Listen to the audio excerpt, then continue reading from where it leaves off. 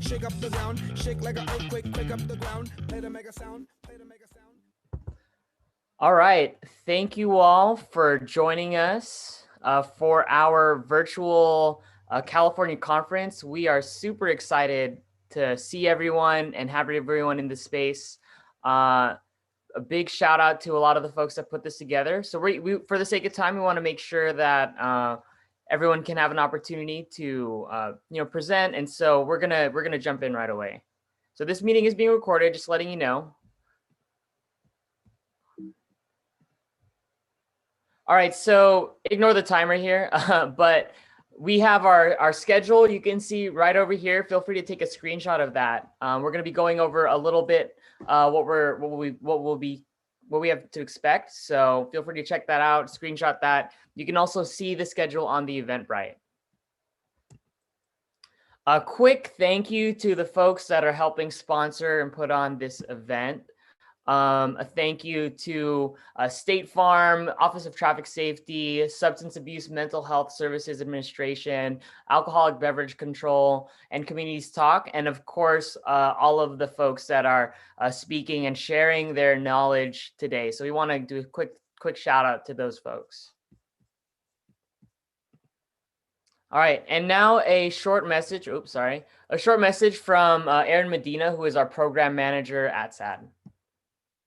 Hello and good morning. My name is Aaron Medina and I am the National Program Manager for SADD, and I want to officially welcome you to Back to the Future California SADD Student Leadership Conference. We've got a great day of workshop and guest speakers to expand your leadership abilities, discuss relevant, interesting topics, and learn about beneficial resources and opportunities available for you. Before we get started, I'm going to take some time to go over some general rules and expectations. Our event features various speakers and workshops throughout the day, and you can view or follow our schedule at bit.ly/backtothefutureCA. During these workshops, we ask that you mute yourself unless prompted otherwise. Also, we love when the cameras are on so we can see you all, but of course, this is with your consent. Please enable video and participate at your comfort level. Of course, this includes chatting. Please share your thoughts, comments, and questions in the chat. Submitted questions will be reviewed Q&A style at the conclusion of each workshop. However you are comfortable, we ask that you still participate. This conference has been constructed to support you all, and the more you participate, the more you will get out of it. And most importantly, please be respectful and courteous to our speakers and fellow participants. We ask that you lead with inclusion so we can share diverse perspectives and experiences appropriately. Thank you all for your cooperation. And before we get started, let me tell you all what we've got in store for you with day one. At 10 a.m., we'll get started with Josué Cardona to discuss geek therapy and using pop culture media for mental wellness. At 10:30, we will talk about health relationships and ending the cycle of violence. After break, we'll continue with Kevin Brooks and Lily at noon, who will share their personal stories to improve traffic safety. At 1:20, our final workshop of the day will be Science Addiction with Marie McGrath. After closing remarks, we will open up via Zoom rooms for open discussion and just to hang out. So again, thank you all for joining us. Very much looking forward to today. Please message us in the chat if you have any questions or need anything. And don't forget to follow us on social media at SADD Nation or at California SADD. Thank you for listening and joining us, and let's get started.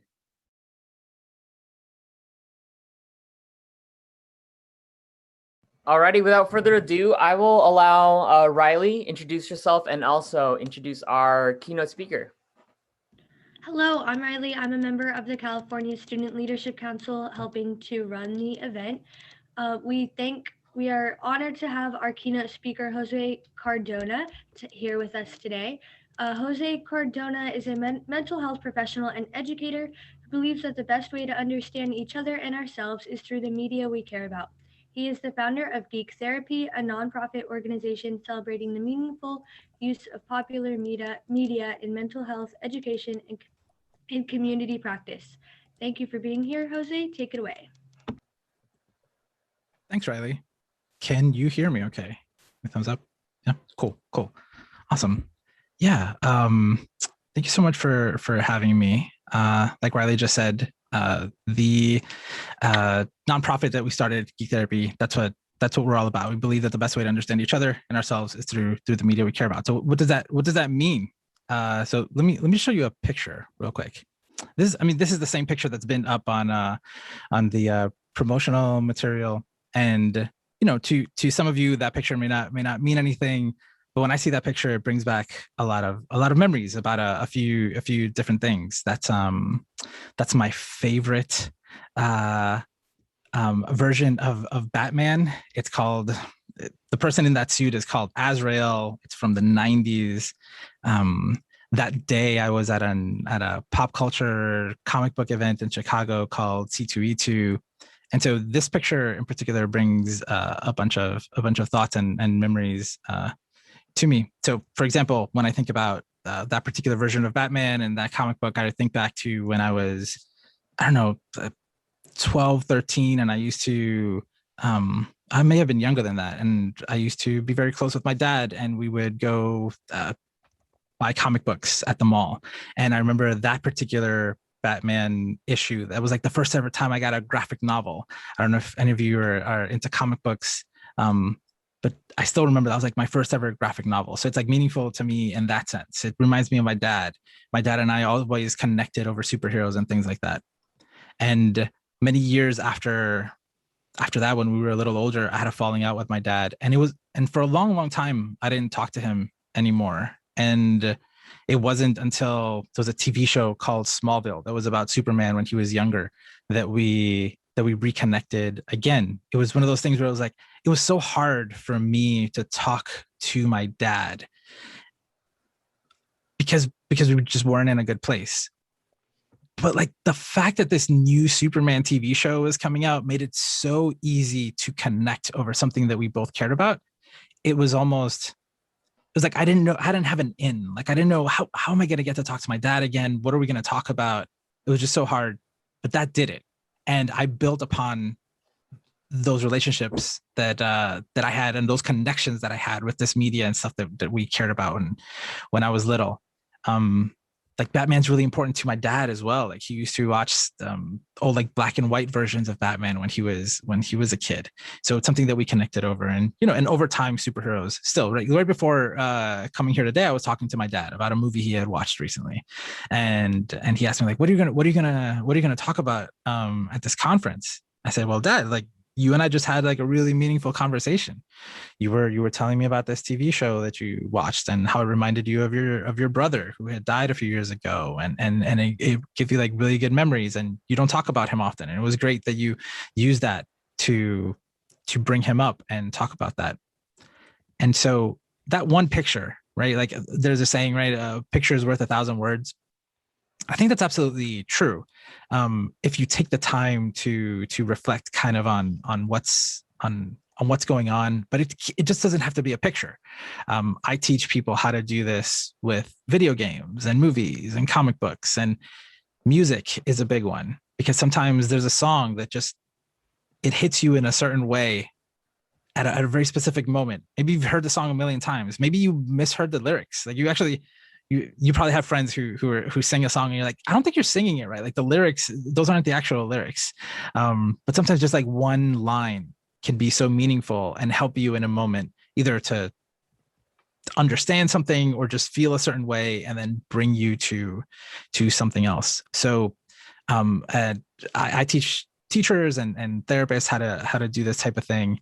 But it's super helpful among friends, among family, to do this. So when I think of SADD's mission statement, right, that how do you confront all of these difficult topics? How do you talk to other people about these things? And maybe you're in a position, and it's like maybe you're learning to address these things, but maybe you need to talk about something as well that's hard.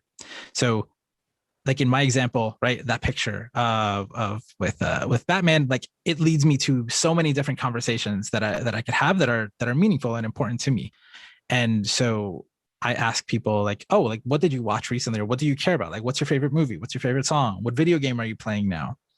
And it just leads to really, really, really great conversations. So I'm curious if you could tell me in the chat, like, is it do you find it hard to talk about difficult topics, and maybe if you don't mind sharing, like what some of those topics that are kind of difficult for you to talk about are. Anybody? Kevin. Because there are definitely some things that are just so hard to talk about, just like in general conversation. So how do you bring them up? Yeah, I think it was prompted for me. I have a difficulty talking about, like, especially just self-esteem stuff when it comes to like seeing on social media what friends are up to. Sometimes it's easy to feel, oh, am I not doing enough? Am I not? Yeah, so that's sometimes hard to talk about, because that's something you don't really want to share with friends, feeling that, oh yeah, I'm not really feeling like I'm succeeding as well as like others are. Yeah. And I see in the chat, mental health, relationships, weaknesses. Absolutely. Those are, it's hard to bring them up. And it's sometimes, I think a part of it too, is that sometimes it's hard to find the words, right? Like maybe the words that you have just aren't, like maybe you feel a certain way, and I don't know if it's a weakness, but like maybe it's insecurity. It could be so many different things in terms of mental health. There's so many symptoms that we can feel, but kind of like we know when we see them. You know, it's like, oh, like I relate to that character. And so, for example, when I've worked as a therapist, I've asked my clients, hey, show me an example of how you're feeling. You know, if you don't have the words, that's fine. Like, show me an example. And that's where I encourage them to bring in, like, oh, there's this comic book, there's a scene from a movie, and that's exactly how I feel. I didn't know how to put it into words, but I know what it looks like. And that helps me understand what someone is going through, because they can share this version of a story that to them means, oh, that's the thing. In mental health, it's like there's so many symptoms. With relationships, we can see really good relationships and bad relationships. We can see relationships that are similar to ones that we've had before, or relationships that are ideal. Like, oh, I wish that was my, I wish I had a relationship with my parents like this, or I wish I had a best friend like this, and I don't, or so many things like that. Accomplishments and things that you're proud about. That one's a hard one too. Sometimes, like, oh, I don't want to come off as like bragging or things like that. And there's so many different ways where we can talk about something like accomplishments. I like to use video games, for example, with that. Like video games, just it's built in. You have these feedback systems, and you get rewarded, and you get points or experience and things like that. Like one way that I like to talk about accomplishments and just anything that you've goals in general that you have, it's like, oh, you're building up XP, like in a game. It's like, okay, no, you definitely have built up a lot. Have you leveled up? Where are you at compared to how you were before? Yeah. Yeah, it would be so much easier if we had level systems in life in general. It would probably be a little easier to talk about. At least I think so. It depends on what you're into and what your hobbies are. So there's again, I showed that one picture. Now the things that I like to use the most are definitely memes and TikTok. I think are the best ones. 1 minute TikTok can be incredibly helpful to kind of show, like, oh no, that's exactly how I feel, or that's exactly how I felt. And I don't even mean like you making them. I just mean like you seeing one and you're like, that's exactly what I'm going through. I felt it. I can relate really, really, really hard to that one. And so I think that, that's a general idea. I don't think it's too complicated, right? You like something, you're into something, and it's meaningful to you, but like, how can you use that in the advocacy work that you're doing now, or in the stuff that you're doing with SADD? Like, what are 3 ways to do that? So it's funny, when we were preparing, or not preparing, like when we were waiting for the conference to start, a few of us were in a room and playing Jackbox, and this came up. I thought that was this was pretty funny. It was a sure sign of your therapist has stopped listening to you. That one, I felt that one personally. It hurt a little. But the two suggestions, right? A dead glazed look in their eye and bad advice, or if they're on their phone.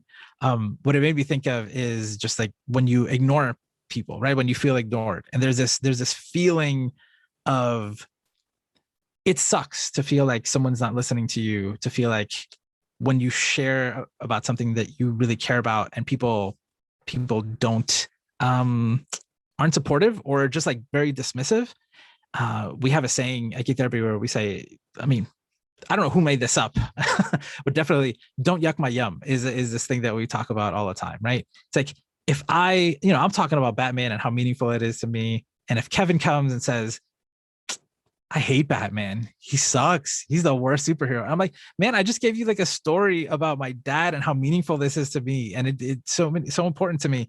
And why would you say that? Or, like, oh yeah, no, like he's okay, when I'm coming in like, yes, I'm so excited.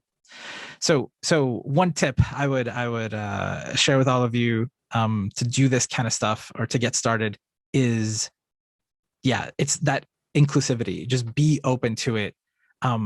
I like the phrase "don't yuck my yum," right? Like, don't be dismissive of what other people are talking about, and that will help people open up about things, right? Because the thing about those things that we care about that we really like is that they make us feel a certain way. And if they make us feel really good and then you're dismissive about it, I'm not going to tell you why it felt good or it felt bad. And that's kind of the second thing to focus on. Like when people, when you ask someone about the media that they care about or that they're really into, tip number 2 is talk about feelings. Like, did it make you feel good? Did it make you feel sad? Did it make you angry? Like what exactly were the feelings involved in that reaction? Why do you care about it? Because you can care about things that aren't necessarily your favorites or make you happy, but you still care about things. They're meaningful to us for different reasons. And then the last tip number 3 is to be able to reflect on that, right? So you're open-minded, you're even if you don't like the thing that they're talking about, the song, the artist, the movie, whatever, you're like, no, like, what is it you like? But why? Like, how does it make you feel? And then taking time to reflect on it, setting aside some time to think, hey, okay, have you ever thought about why that makes you angry? Or why does that scene feel so relatable? What is it? And I found that doing these things is a very, very helpful way to get people to talk about things that we might consider difficult, the issues that we don't feel comfortable bringing up. And because we're doing it through these things that we care about, through TikTok videos, our favorite songs, through movies, through TV shows, comic books, it's also fun and it's already meaningful right off the bat. And you're building off of things like, oh, like this person is interested in something that I care about, and vice versa, right? I encourage you, if you're on the other side, to oh, look at it. No, there's a comment here. And it can be on any part, right? So it doesn't just have to be the media itself, right? So if it's a song, it doesn't just have to be the lyrics of the song. It can be, the story around the song. It could be that you relate to the artist or the current situation. And that then leads to a conversation, because again, it's like a bridge. It helps you get from like, I don't know how to talk about this, to being able to don't yuck their yum, talk about the feelings involved, and then take time to reflect. And if you are that person that if you are the person, if you are the person receiving or asking these questions, right, about how does it feel, and tell me what you're thinking, and let's bring this up.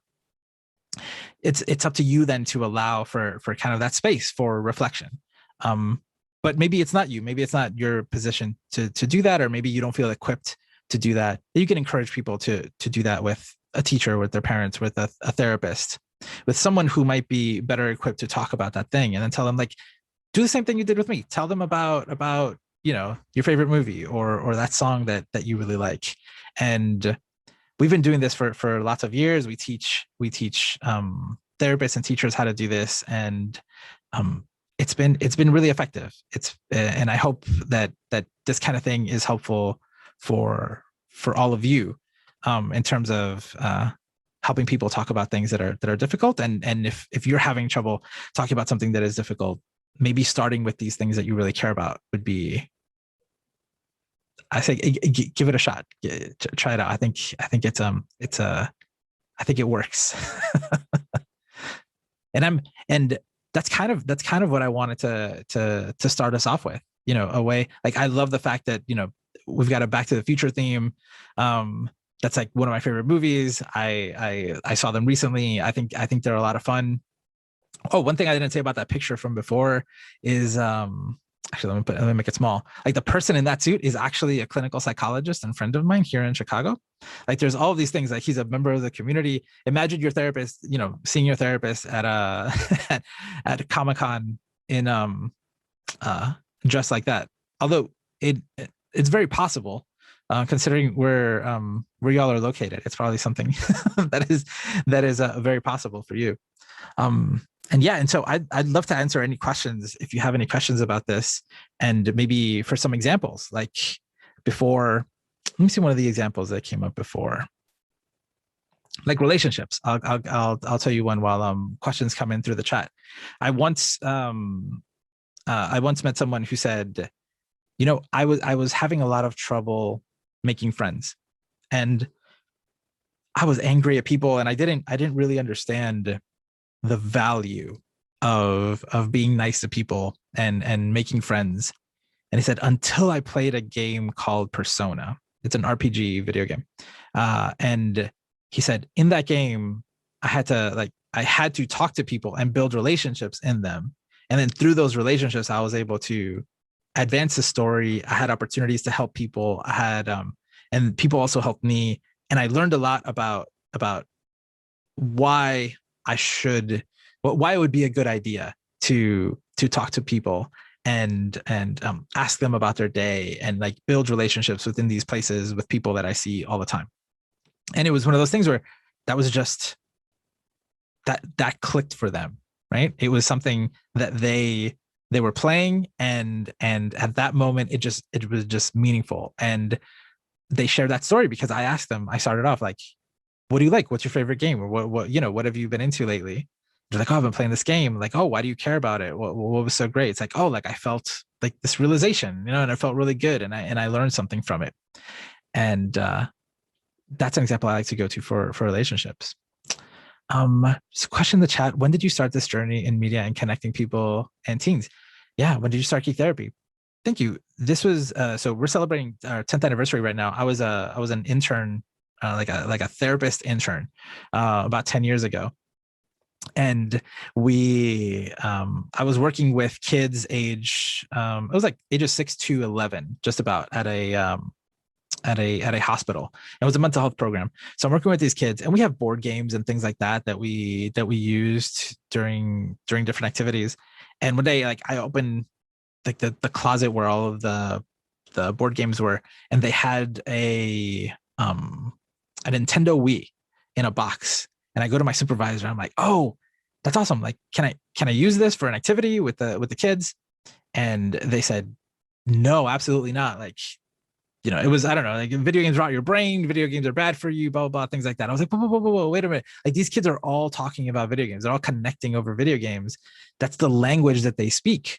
And so that day, like out of spite, I just got angry. And so I went home and I started a website, and I called it Geek Therapy. And that's what is built to where we are today. And it's built on those ideas. Like they yucked the yum of those kids, right? Those kids were already loving video games. They already knew video games. I was able to make connections with them using video game references because that's what they know. That was their favorite thing to do. And it was a lot of fun.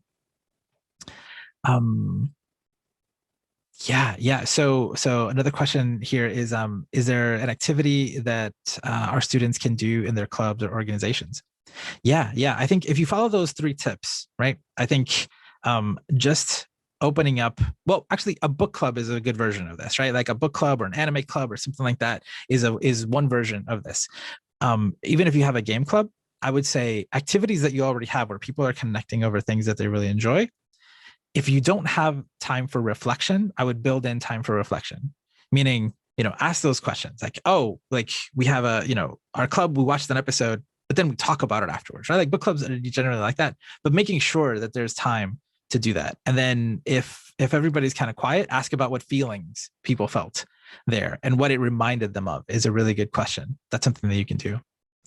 And so another question, how can we as high schoolers take action in this field and work to connect ourselves with others?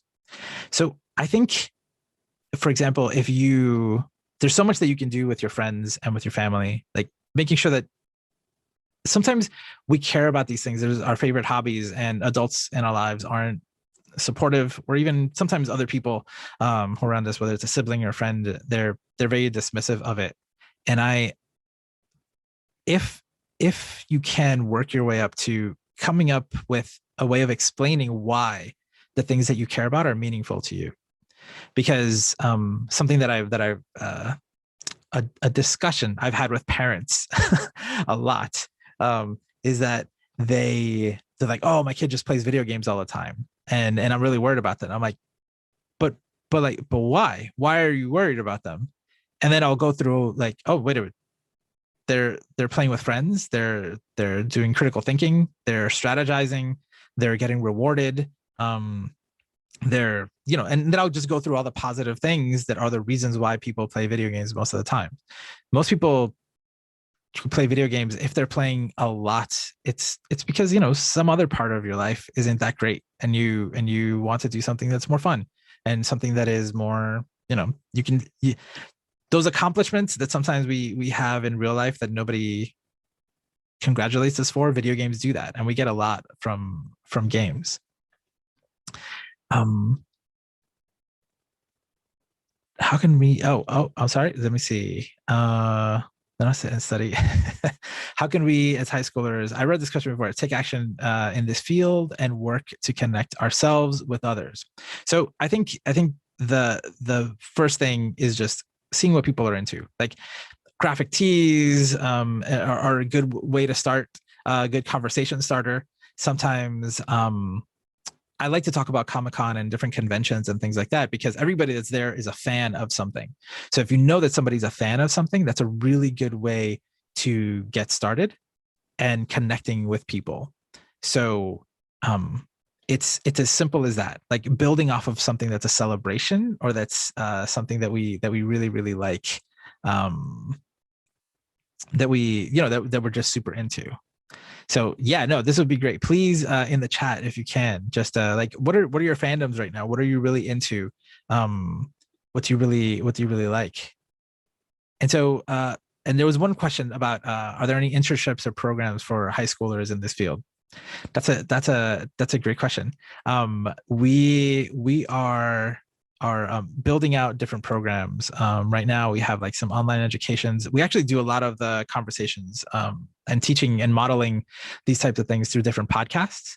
And we don't have any internships right now, but what we've found is that a lot of people who are studying and going to school now, whether it's in, college or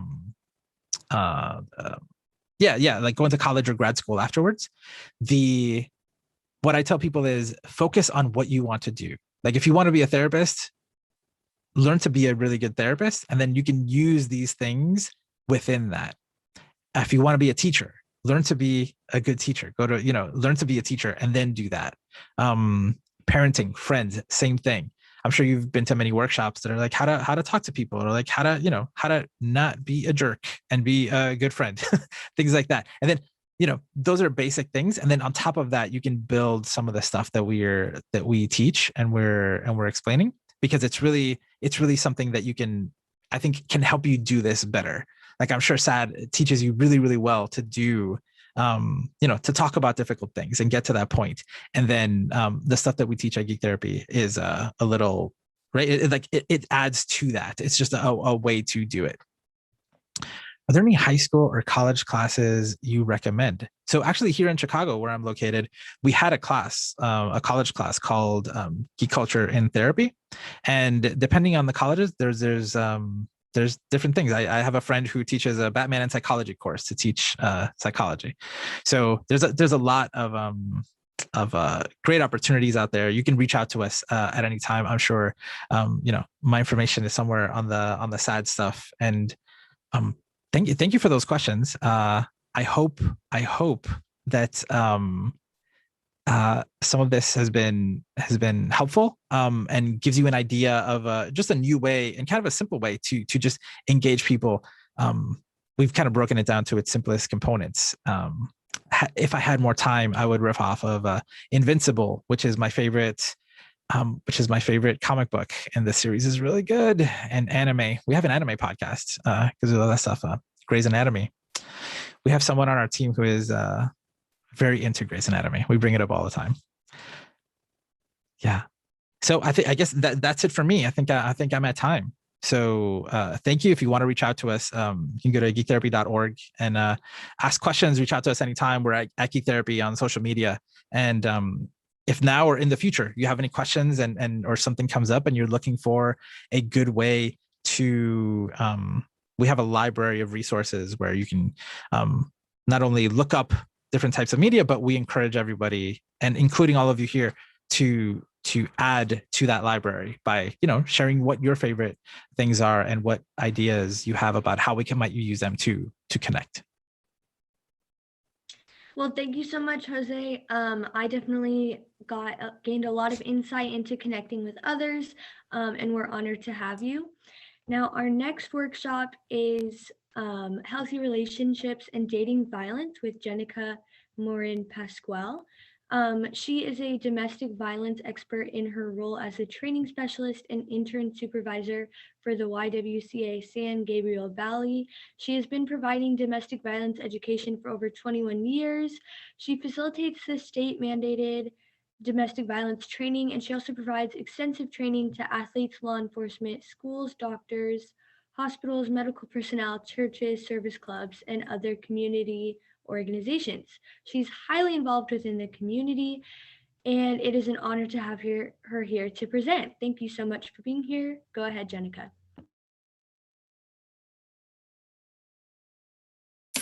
Sorry. Hi. Good morning. Thank you guys for joining. And let me try to bring up my PowerPoint for you. Kevin, did you allow me to share the screen? Yes, I made you co-host. You should be able to share. Okay.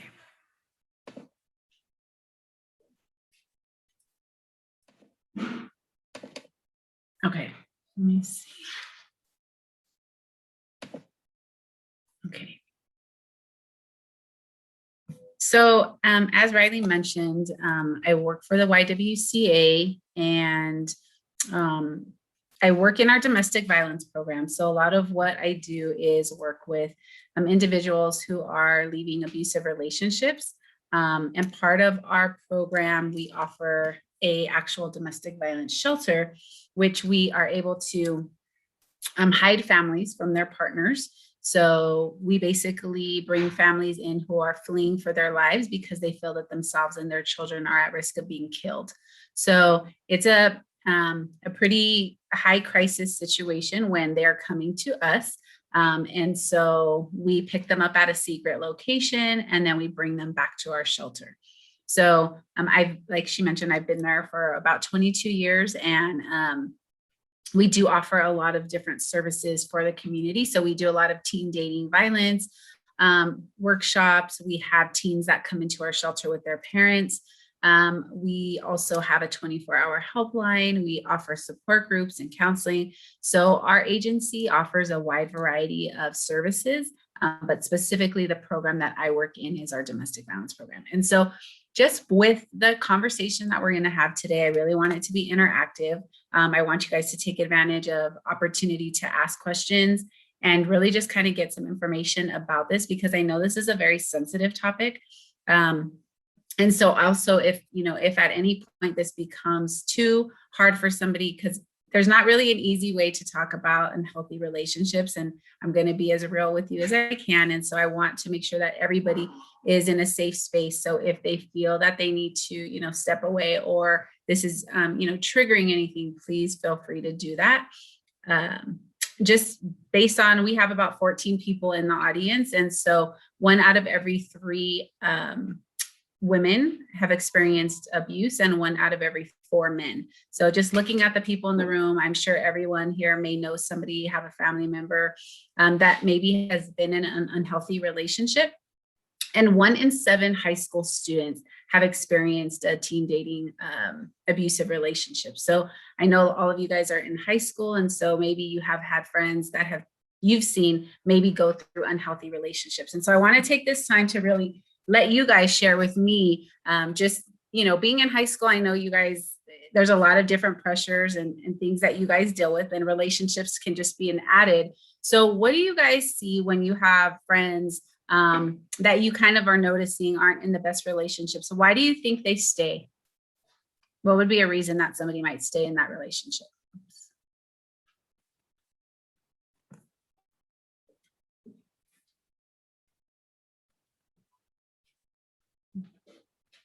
Does anybody have any reason why you think somebody might stay in that situation? Let me see. I can't see the chat. So maybe you can just. Okay. I can read out chat for you if you'd like. That'd be great. Yeah, thanks. Yeah. So we see folks saying fears. I said comfort. It's cool to have a boyfriend or girlfriend. Kyle says to feel loved or cared for. And so Habe says maybe because their parent is verbally abusing them and they can't just leave them. Mm-hmm. So definitely those are some great answers. So domestic violence or unhealthy relationships is a learned behavior. So when you grow up in a home where you've witnessed violence or you've been exposed to unhealthy relationships, it's very easy to get into a relationship that can also be unhealthy because that's what's normal. That's what you're used to, right? So if you grow up in a home where you're seeing people fighting and yelling and screaming, as you start dating and you get into that phase where you're building relationships, it's very easy that somebody may not recognize those signs as red flags. And they may think, oh, this is normal. This is what a relationship looks like because this is what's happening in my house. And so definitely the fear, right? So that fear of whoever said fear, maybe can you give me an example of what you think that fear might look like? If you guys can talk, that would be cool. Just so I can hear you guys' actual input and feedback. I know some of you aren't comfortable, but just so I can get some idea of what you think that fear might look like. I'll read off chat. Daniel, who said the answer fear, said fear of physical abuse. Okay, so definitely fear of physical abuse, and I'm just keeping notes. So what else besides that fear of that physical abuse? Do you think that it could mean fear of like, what's going to happen to me, to my family? What are they going to do? So a lot of times with high school students, I see there's a fear of like other people knowing their friends, or maybe even just that they've sent pictures or things to their partner now that their partner has access to, and there's a fear or threat that they're going to share these things with other people or tell other people what's going on. And so a lot of times that's a way that people can keep that person in the relationship. So one thing I want you guys to remember is that the center of an abusive relationship is about power and control. So it's not about how the words somebody can say or that physical piece, but it's about having that power and control. And so what we're doing right now is we're looking at different forms that people can have to keep that person in that relationship. So definitely fear can be used as that form of power and control. Wanting to have somebody, I know somebody said wanting to have a boyfriend or girlfriend, right? Just wanting to be in that relationship, wanting to feel like accepted, having that companionship. Everybody else has a relationship. And then love, right? You care about this person. You see the good in that person. You feel a lot of times that there's that hope or belief that things can change, that things will get better. Like, oh, we're just going through a rough patch. Oh, they had a hard time in school. Like their parents are not, they got kicked out of their house. There's all these factors that's like, okay, I want to be there for this person, right? And so a lot of times people just feel like I actually care about this person. I feel like I know them. I don't want to leave them. I said I'd be here for them. And now I'm just going to be like everybody else that's walked out on them in their life. And that puts a lot of guilt and pressure on that person. What else do you guys think might be a reason that somebody might stay? Maddie says fear of change. I also want to challenge our SADD student leaders. Feel free to unmute so we can have that verbal conversation, of course, challenge by choice with your consent. But I think the workshop will be great if some folks have the courage to step up and not just share in the chat, but also use their voice. But we had Maddie said fear of change as one other thing. Yeah, definitely that fear of change. And this is what you've known, right? And so a lot of times people, because this is like normal, it's like that change. Like, I don't know if I want to go through this again. I don't want to start over. I don't want to be with somebody else. What else? Give me some other examples. Maybe the good times outweigh the bad times. Mm-hmm.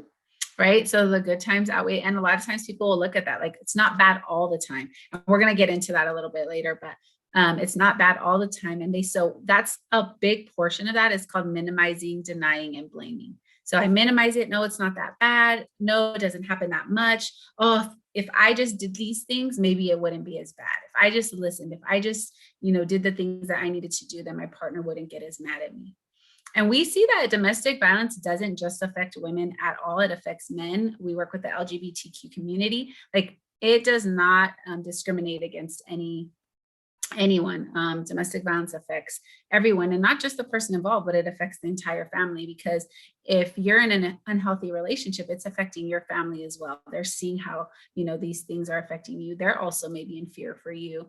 So there's a lot of different factors that go into the people that are affected by an unhealthy relationship. Kevin, were you going to say something? Yeah, I'll share one experience. When I was in high school, like a group of my friends, we were very involved in the church. And so we were in that community since like 4th grade up till senior year. And there was like older church leaders who were just very close to like the girls. Very, and almost inappropriately so. And so I learned later when I graduated that this person would end up having relationships with the girls after they had graduated. So there's like this continued relationship from when they're in high school till when they finally turn 18. And I was like, I didn't know at the time that, it was weird when we were in high school, but didn't really have like the vocabulary to speak about it, because that was someone that we had like trusted. Mm-hmm. Mm-hmm. Yeah. And I think that's a lot of times too, is people don't know what to do or what to say because they feel like it's not my business. And I see that a lot of times, like in high schools, like you'll see something that doesn't look right or doesn't feel right, but yet you don't really know what to say or what to do. And a lot of times people feel like that's my business, right? This is my personal relationship and nobody else needs to get involved. And so it's hard for people sometimes on the outside to really feel. So I always tell everybody, wear these little love blinder sunglasses, right? And so a lot of times you don't see those red flags of a relationship, but they're there. But the people on the outside, like Kevin, he could see those red flags, right? Because he's not in that situation, but that person in it maybe is not able to see those things. And every time in an unhealthy relationship, those little red flags start out very small, but they're there from the beginning of the relationship and they continue to progress. So I'm going to pull up the, go ahead. I'm sorry. Maybe like the person who's being abused might feel like they're not going to be like believed or anything, or there might be doubt casted on them because maybe they're not seen as credible compared to the person who's actually abusing them. So that abuser can, I guess, take advantage of that and keep continuously abusing them and making a relationship worse. Absolutely. And we see that a lot of times, like, and you guys see like in celebrities, right? Like, who's going to believe you? I'm this person, or, if I'm in high school and I'm so popular, like no one's going to believe you. Like, you're lucky that I'm with you. No one's going to believe anything you say. And so a lot of times we'll see that people feel, and I see it in the work that I do, a lot of times they'll make that person believe that very early on with that intimidation, with that fear.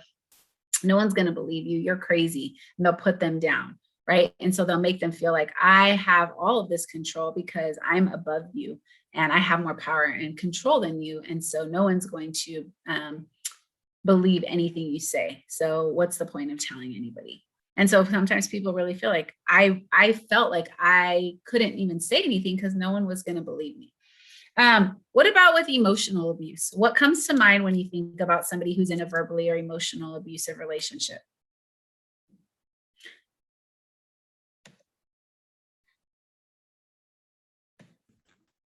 Just like the putting down of the other person in the relationship, or like making them feel as though they're to blame for something that happened. Okay, so give me an example of what that looks like. Like, give me an example of somebody putting somebody down. Like, what would that sound like? No one's ever going to love you like I do. Yes. What else?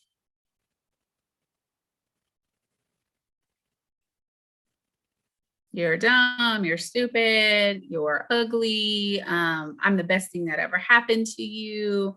You're so lucky that I'm with you, right? Yeah, no one's gonna want you. Just constantly putting somebody down, making them feel like they're worthless, lowering their self-esteem, making them feel like, if I'm in high school and I feel like even my partner's telling me that I'm dumb and I'm stupid and I'm crazy. And I already have this, feeling that I'm in this unhealthy relationship. But yet the person that loves me, or I think loves me, is telling me all of these things. Eventually what happens is that person starts to believe it. Maybe I am dumb. Maybe I am stupid. Maybe it is me. And then also we start to see that people will use self-harm as that. So if you leave me, I'm going to hurt myself. I don't know what I would do without you. Right. And so that even puts more pressure on that person, because now they're feeling like, I don't want to leave this situation because I don't know what this person is going to do if I leave. And I said, I love them. Right. I see that hope that things are going to get better. So when we look at this power and control wheel, we talked a little bit about emotional abuse, right? What that looks like. But again, it starts out small. So let's just say that, can I use somebody as like my partner in here? I see Antonio on here. Antonio, do you mind if can we do like a little role play?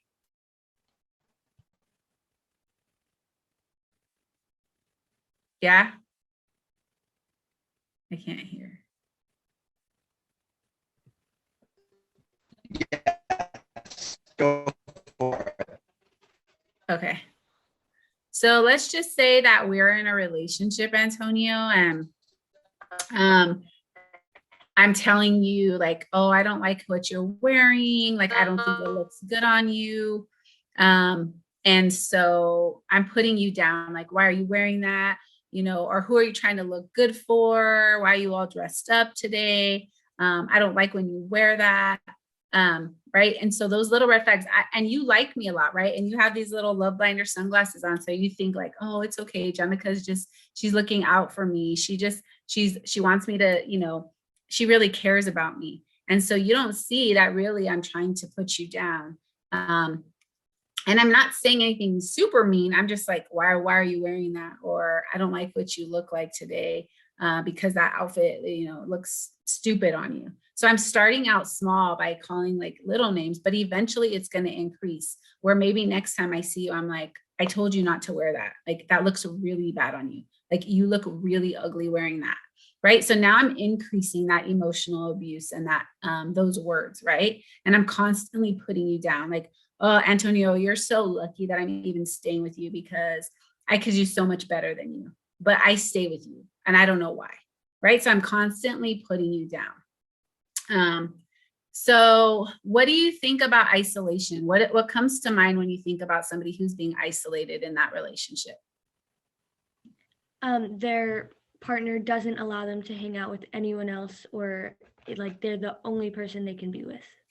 So when you guys were in school before Zoom, right? How did you guys ever see people that would just like at breaks, at lunch, constantly just be with their partner and never get to like have lunch with your friends, or they're like always together 24 hours a day, right? And that's like really annoying because it's like, man, we've been friends forever. So Antonio, so remember, we're dating, right? Let's just say that you and Riley have been best friends for your whole life, okay? You guys grew up together. You've been kindergarten through junior high, and now you and I are dating. And I'm like, you know what, Antonio, I really don't like Riley. I feel like she's not a good influence on you. Every time she hangs out with you, I feel like she's trying to introduce you to her friends. And I really care about you. Like, I'm looking out for you because I don't think that Riley is the best influence. Like, she's not a good person for you to be around. And I know you know her, but like you're with me now. And like, I'm here to protect you. And like, I'm just looking out for you because I care so much about you. So I'd rather you not hang out with Riley because I just feel like very uncomfortable when she's around. And I feel like we always fight. And so I just feel like it'd be better if just you and I were together rather than Riley. So now I've been able to kind of cut off that relationship a little bit, right? So now you go and you tell Riley like, oh, Jenica doesn't really feel comfortable. And Riley's like, what? Like, we've been best friends since kindergarten. Like, how are you going to let this person now come in between? So I don't know if you guys have ever had friends that you've been friends with forever, and now all of a sudden they're in a relationship and they don't get to hang out with you as much, right? Or they're constantly with that new person. And so let's just say me and you break up, Antonio, and you go tell Riley, like, that's it, I'm done, I'm not with Jenica anymore. And Riley's like, oh gosh, I'm so happy because she was not a good person for you. But then we get back together next week. And now Riley's like, really, you guys got back together? And then we break up again. and we get back together, right? So how many of you guys have friends that you see break up, get back together, break up, get back together, right? And so also that can be really draining because now you're like, you know what, Antonio, if you want to be with her, I can't do this anymore.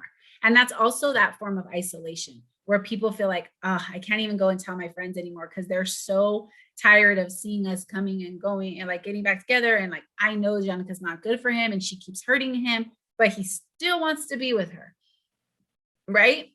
So now I've been able to kind of cut off that support system because if you had your friends, it might be a little bit easier for you to leave me, Antonio, but now I've been able to kind of cut off that support system, right? And isolate you. What comes to mind when we think about economic abuse, like that financial piece?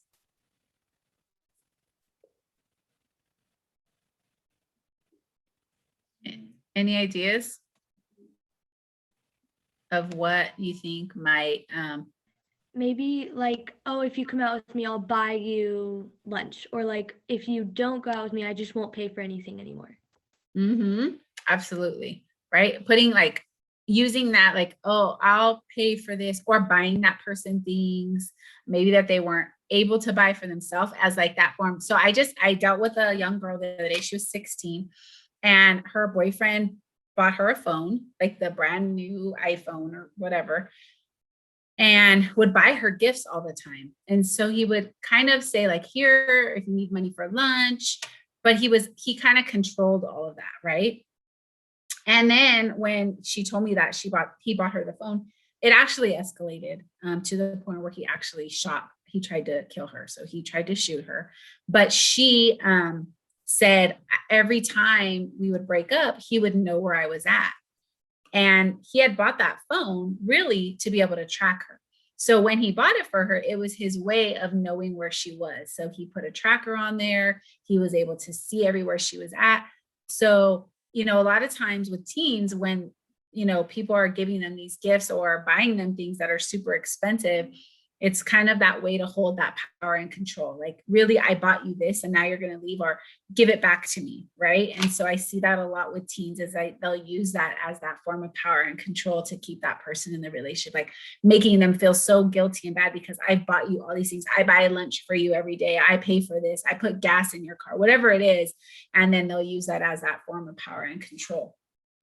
Danica, I just wanted to ask, like, this kind of sounds a little bit naive, but like, why would anybody want to abuse somebody else? Like, that just seems so wrong. Like, I don't understand why anybody would want to even harm somebody that they supposedly love like that and make them feel so belittled and so horrible about themselves. Like, I don't understand what like the mentality or like framework behind that is. So if you grow up in a home where this is the only kind of relationship you know, right? And this is what people see with their parents, they begin to think that this is what relationships are supposed to be like. And so boys that grow up in homes where they've witnessed violence, they're 10 times more likely to abuse or hurt their partner. And girls that grow up in homes where they've witnessed violence, 7 times more likely to date or marry somebody that will abuse them. So when you grow up in an environment where people are yelling and cussing and screaming, it kind of becomes generational and cultural too. A lot of cultures, like, there's very big gender roles, right? And a lot of times people feel like the man is the head of the household and maybe like a woman is less than. And so those gender roles sometimes start to turn into ways of using power and control. I bring home the money, which means this is what you're supposed to do. I'm the one that works, so this is your job.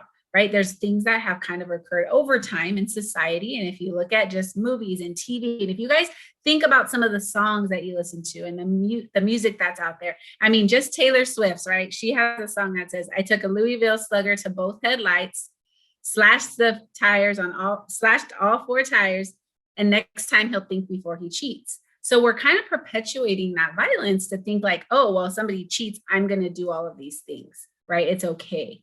And so with music and media and social ads that we see, violence is kind of just everywhere, right?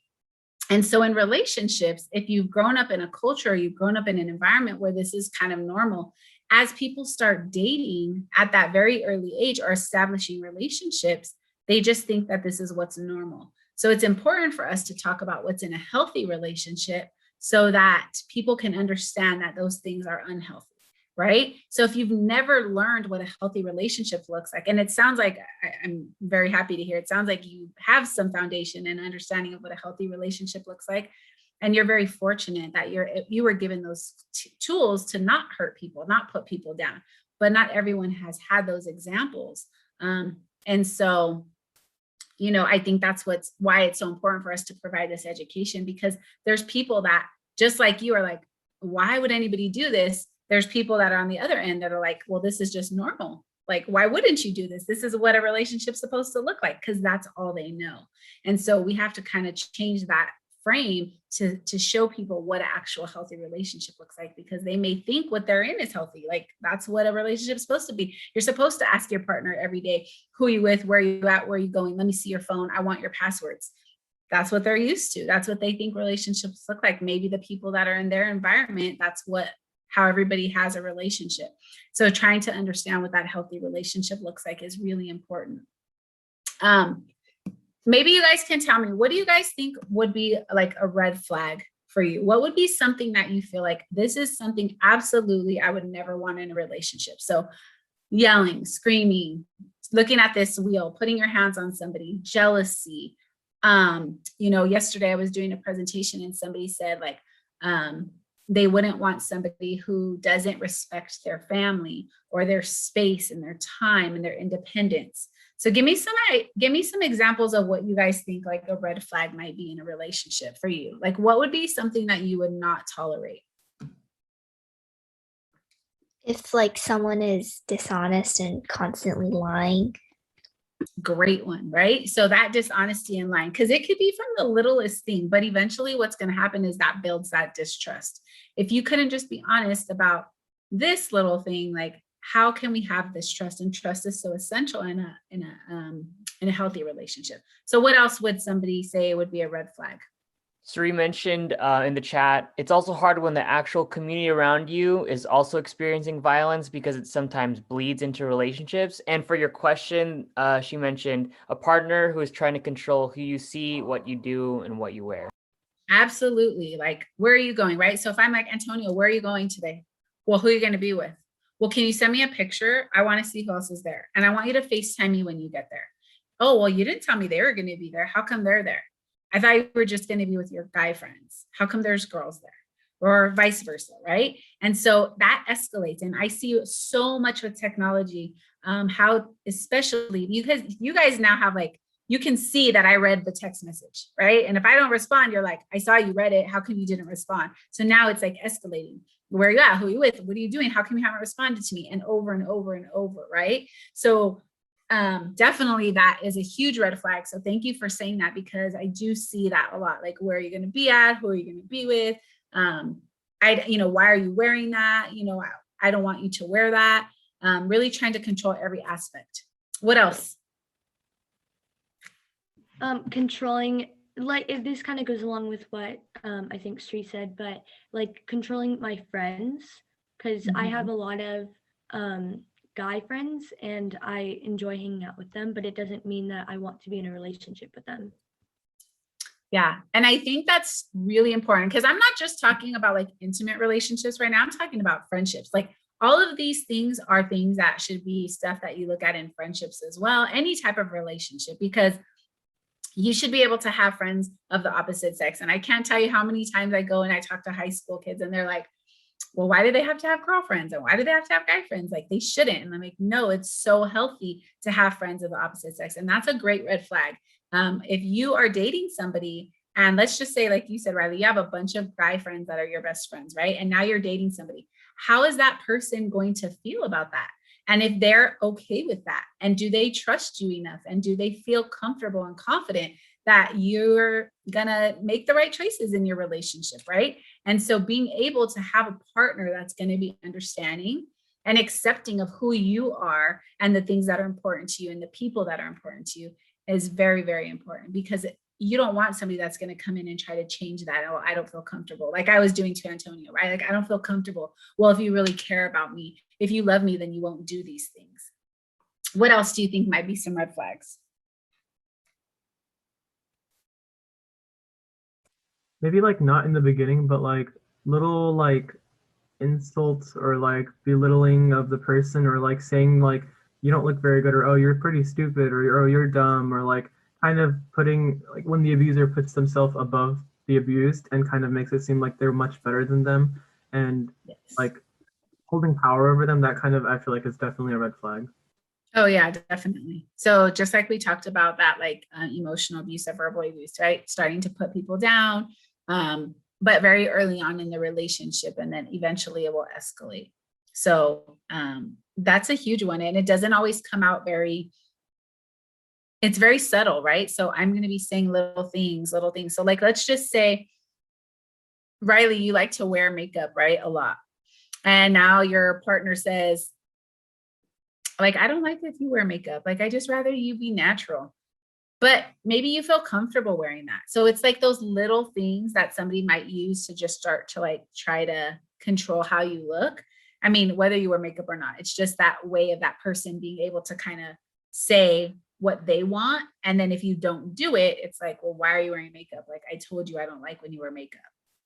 Right. And so it escalates. So definitely that was a good one. Or maybe, what else? Oh, go ahead. Sorry, maybe it's like even the opposite, where like their partner wants to escalate their beauty.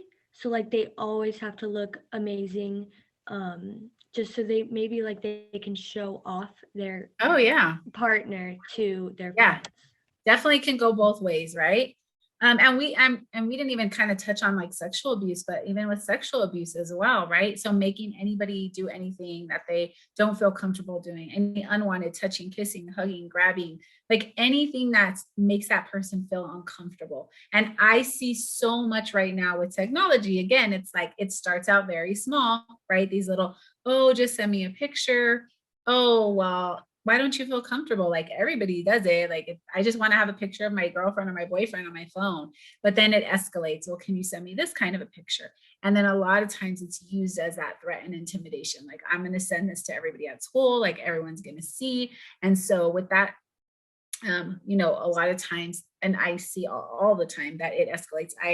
I see 90% of the juvenile cases that come into like the police department as well have to do with like sexting type of stuff and things that are being sent, and then that person breaking up, and then the parents calling the police saying this person sent out this picture and vice versa. And so it's really hard because a lot of times it starts out very early in the relationship with that kind of stuff, making that person do something that they just don't feel comfortable doing, but they feel like they should because everybody else is doing it. Sri mentioned this in the comment. I want to bring it up because I think it's a really good point. She said it's like a slow burn, slowly taking away control from you and isolating you. Yes, definitely. And exactly what you said, it's slow. So it starts out, but it always increases. So with emotional abuse, what we see is that it starts out very small, but it increases to somebody feeling suicidal because they do feel like I'm worthless. I can't do anything. I am stupid. I have nothing. And their self-esteem is so low. And with physical abuse, so we didn't even talk about that. So Antonio, so what comes to mind, you guys, when we think about physical abuse? What's the first thing you guys think of somebody saying they're in a physically abusive relationship? Like getting hit. Okay. Beat up. So if I hit you, Antonio, if we go out on our first date and I hit you in the face, are you going to go out with me again? No. No, because it's not going to happen like that. It's going to be little things, a little grab, a little pinch, a little pull, maybe me getting in front of your face, maybe me blocking you from me leaving, maybe me grabbing your phone and breaking it, or me punching the wall next to you. But it's letting me know what I'm capable of doing. Again, it always increases. So with that physical abuse, it's going to start out small, but eventually it is going to turn into those punching, kicking, grabbing. Punching, kicking. Eventually, with the end result of physical abuse, somebody will end up getting killed because that abuse always increases. So we see every 9 seconds, a woman is beaten. 20 people are beaten per minute. Domestic violence is the #1 cause of injury to women in the United States. and they see more injuries in hospital emergency rooms for domestic violence injuries than they do for anything else. So we know how dangerous this is and how much it can escalate. So especially in teen dating and in relationships, it starts out very early and it's these beginning stages, but eventually it's going to escalate. So yeah. What else? Any other red flags that kind of came to mind for you guys? I have a question actually. Yeah. Like, so I'm assuming that like a lot of like the work that you do, you help out or really get to understand and like save lives of the abused. But I'm just curious, like, is there any chance for the abuser to kind of be reformed or kind of have their, I don't want to say mind changed about like the behavior that they've done, but like, is there a way for them to be like changed or reformed and kind of, I guess, yeah, like that's my question. Yeah. That's a great question. So I've been in the field 22 years, and I can just say honestly that I've only seen one situation where I saw that abusive partner actually change because they were able to take accountability, really see and acknowledge that there was issues that were something that he learned and wanted to change and break that cycle for his family. So really it has to come from that person saying, I want to learn something different. This is not healthy. I know this is not the right way to have a relationship, and I want to make a change. And very often do we see that in people who harm because they are in denial that they're doing anything because they are so focused on that power and control. So until somebody can be able to actually see and take that accountability, like this is not right, and I don't need to have all this power and control. I can have equality and share the power and control with my partner. We're a team. Then nothing is really ever going to change. And so it's not often that we see that person. And there are tons of resources and services out there for somebody who wants to make that change, but it has to come from them. So it can't be me saying, or it can't be Antonio telling me, Jenica, you need to go to counseling. You need to go get help. You need to go to anger management. Like, here's the numbers. I'm going to call and I'm going to make an appointment for you. That's not going to work because Antonio is pretty much the one doing it all for me, right? I have to be the one that's going to say, hey, I really want to get help. I know there's something that I've learned that's not healthy. I want to figure out how to make a difference in my life and for us in our relationship. And so I take those steps to make those changes. So it is definitely possible. I think anybody who wants to change you have to put the work in and you have to be accountable for your part in it. So yeah, that was a great question. I have a question because I think a lot of folks have trouble with the definition of accountability, especially nowadays. What does it mean for people in a relationship to be accountable? I think it's just owning your part and being able to apologize when you're wrong. But not just apologizing, but knowing what you're apologizing for and taking steps for it to not happen again. Because an apology, anybody could say, I'm sorry. But if you keep doing it over and over, you're not really taking that accountability of the part that you played in that role and being able to acknowledge your, maybe your piece in that. And not to say that you're at fault or you're wrong, but it's like, hey, I know that I've hurt somebody. I'm going to be acknowledged and self-aware of that. And then I'm going to take these steps to make a change and a difference in my behavior for the next time. And I think that's really what it comes to, is like really just holding yourself up to the point where you treating people the way you want to be treated. But a relationship takes two. Any relationship, friendships, relationships with your family, friends, like you have to be willing to put in that work, because relationships are not easy. And I'm sure you guys know that. You guys are at that age where like it's just difficult, right? And so I have a teenage daughter too, so I know it takes work, it takes time, it takes patience. And so you have to be able to like do a lot of self-reflection and like, what are the things that are important to me? What are the things that I want to see change, and how am I going to make those things happen? And there's a lot of different coping skills that you can use, like journaling, writing, music, finding ways to let out your feelings, that so it doesn't have to become aggressive or in an unhealthy way. What else? Any other red flags that you guys feel would be something that you would not want in a relationship? What about, I know one that I've seen in like when I was in college, especially like roommates would just be so dependent on each other to the point where like they can't function independently. Like they really need like each other for support. And so what seemed like a good thing, like, oh, they're supporting each other, ended up looking like, oh, they can't function without each other. Mhm.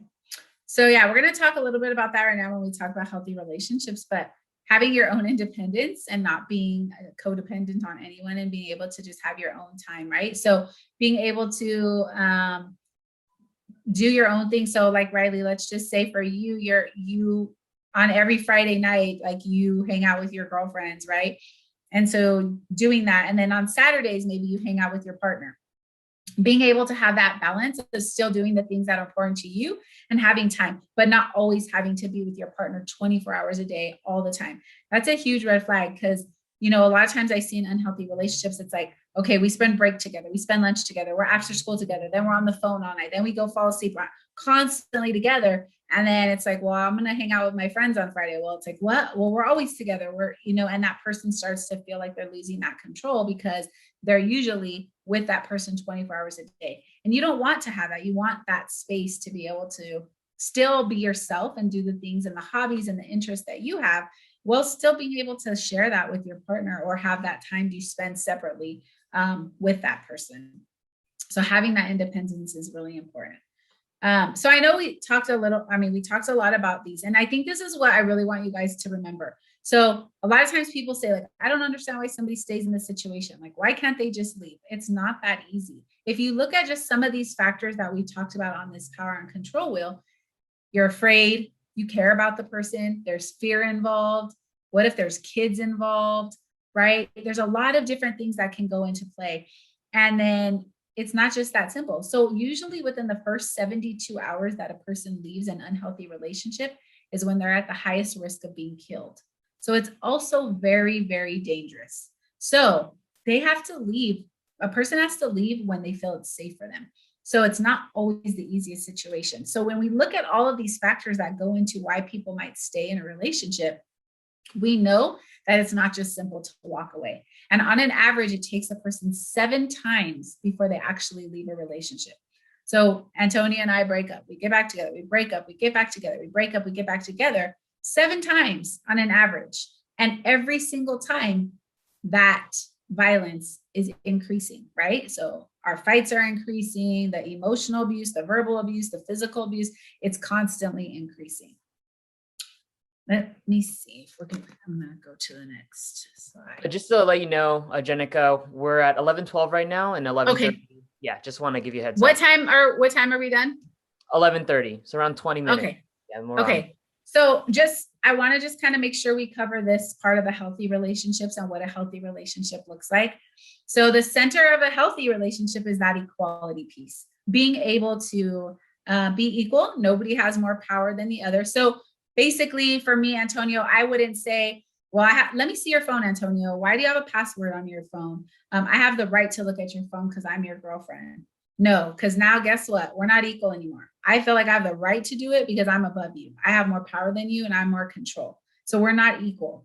And it's important to be able to, I know a lot of people are like, well, I let my boyfriend or my girlfriend or my partner look at my phone. That's great. When you share those things and it's mutual, no problem. But when it's expected and that person feels like they have the right to do it or that they should be able to, or they don't ask or they don't respect your privacy, then that's when it becomes unhealthy. So what do you guys feel like is important to have in a healthy relationship? And I know there's some cheating right here because you guys get to see the answers, but for you guys, what do you feel is important to have in a healthy relationship? In the chat, we have Daniel and Sri say communication. Antonio says trust. Yeah, so those are some things right now. So definitely communication, right? Because you should be able to talk to your partner about anything, your friends, about anything, no matter how big, no matter how small, no matter how uncomfortable. Being able to have a safe space to communicate and being able, hey, I don't like the way that made me feel. Hey, I don't like when I'm put in that position. And being able to share those things with your partner. And if they care about you, they're going to listen. You don't have to agree on everything, but it's being able to just have that space to feel like I can communicate my feelings to you. And in an unhealthy relationship, there is no communication, because really only one person's voice matters in an unhealthy relationship. And it's that person with all the power and control, right?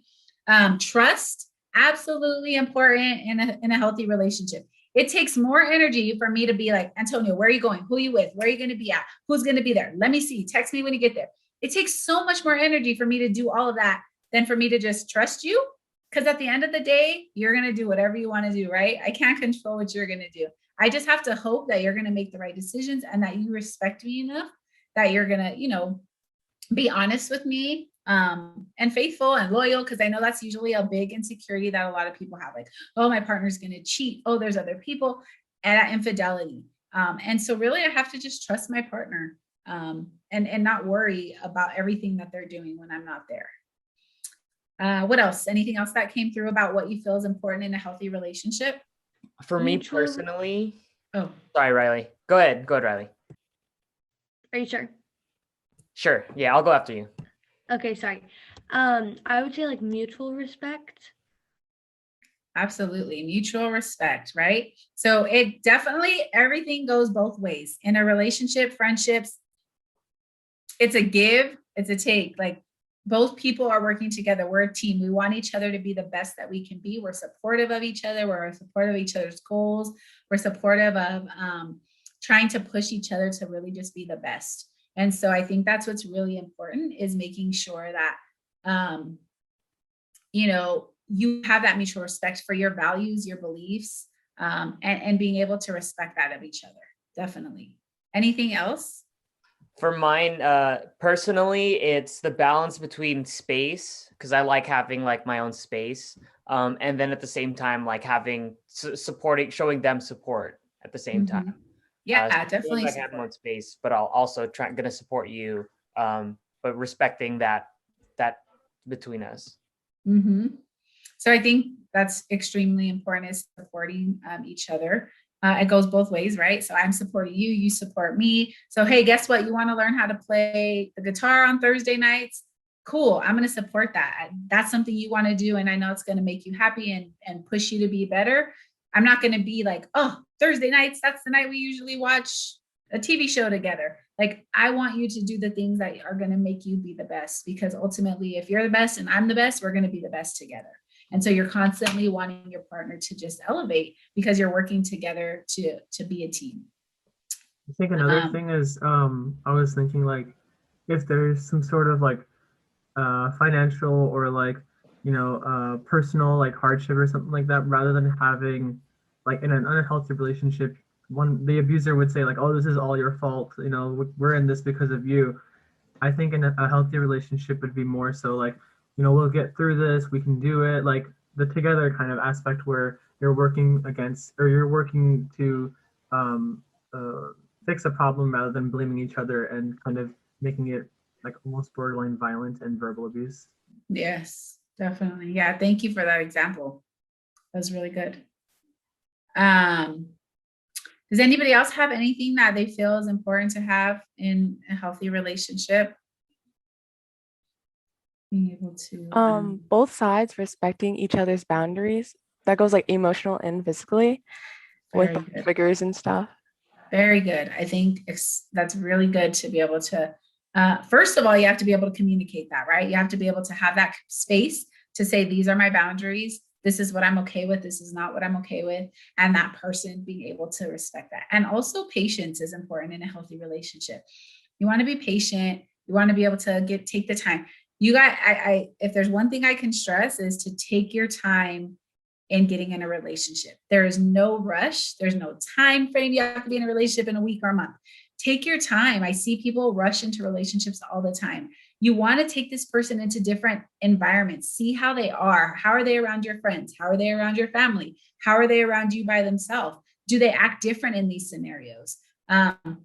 You want to be able to, and again, you're wearing those little love blinder sunglasses a lot of times, so you don't see all those other things other people can see. And if you trust your family and friends, they may see things that you may not be able to see, right? And it's important to have those different environments and different scenarios to see how this person reacts.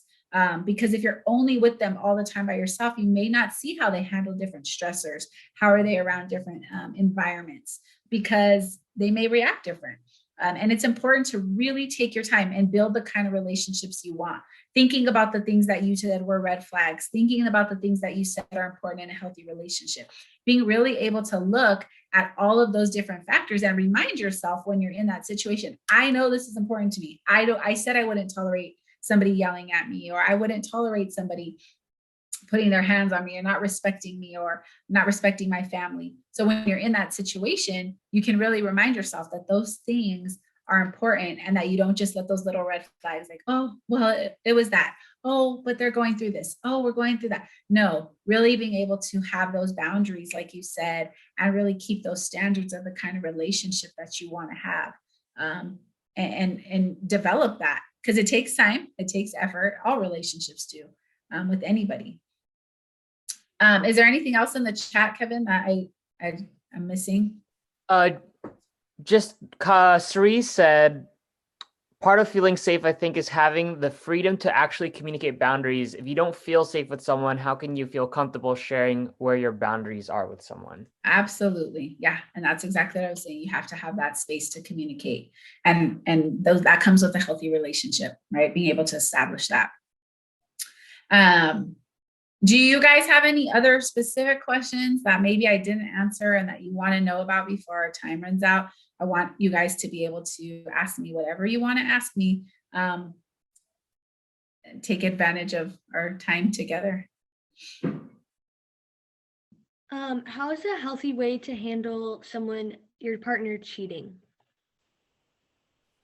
So I think that's kind of a personal choice for everyone, because for some people that boundary might be like, this is it for me. You know, they cross that boundary of respect and I don't want to have to worry about that. But then there's also that level of trust. And if that person is able to kind of forgive and be able to move forward and know that they're going to be able to trust that person again, I think that that's their personal choice. I think what a lot of times happens, though, is that person isn't able to trust them again. And there's always this question and worry, well, what if they're doing this? And well, what if they're not doing that? And they didn't call me back and they didn't answer me. And all these things start to happen. And it really causes a lot of anxiety and stress in that person because they are worried about what that person may be doing. And so it's like a personal thing that somebody has to really be able to reflect and say, am I going to be able to move forward from this? Or am I not going to be able to move forward from this? And also recognizing that it's not their fault. Like that person didn't do anything to cause that other person to cheat. That was their choice and their decision. And so, you know, not putting that blame on themselves at all.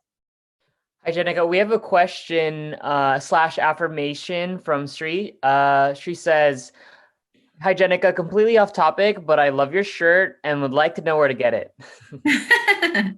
Thank you. I don't know. I buy shirts like this everywhere I see them because I'm super about like empowering and just, I want to say Target probably. That's probably like one of my favorite places to shop. And I know sometimes they have some really cool empowering words and shirts. So yes, I would say try there. I have a question for you, yeah. Jenica. So a term that gets thrown out a lot, I hear people talking about like gaslighting in relationships and friendships, but sometimes like the definition of that can be vague. Is there a way you can maybe give context on what gaslighting is, and how it happens in unhealthy relationships? Yeah, so I think gaslighting is can definitely be just used in many different ways to manipulate situations and kind of make that person feel like they're going crazy. So I'll give a good example of gaslighting. So every day I come home, I walk in the door, I put my keys on the kitchen table. Every day, that's my routine. And let's just say Antonio comes in and he moves my keys. And I'm like, hey, have you seen my keys? And he's like, no. What do you mean? You lost your keys again? Like, oh my God, you're so careless. Like you always lose your keys. You don't remember where you put them. Like, that's your fault. Like, you're just so dumb sometimes. Like, I don't know why you don't remember where you just put your keys. Why don't you just put your keys in the same spot? But I'm like, I know I put my keys right here, right? So he's able to like manipulate, and he uses like techniques to make me feel like I'm literally going crazy. even though I know I put my keys on the table. And Antonio really moved them just to kind of make me feel that way. So that's kind of like a good example of gaslighting, is like you're making that person kind of feel like they're losing their mind by you saying things, but doing things to put them in those positions. Okay, that help? Appreciate that. Sorry? I have a question as well. Like we're talking a lot about like, I guess like the in-between or like the before of what happens to the abused with regard to like dating violence and things like that and abuse. I'm curious, like, what do you see with people, like especially the women who come out after, I guess, with you helping them and being able to, you know, really boost their self-esteem? Like how do they feel afterward, or what is like the kind of, do you see any sort of effects, I guess? Like how do they feel about themselves afterward, I guess?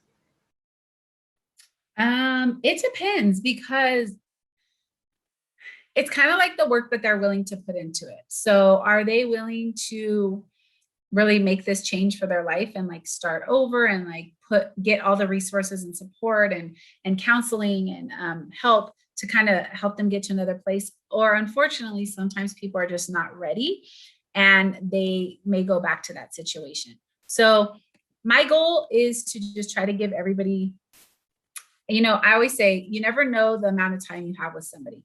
So if I have a day with them, or if I have 45 days with them, I'm going to take every opportunity I can to provide them with education, empowerment, resources, whatever I can do to hopefully make a difference in their time that I have with them. Because you never know how long you're going to get to be with somebody and what you can say that can impact a change in their life. And so I don't know where their next step is going to be. And I'm hoping that whatever I can provide is going to give them some tools for them to take when they leave. So it depends on their situation and really kind of where they're at on what they're ready to do in their life and what the work they're willing to put in for themselves. And it really comes from them saying, I want something different. I want to make this change, and I'm ready to like take advantage of the people and the resources that are here to support and help me to get where I need to go. I have a question. Yes. So if a partner in a relationship realizes that the relationship is unhealthy, but they don't want to end it, how can they like tell their partner that it's unhealthy, and then they can collectively work together to make it healthier? I mean, again, it goes back to communication. So are you in a safe space to talk? Because it can be very dangerous, right? These kinds of unhealthy relationships can definitely be very dangerous and very scary. So are you in a place that you can even have this conversation with this person? Are they in a place where they're able to receive that there's something wrong, or that they feel like, okay, I do think that there's things that we can work on? So I always encourage people to focus on themselves first and really look at that piece individually. So I need to focus on me, they need to focus on them, and then we can kind of work together. But even with counseling, and I encourage counseling a lot for people that are in healthy relationships, but they need to do it individually. I need to work on these things, and why am I allowing these things in my life and in my relationship? What's going on with me? Because I need to be okay first to be able to be okay in a relationship. That person needs to work on those things for themselves, and then we can come together and work together as a team. Yeah, I put my email in the chat just because I do want you guys to be able to have me as a resource. Use me if there's things that come up, questions you have family members, anything that you feel like, hey, I really don't know what to do in this situation. And I want you guys to know that I am available to help. And if you're looking to volunteer or kind of working in this field, if this is something that interests you, when you turn 18, you're able to take the 40-hour state mandated training, and I facilitate that. And then you're able to actually work and volunteer in any domestic violence shelter in the state of California.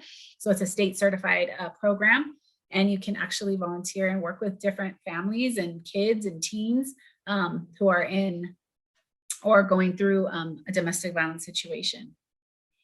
I have a question about that. So a lot of our students here are from different parts of California. We've got some in the LA area, some in San Diego area.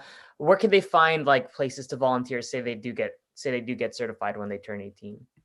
So the local domestic, so they can contact me. I can connect them to the local domestic violence agency in their area. I have access to all the domestic violence agencies in pretty much the state of California. So if there's a specific area, I could probably connect them to the one that's closest to them if they're interested in going through that 40-hour training, because most domestic violence agencies will offer that within their agency. Thank you. Yeah, does anybody else have any questions for me? Is there anything else that I can answer for you guys? I was telling Kevin, I was like, wow, Jenica's amazing. She should come back next year or something, because I'm a senior and I'm a part of the California Student Leadership Council, but Riley is a freshman. So, I mean, maybe she can contact you and you guys can do like a webinar next year for California SADD, because like, I feel like I got a lot out of this. So I think most other teenagers in this organization and club will get a lot out of this as well. So thank you for coming. Definitely. It was really great. Thank you so much. Thank you, Antonio, too, for letting me use you. Appreciate it. Yes, thank you, Jenica, so much. This was so fascinating. Just thank you so much. It's been an honor. Oh, yeah. Thank you guys for having me. I know it's a difficult conversation to have. It's not always the easiest, but it's definitely real. We know what happens.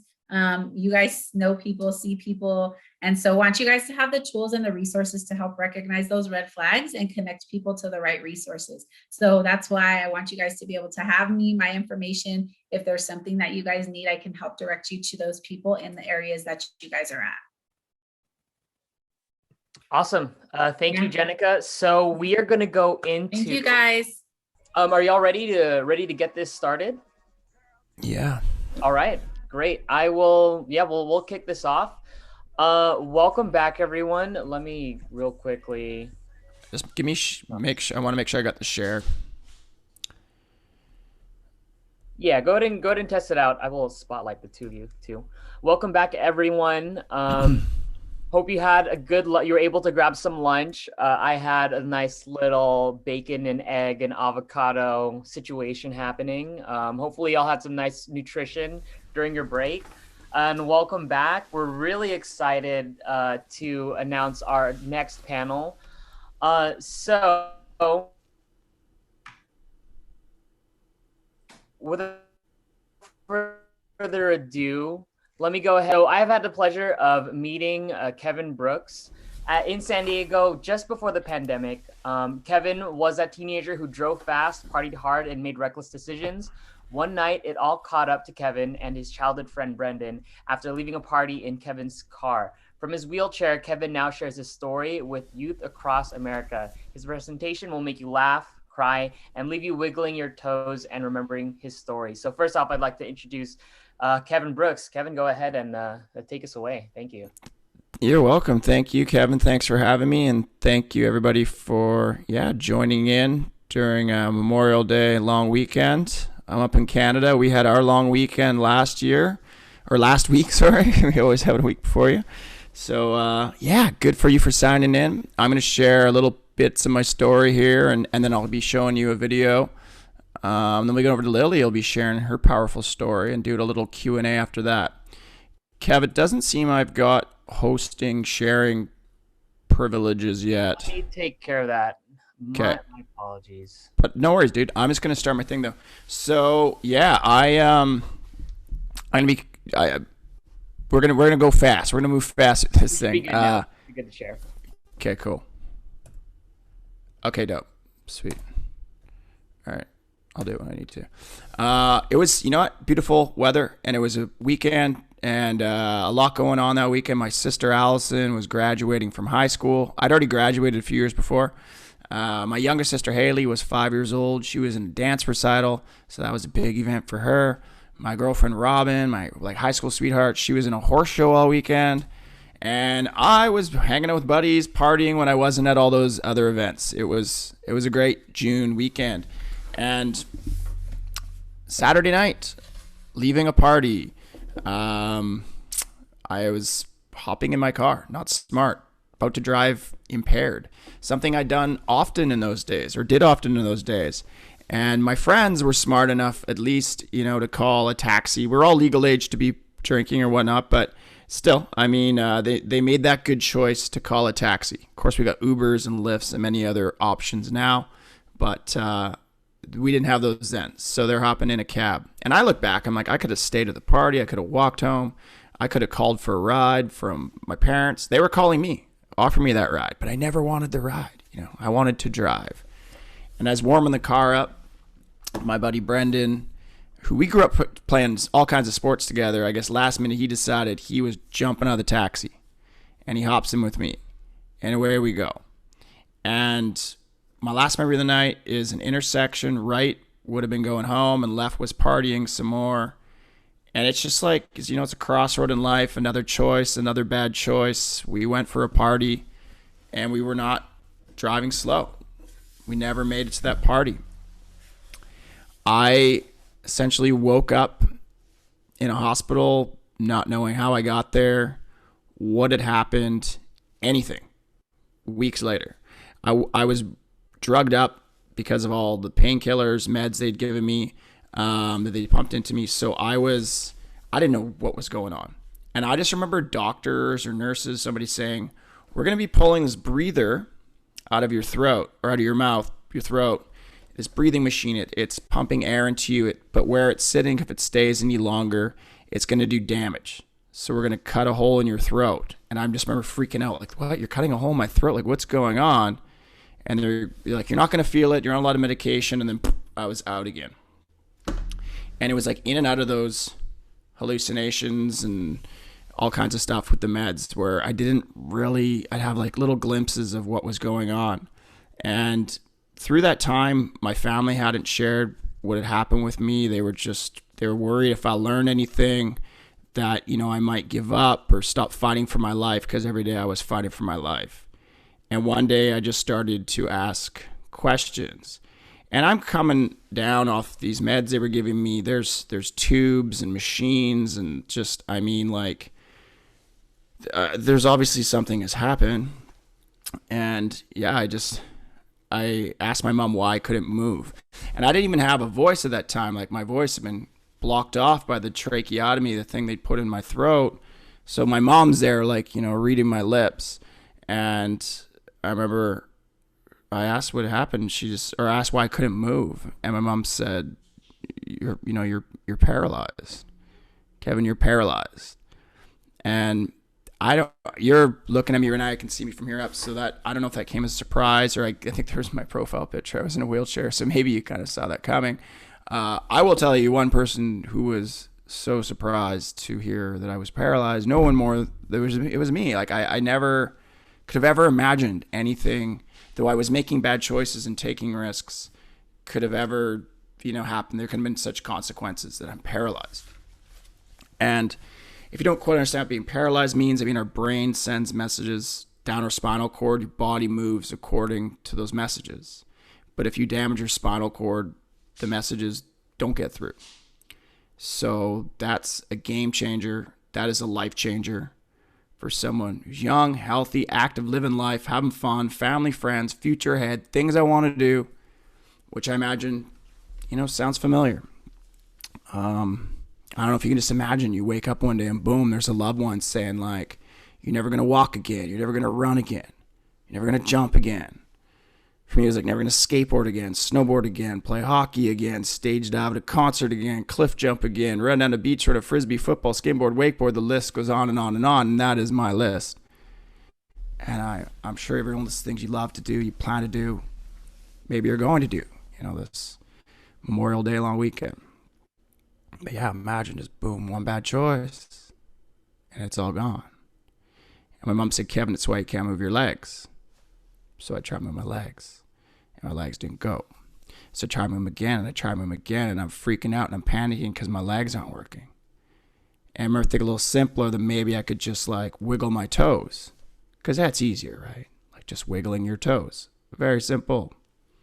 And I'll bet some of you might have wiggled your toes when I said that, or you might be wiggling your toes right now, or you're trying hard not to wiggle your toes because you're like, I'm not going to just wiggle my toes. But if I keep saying wiggle your toes, for some reason, you will wiggle your toes. And I really hope that you do, and that you always can just wiggle your toes. That's the point. just start with something so simple as just wiggling your toes and go in the line from there. I haven't done that in years, well over a decade. And trying to grasp that news, not wanting to accept it, thinking I will walk away, because I'd always walked away from crashes and slams and bails before, thinking that was the worst thing I could ever hear, until I asked about details of the crash. And I was thinking there must have been some people with me. So I started to guess the usual friends and my girlfriend and just people who were always in my car, and everyone I guessed. My mom said no, and then I ran into friends' names, and it was a huge sense of relief thinking that the worst was over. It had only been me. And my mom said no, that my friend Brendan had been in my car. And I remember just thinking like random, because I didn't remember seeing him. How's he doing? And my mom looked at me and said, Kev, Brendan died. Brendan's dead. I'm really sorry. And I'm sorry just to like pop that on you like that. Imagine, I know it's not easy to hear, and I imagine there's people in here who've probably lost somebody to similar stuff, and it probably brings back some feelings, And man, I'll tell you right now, it's many, many years later, and that it never gets easier to say like that. It's the one part of the story that I could tell you wheelchair jokes all day long. I'm a comedian, like I can laugh at what went down in a sense with me, or, what I've been dealing with. But I just don't have jokes. I don't have anything to make it better. Like, that my friend died in my car. And that sadly is just something that I live on with forever. And hearing that news, like, set me over the edge to, like, dark thoughts of suicide. I don't want to be here. And I don't know if it was like my mom just, I figured she was trying to keep me going. She started telling me about Brendan's family, and they were being supportive, and I wanted to believe she was telling the truth. Part of me doubted it. And, I was going through this rehab for months, and it was just, there's so much. And it was like, but I always remember, like, when I think of the darkness, think about ending my life, I was like, I can't do it. Like, I have sisters, I have family, I can't do it. And I would just keep hanging on to something. And, months later, I would eventually see Brendan's parents, visiting them once I could leave the hospital. They both were amazing. We went to their family home. They had to lift me into their house upstairs in my wheelchair, and I sat in their living room, and they tried to get us through, the visit. And I looked at pictures of their son and their family all around the home, and just knew, like, there's one person we missed from those pictures from now on, and it was me who took Brendan away from the picture. And it, like, his dad just being like, Kev, you both made that choice to hop in the car. Like, we don't blame you. And, he could have been driving any night, and just I don't think that's a route that many families go. And, looking back at it, I'll always have guilt, but I look at it as drivers or passengers. We have such a responsibility. I mean, as drivers, you look at crashes, who usually gets the worst of it? It's not the driver. It's our passengers. It's the people we hit. Flip side of that, passengers. Who you hopping in with? Do you trust that new driver, that inexperienced driver, that reckless driver, that texting driver, that drunk driver, that high driver, that not enough seatbelts in the car driver? Do you trust them with your health, with your life? And I'm all about people enjoying life and making the most of it. I've learned, you got one chance. You gotta do the best you can. And have the best of times, make the best of memories. But, it's all about making wise choices and looking out for each other and making sure everybody gets home safe at the end of the night in one piece. Whether that be now as teenagers or years later when you're going through college or the rest of your lives. And, it was in my mind that I wanted to share this story. It's usually a lot longer than this. I'm doing my best to put an hour into 10, 12, 13 minutes. But there was charges that I pled guilty to, and again, Brendan's family went to bat for me and kept me out of jail. Really gave me a second chance and gave me an opportunity to get out and start speaking about this. And the way that started really was that, you know, I was at a lake one day with my little sister and my mom, and I watched my little sister run and jump in the lake, and it broke my heart that I wasn't running and jumping in with her. And I vowed one day I'd come back to the lake and I would swim it. And I ended up meeting a very inspirational man in a wheelchair, and I hope I can be that inspirational person in a wheelchair for other people who said, you should do a fundraiser for organization. And we got a bunch of friends and family and community. I went to the skateboard shops as a skateboarder, right? Snowboard shops, restaurants, and got people to donate prizes. I didn't know what the heck I was doing. It was just me and my family and my friends wanting to make a difference. And you know what? If your heart's there, which I imagine everybody who's here right now, your heart is in it. That's why you're here. That's why you're participating. That's why you're watching on your weekend, on your time. You know, when we work together, when we get these messages out, when we put our energy towards something positive, like preventing people from dying in crashes, whatever your cause may be, we can make a difference. You can make a difference. And I ask you to just wiggle your toes if you ever need to come back to any part of this story that you heard that struck a chord with you. And I'm going to show you a little video that wraps this thing up now. And I hope you enjoy it.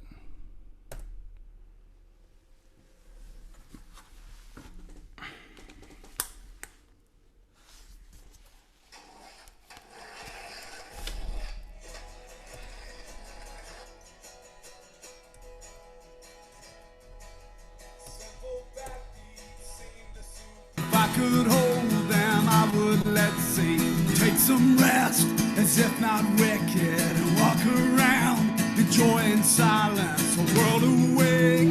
Elders gather, speaking their tongue, and hardly falter with words of bond. Joy and grievance, simple songs, work and penance to drown hate like a stone. Walk the path overgrown, never to lie away.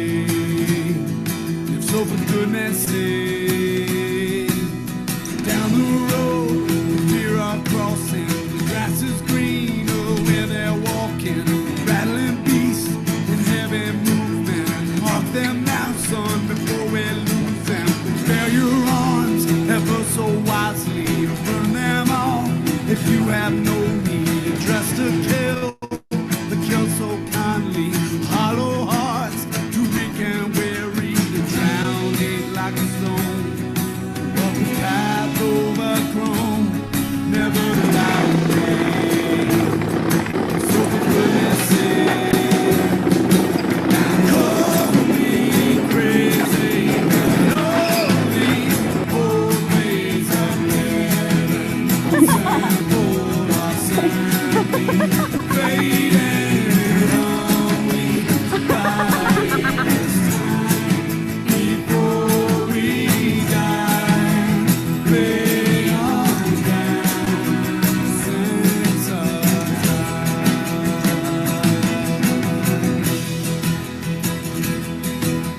What your friend recently told me, and I don't mind, is the devil's playpen. Find the gaps and watch them closely. Spread the love and choose your friends wisely.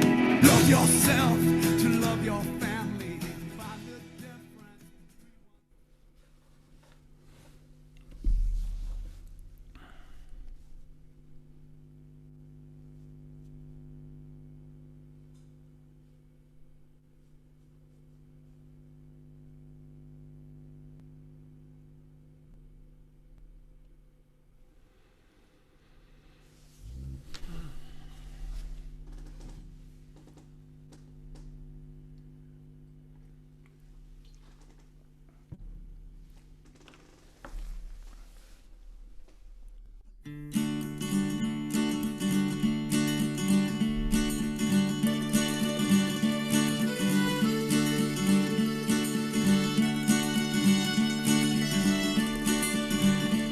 If I ever leave this world alive, well, thank you for the things you did in my life. If I ever leave this world alive, I'll come back down and sit beside your feet tonight. Wherever I am, you'll always be more than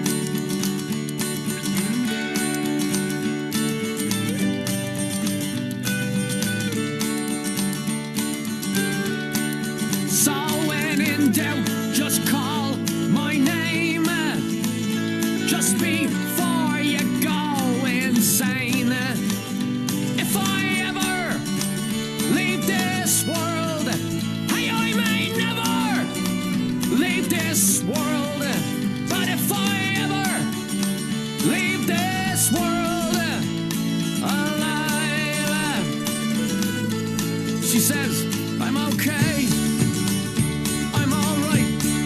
Though you have gone from my life, you said that it would.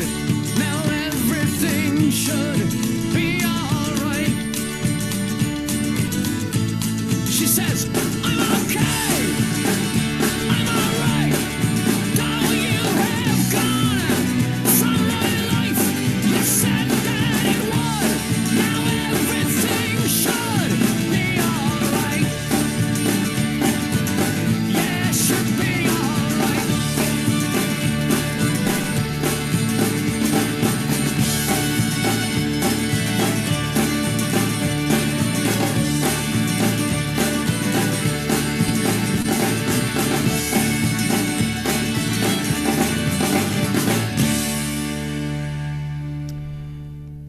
So I want to thank you all for tuning in and checking this out. This is Brendan, who passed away in my car. My buddy, it's my buddy Jordan, took his life. Another friend here, Chris, who was shot and killed, just mistaken identity deal.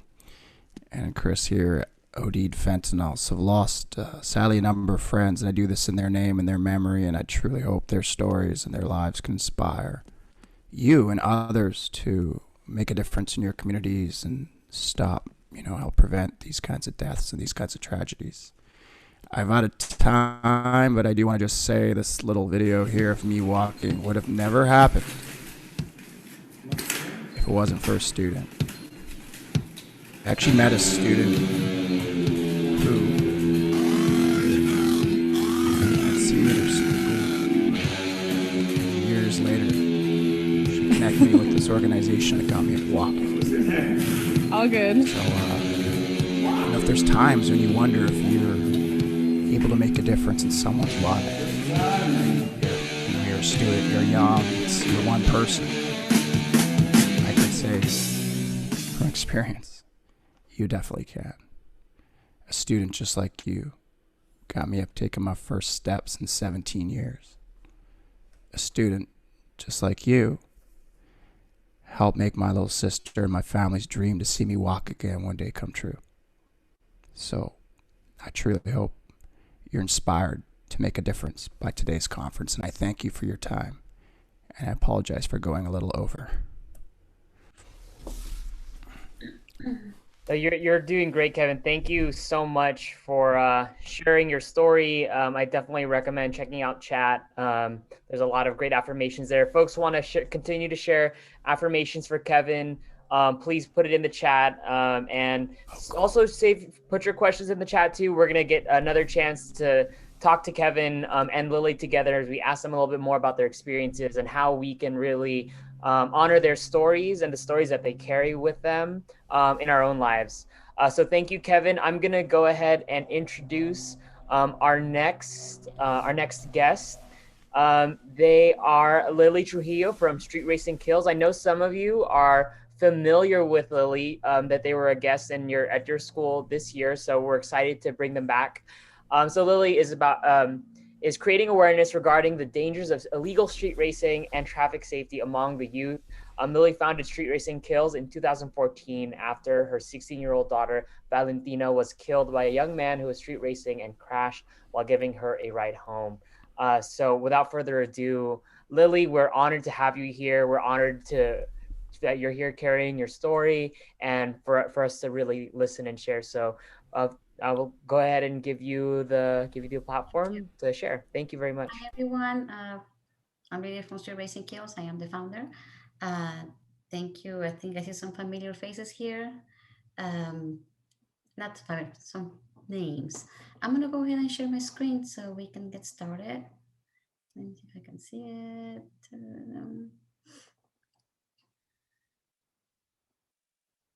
And again, thank you everyone for being here.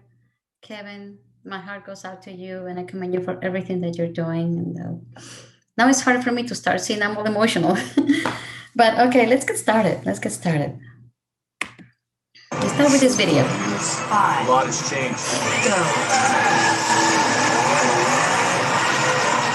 Let's Let's get straight to the breaking news out of Hollywood this morning. Yeah, Paul Walker, one of the stars of the enormously popular Fast and Furious movies, dead in a car crash. The accident scene tells the story. There it is. Walker was a passenger. But we came from the same area. What's that? What car is that?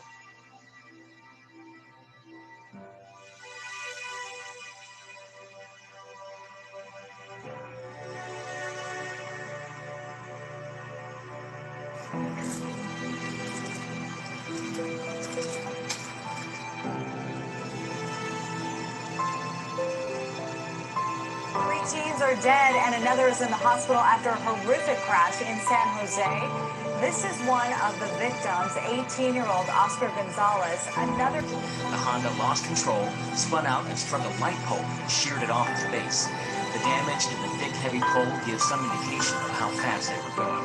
The car flew in the air and struck a tree, which mangled it. Neighbors who saw the wreckage up close said it was carnage. The car was split in half. The frame was bent. It looked like he was airborne. And when he collided, his car was split and it just split down the middle. I mean, it was bad.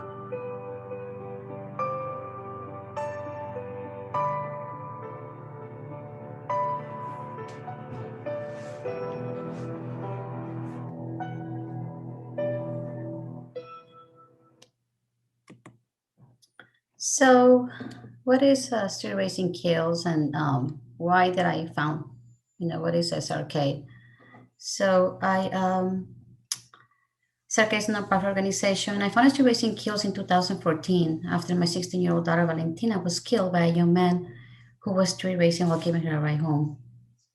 Our mission is to save lives by mentoring and creating awareness regarding street racing and traffic safety among the youth. So as you can see, the media portrays speeding as fun and exciting, but the truth is the consequence can be emotionally damaging. And as you know, drivers ages 16 to 27 are the most at risk. And speeding continues to be the number one cited driver-related factor in the highway and fatal crashes. I remember when I was a teenager, and I was an 80s teenager. And, I don't know if you guys are familiar with the 80s, they're a lot of fun when you have parties. And I remember all I could think of was wearing my pink jeans that I had, my cute shoes, and what was I going to wear the next day to go to school? What was going to make me look cool with my friends? And all I could think was what I was going to do after school, what friend I was going to hang out with, what we were going to do, what we were going to eat. I had my besties, of course, what we're going to do on the weekend. I wasn't afraid of anything. I don't know you guys, and we didn't have all of this that we have this right now, all the awareness that you guys are so fortunate to have. But at the same time, I don't even think crashes were that bad at the time. And I just remember that I wasn't afraid of anything. And I remember that everything was beautiful and I wanted to just eat the world in one bite. So I don't know how many of you are like that, right? That it's just so beautiful to be a teen. That's one of my best, most memorable years of everything that I did at the time. And I never, ever thought that anything would ever happen to me, anybody that I love. And I want you guys to think right now, if you know anybody besides Kevin and I that has been in a crash, or have any of you been close to being in a crash? Sorry, I think it's not moving. There we go. I want you guys to look at this crash. And this crash just happened last weekend. I mean, I don't know if you guys can tell what kind of cars they are. I mean, I think I see a Honda, a pickup truck. The black one, I believe that was the BMW. And this has just happened last Sunday, guys. 28-year-old street racing, and unfortunately, he passed away. It looks like kind of a movie. I don't even think if I tried to make a movie, said it would look like that, but these things happen. It's reality. And all I can think of now when I see something like this is I think of the family. I think of the parents. The 20-year-old passed away. That's the first thing that goes through my mind when I see something like this.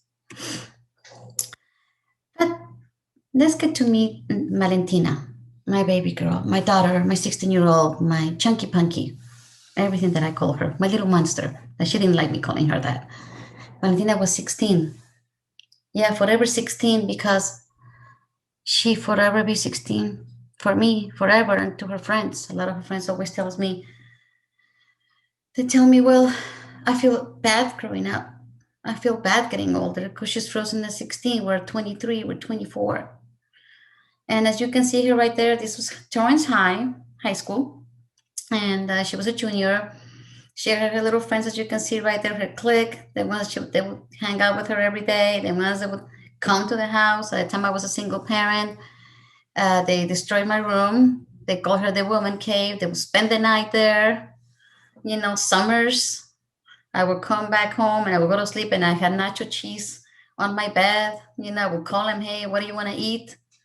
And Valentina would tell me, just bring me 2 tacos from Jack in the Crack. Maybe some jamba juice. I need jamba juice in my life. Or I would make her favorite food that she would like. The one picture in the bottom that you see is her with her brother. The only reason why I had Val was because I didn't want her to be an only child.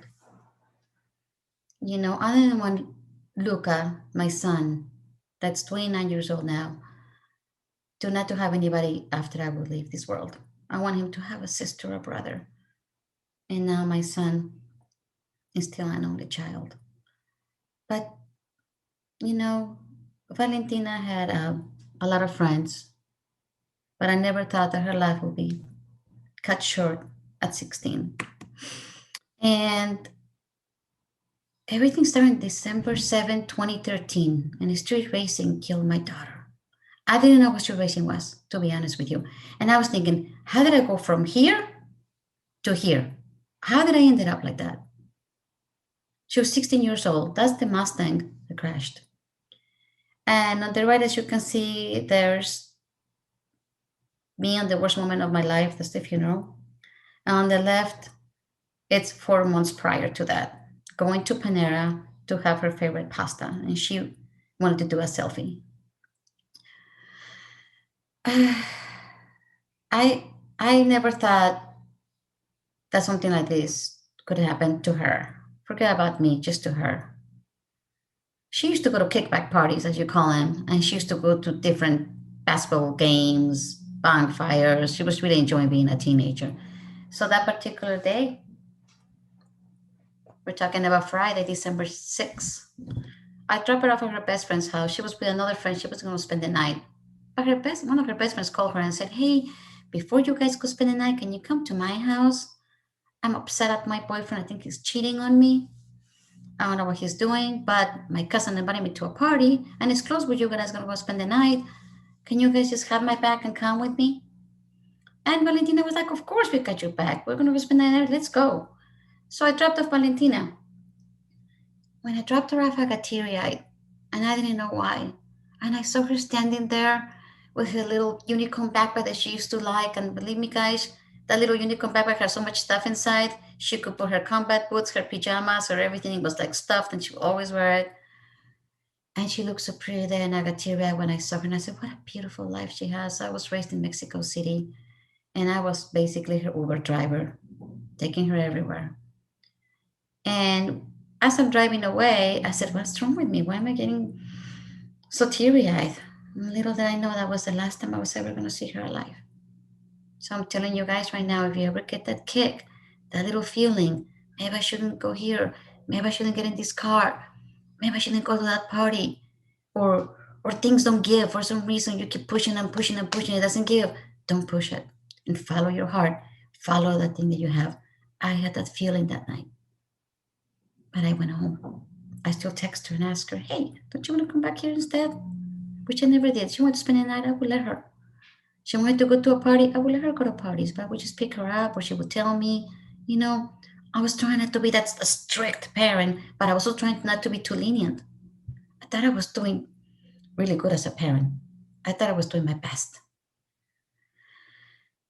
All of a sudden, I get a phone call at 1 o'clock in the morning with a boy yelling and screaming like crazy and cursing at the driver and telling me to hurry up and get there. And I'm like, what's going on? Valentina was in a crash. Please hurry up. I woke up my son and we left. When we got there, there was only yellow tape in the area. I didn't know that when there's yellow tape, it's because somebody died. There's been a fatality. I learned the hard way. Now, when I see yellow tape, I know something bad, really bad happened when there's a crash. we ran to the hospital because they told us there was nobody there. The kids went to the hospital. I ran into the emergency room thinking she's in one of the rooms. And I see her best friend. And her best friend is just crying with her mom next to her. And I'm like, where's Val? Where is she? Trying to look in all the rooms. And she looks at me crying. She goes, Valentina died. And I collapsed to the floor and my son picked me up and said, it's okay, Mom, I got it. I got you this time because I couldn't even walk and I didn't want to believe it.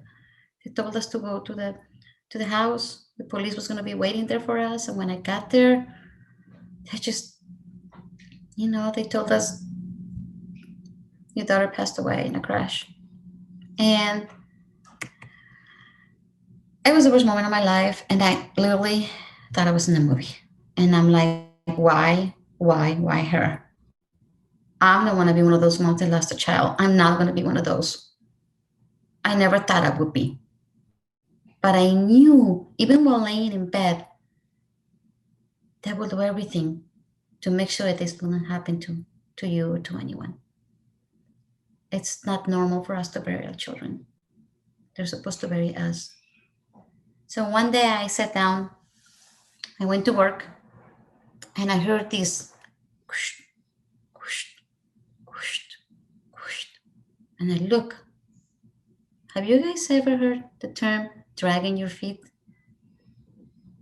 I could hear my feet dragging. I was literally dragging my feet while I was going to work. I took a deep breath and I went to work. And then I said I couldn't handle it. And I went to a parking lot, a non-ground parking lot, and I just sat there and I couldn't believe she wasn't with me. And I couldn't believe she was gone. And I was like, this is a movie. She's going to be here. I'm going to wake up. This is a nightmare. She was literally ripped from this world. And I started to read the report that I hadn't read until then. So what happened at the party? They left at the party. This party where they wanted to have her girlfriends back because it was close to Wilmington where they were going to go after to spend the night. So her best friend called a friend that she knew and he picked him up and took him to the party. When they got to the party, at this party there was older kids, 18, 19, 20-year-olds.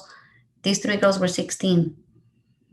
The driver was a week shy of 18. And when they got there, the first thing they did was give them alcohol. So everybody had a little cup of alcohol. And everybody was doing drugs in that party. A lot of music, a lot of everything. Valentina's best friend was a diabetic, and she got really sick, and she started throwing up right away. Whatever was in that drink, maybe it was a sweetener, orange juice, whatever it was, mixed, wasn't good for her. So Valentina, her best friend, started taking care of her. And they were like, no, what, let's call it a night. And the boy that took him said, okay, I'll take you guys. Let's drop off Valentina first. And so they carried the girl. Her name was Ezra. Her name is Ezra. We were in the car. Valentina got in the back seat. As soon as she got in the back seat, she fell asleep. Could have been the alcohol. I don't know, because she was fine before, as she was taking care of her best friend. And they took off. On the way to her house, Brian is his name. So one of his ex-co-workers driving around, and they saw each other and say hello. And all of a sudden, they both stopped, challenged each other to a street race. When he pulled the window down, one of Valentina's friends that was there in the car, her best friend next to her, saw the whole thing happen when they were challenging each other to a street race. And she looked at it and she said, oh my God. So she realized that he said, let's do this. Boom, took off. It was going so fast that she put her seatbelt back on. She didn't realize she didn't have it on. She turned around and looked at Val while I was sleeping. I said, put your seatbelt on. And she's like, what? Put your seatbelt on. I looked at her like, what are you talking about? And he crashed. He didn't expect that at 1 o'clock in the morning there was going to be any other cars around. And there was this lady coming back from work. He crashed right against her SUV. The SUV went flipping in the air. And then he crashed against the fence. When Valentina's best friend woke up, Valentina was hanging from the window. And that's the last image she has of her best friend, that she spent the night every weekend, had summers together, did so many things together. And I still saw her a couple of times, and we couldn't see each other anymore because it was too painful for her. I was too much of a memory of Val. But I thought to myself, what did I do? What did she do? Was I a bad mom? Was I too lenient? Was I too strict? Was Valentina a bad teenager? She was just being a teenager. Should she have gone to the party? Should have gone? At the end, maybe the driver didn't drink. Maybe if the driver didn't take that decision to take a street race, I knew my daughter would be walking this earth with me right now, and I wouldn't be talking to you guys. Has a street race killed her? Or was it because she also didn't have her seatbelt on in the back seat? I don't know if any of you put your seatbelt on when you're in the back seat. I know adults that don't. It's important to always have your seatbelt on. She trusted the driver. She didn't even think about it twice. She never thought anything bad would happen to her, just as I did. And as you can see in this picture, my son is hugging me. I'm not hugging me. I'm not protecting him like I always try to do. I always prevented him to do any funerals, anything. My mom and my dad had passed away. I didn't want him to go to a funeral. But he had to take care of everything. He had to man up and take care of everything in that moment. Having said all that, the court is going really. The reason why I do everything that I do is not only to prevent somebody from dying in a crash. This just happened 3 months ago. And this young, he was 18 at the time, Tampa Bay, he was street racing with his best friend. And he killed a 23-year-old with her baby while she was crossing the road, pushing the stroller. And I want you to see this because it's reality, and this breaks my heart just to see this, but this is why, because I'm the one, nobody ended up in this situation. Toward the middle between the minimum under the guidelines and the maximum punishment permitted under Florida state law. So on count one, vehicular homicide, the court's going to adjudicate the defendant guilty, sentence him to 9 years in the Florida State Prison. On count two, same charge, court will adjudicate the defendant guilty, sentence him to 15 years Florida State Prison, and that'll run consecutive to count one for a total 24 years Florida State Prison.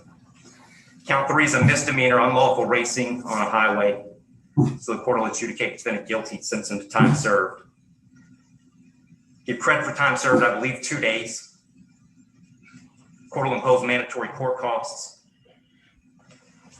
Mr. Herron, you have given up the right to appeal the determination of your guilt or innocence. You do have 30 days to appeal the sentence of the court. And I'll direct the bailiffs to take Mr. Herron into custody.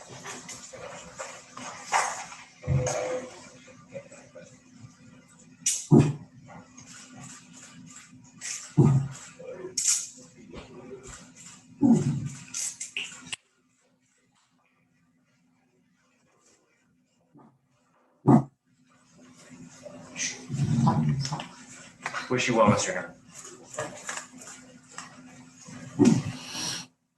Is there anything else from the state? Anything else from the defendant before we adjourn? The court will be adjourned. Thank you. So, yeah, I mean, it happens, and it just happened last week. So I just wanted to let you know, guys, it's not a no-win-win situation, because those parents are devastated at this moment, and they were crying when they saw their son leave. I don't know if any of you have been taking anybody to a takeover or to a sideshow where there's donuts. I just want to tell you to please, they're very dangerous. As you can see, there's no barricades there. There is no bleachers where you can sit down. Happens more than you can imagine.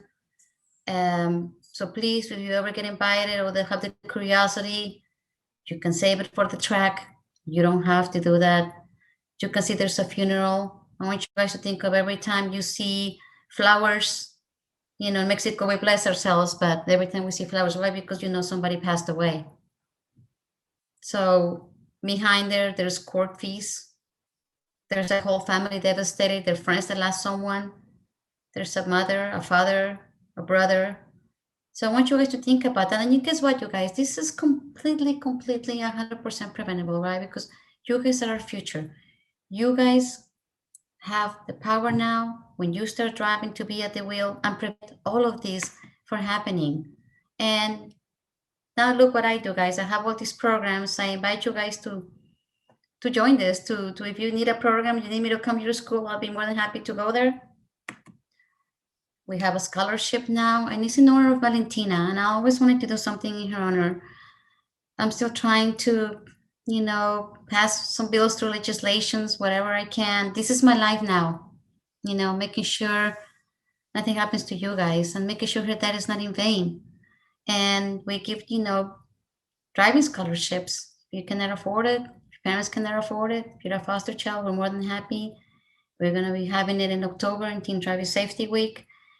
And after all, we just ask you to make it home safe, steady wins the race. And I want you guys to, when you start driving, if you're already driving, be the driver that you would like the people you love to be. You guys now have all this awareness that a lot of people talk to you and tell you about. The life of others depends on your daily driving. If you want to race, save it for the track. And one more thing, you guys belong in this world. I hope you guys know that. You belong right here and nowhere else. And I want you guys to make a story, a huge book this big out of your life, not a poem. I want you guys to make all your dreams come true and not just dream them, but live them. And that's about it. I think I'm probably out of time. I'm so sorry. And I'll go ahead and stop my share. And thank you so much for having me. And I'm happy to be here today. Thank you. Thank you so much, Lily. Appreciate you sharing.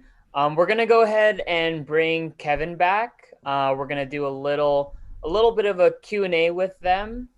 So if folks have questions, feel free to share it in the chat and we'll ask it. First, before we do the question and answer, I want to do just a quick poll, just to see if y'all have learned some stuff, just to make sure to cover some of our bases. So I'm gonna launch the poll. Here's our first question. We have our first two questions. So you can see them on the screen, or you should be able to see them. So if you can try answering them, the first one is, what would you do if you're a passenger and the driver gets challenged to a street race? So we have four selections there. And then two is, if you're friends and you are coming from a kickback and you'll consume just a little bit of alcohol, what should you do? So we have some folks who are voting. I see we have 1 out of 10 who voted.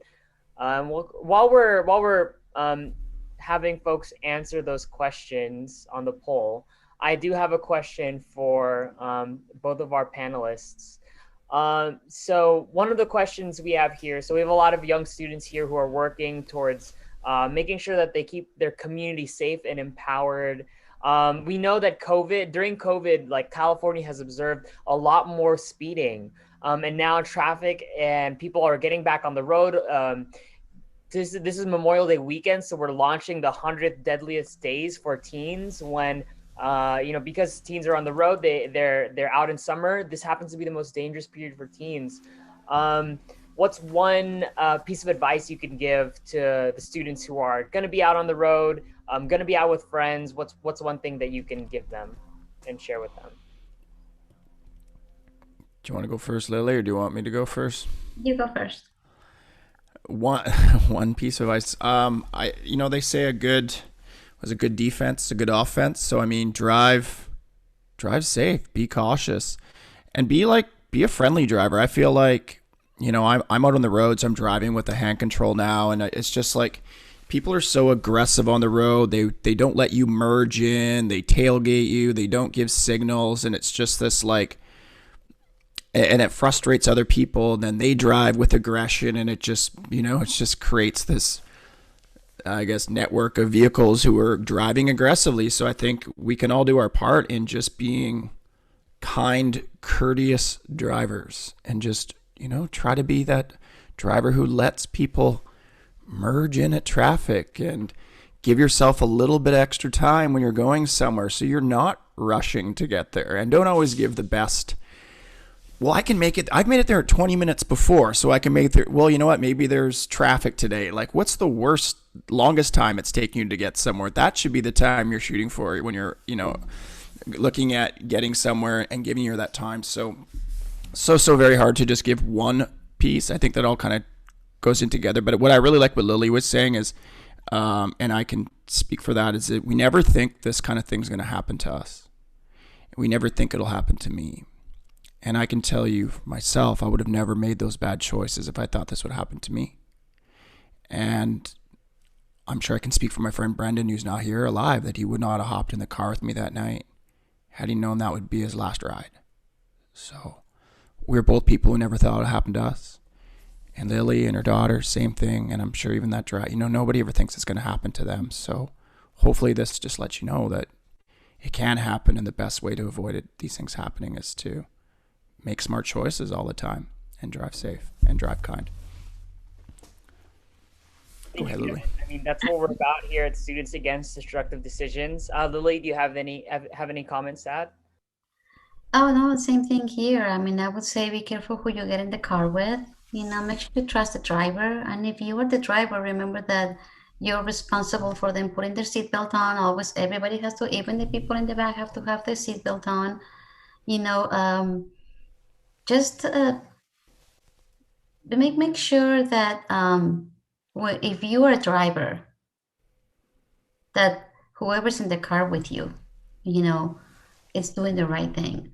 And if you are a passenger, same thing, and stand up for yourself because it's your life as well, And if they're doing something really, really, really bad and the driver's not respecting, tell them you're going to puke in his car and see what they say. They usually don't like their car dirty. Yeah. Thank you both. I want to bring attention to the poll. Some of the responses cut off, I think, because of just how you can only have so much text on that. But I know, Lily, do you want to share some of the answers to the poll questions? Yeah. So what would you do if you're a passenger and the driver gets challenged to a street race? So nothing. You don't want to upset your friend. Okay, no, 0. I'm glad. Nothing. You don't want to not look scared or not seem cool. And remember, in those moments, your life depends on it, right? So I'm glad I put 0 there. Tell him not to do it. Your life and his depend on the decision. And tell him also, so C and D are correct, to let you out of the car safely. You can tell them, right? If they're impaired, whatever it is, driving crazy, or like Kevin was saying, they're upset and they're cutting people off or something, and they're just mad. And just remember, emotions are temporary. Sometimes we get really upset. Oh my gosh, my friend is not talking to me anymore. I'm not gonna talk to her. I'm gonna go ahead and block her from Instagram. And you're thinking of all these things, right? Emotions are temporary. So you're with a person or yourself are driving with emotions, remember they're temporary, so don't let them take the best of you. Or if your friend is driving like that, same thing. Like Kevin's saying, let them go in front of you, let them pass you, right? So yes, and they're correct. And then this one, I'm trying to see the second one, can I? Oh yeah, they cut off a little bit. So if your friends and you are coming out of a kickback and you all consumed just a little bit of alcohol, what should you do? You all get in the car and go home? You call an Uber or family member to pick you up, exactly. Or you drink plenty of water and then get home. Thank God that one got a 0. And yeah, definitely. One of the things that as parents we're trying to do and we want to do, and you can even tell your parents, if you're ever in trouble and wherever you did it was wrong and you're afraid that your parents are going to get upset, you have to tell mom or dad or my brother, you're going to promise me you're not going to ask me why. And I would promise you that we will promise you that we're not going to ask you why, but we're going to pick you up wherever you're at if you're even in need. And the correct answer is right there. Yeah, those are so great points, Lily, having those healthy relationships. We had just had a workshop on healthy relationships and being able to talk to your parents and have that understanding like, hey, I need to get home. Let's make sure we get home first. Kevin, this question is for you, and then Lily, you could jump in afterwards. So, a lot of our students, are advocates. They love to share their voice. When it comes to being a passenger, maybe you have a driver. You notice we're doing some behaviors which can be dangerous. Sometimes it's scary to say something. What's some good practical wisdom you can get for students to have that voice to share, like, hey, and intervene when their friend might be making some bad decisions on the road? I think the best approach is, and it's an approach I've always taken to when we're trying to, I guess, share lessons or help friends or whoever it might be, is to come from a place of caring and a place of love. So, nobody wants a lecture. You don't want me to lecture you. You don't want Lily to lecture you. And we're not, right? We're coming at this because we care. And I feel if you come from a place of compassion and from your heart, I just did this thing over the weekend where I saw like 2 stories of people who've died in crashes, and it reminded me of you, and I care about you, and I would never want something like this to happen to you. And that approach works better than you drive like an idiot, and like just that aggressive approach brings aggression from the other person. They're going to tune you out. So I say come at it from a place from love and caring, and there's of course strength in numbers too. And there's a number of people on here today, and you can start these conversations with your friends. And if there's somebody you're worried about, I'm not saying you have to have a official A&E intervention, but you could have something similar to that where you all do approach that person with your concerns. And if they're that kind of driver that takes risks, tell them you're not going to get in the vehicle with them if you're driving like that. I mean, you could just boycotting that behavior, canceling that behavior, whatever you want to call it. If you don't get involved and don't get in, just any way you can prove a point. And I mean, at the party, if somebody's been doing drugs or drinking, their mind has been altered. They're probably a little bit slower than normal, and maybe you can hide their keys on them. Feel free to do that. I don't know. You had them last time I saw you. Probably shouldn't have smoked 3 joints. You probably would have remembered where you put your keys. But you got them. You know where they are. So there's all kinds of strategies. Be creative, but.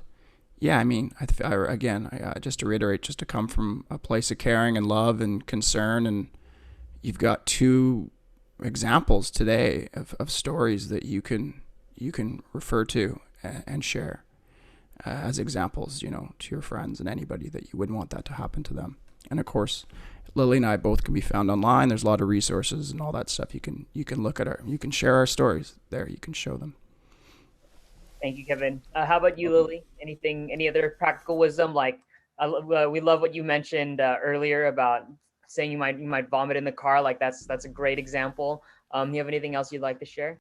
Yes, a police officer shared that with me, and I loved it, and I kept it. Now I share it. No, same thing here. I echo a lot of Kevin things that he has said. I think that you can get someone more through their emotions than by lecturing. So that's a very, very good point, Kevin. Maybe share, what happened to Kevin, and share what happened to Valentina and so many others, to Kevin's best friend. I really encourage you guys too, that you're here in this beautiful world that is full of ups and downs. Nobody said it was going to be peachy and pretty. But I want to ask you guys to dream, and make everything happen, and to live what Kevin's best friend couldn't live, and to live what Valentina couldn't live. I want you guys to take that in your heart, and because you guys have like your whole life ahead of you. And yeah, when you get in the car and this guy's going crazy, maybe just share a story. I was at this seminar and I heard this story. Oh, I know of a girl named Valentina that could still be in this world, but because of what that guy did. So like Kevin said, instead of lecturing, maybe share a story, maybe say something like that. But if you have to get strict and your life depends on it, that's when you have to be strong. Whatever you have to do, take the keys, hide them. Like you said, you're already in the car, you can call 911, you can ask to get out and stand up for yourself. I think that's some great advice that we can end on. We're coming up on our hour, but I wanted to give you all an opportunity to share maybe one thing that really keeps you going. I think one thing we can all relate to is going through hard times. What's one thing that's like helped bring joy in your life? Just continuing to move forward for each of you. You're asking Lily and I? Yeah. So if you could share one thing Yeah. that's persevere and bring joy. Yep. For sure. And I would say we've all had a tough year plus with COVID, and that's been a worldwide collective challenge and grief for all of us. And, perseverance, of course, the fact that we're here right now doing this virtually, sometimes you got to pivot, right? And well, I've learned that, and as I'm sure Lily will agree, like we've both been through very tragic events in our life that really could have been an end to life or end to joy and happiness and fulfillment, but we chose to take those stories and the lessons that we learned and share them with others. And we all have that opportunity when we go through anything tragic or challenging or whatever to learn from that and to help others with those lessons and share those stories and honor those people that we've loved and we've lost. And personally, I found that, the greatest way to move forward and to heal is been to take something that was so negative and so tragic and just the worst thing ever and turn it into something positive for others. And I never thought it would be helpful or healing for myself, but it has become that. And it's like, people ask me all the time how I speak day in, day out, and it must be so hard to relive it. And it's like, well, I wake up every day and there's a wheelchair, and I know I was in a crash, and I know I'm paralyzed, and I know my friend died, and I have a choice. I can do nothing with that, or I can do something with that. And by choosing to do something with it, it's given me a purpose to move forward and just a way to honor my friend, and really I'm so grateful that I'm here today with all of you, and that Kevin included me in this, and that Lily's a part of this, and you all signed in, and that this journey, 2 decades on, still going, sharing this message to young people, and I'll keep doing it as long as you sign in and as long as you listen, and sadly, as long as young people are being hurt and killed in these crashes that are all preventable. Thank you, Kevin. How about you, Lily? I know we're a little bit over time, but I think that these are so important to share. I don't mind.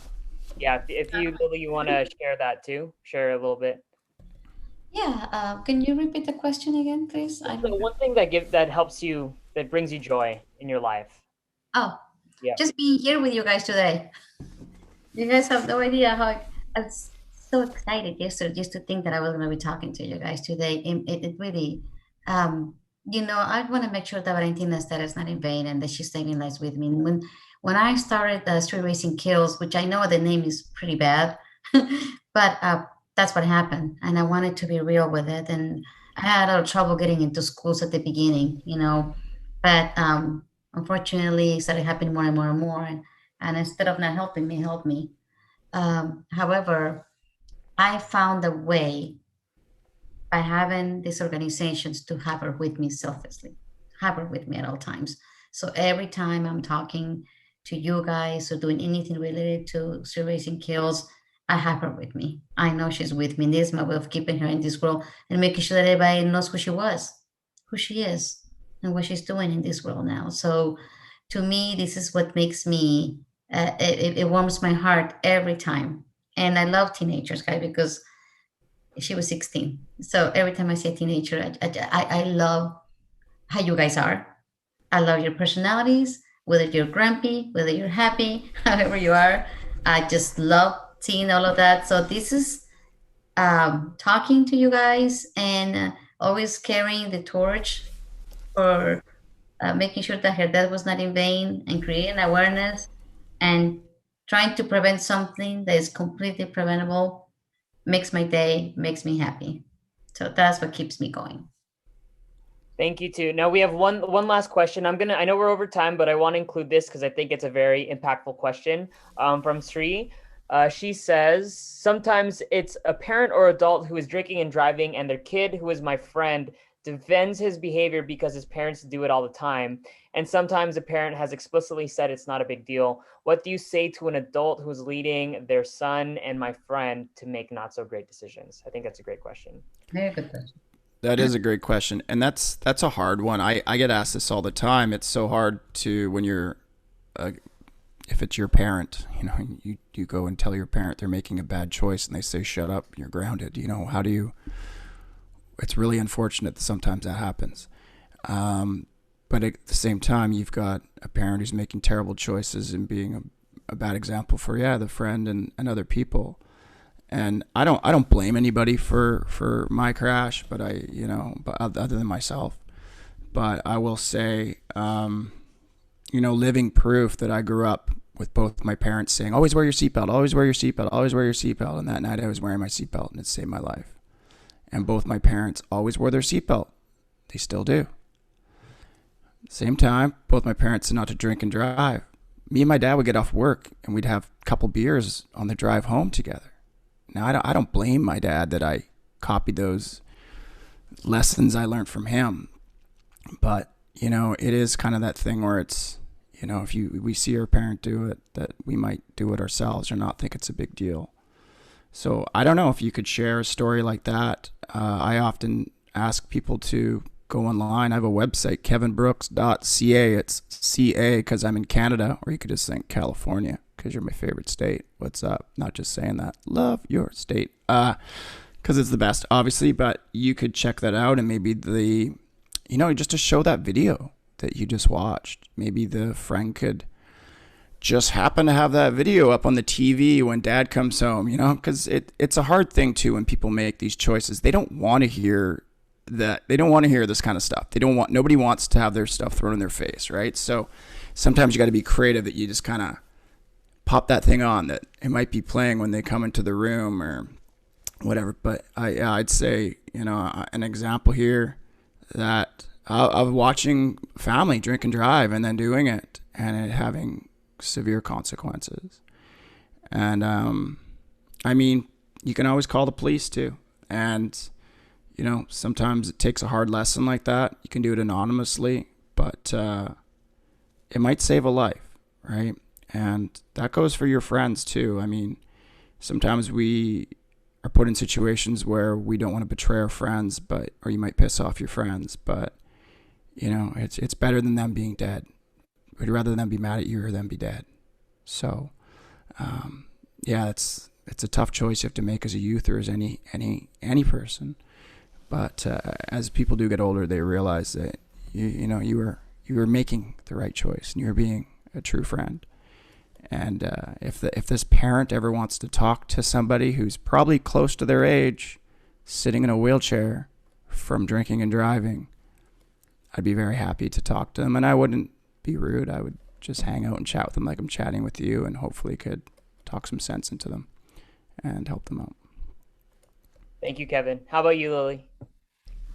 I would say, like always, you stand up for yourself, even if it's your parents. You can do the same thing that you would do with your friends. Take the keys, hide the keys, whatever you can do, and share stories, and let them know if they're acting that way. They are adults, and you can always, say something maybe to scare them, and you tell them just what I told you. You never think it's going to happen to you, and you can tell, what, you just don't think it's going to happen to you, but it can happen. Yes, very true. It's not a matter about if, but when, really. So thank you. Please, folks, share your affirmations in the chat for Lily and Kevin. We're very thankful for having you here. And we went a little bit over time, but I think to honor both of your stories, it's super, super important.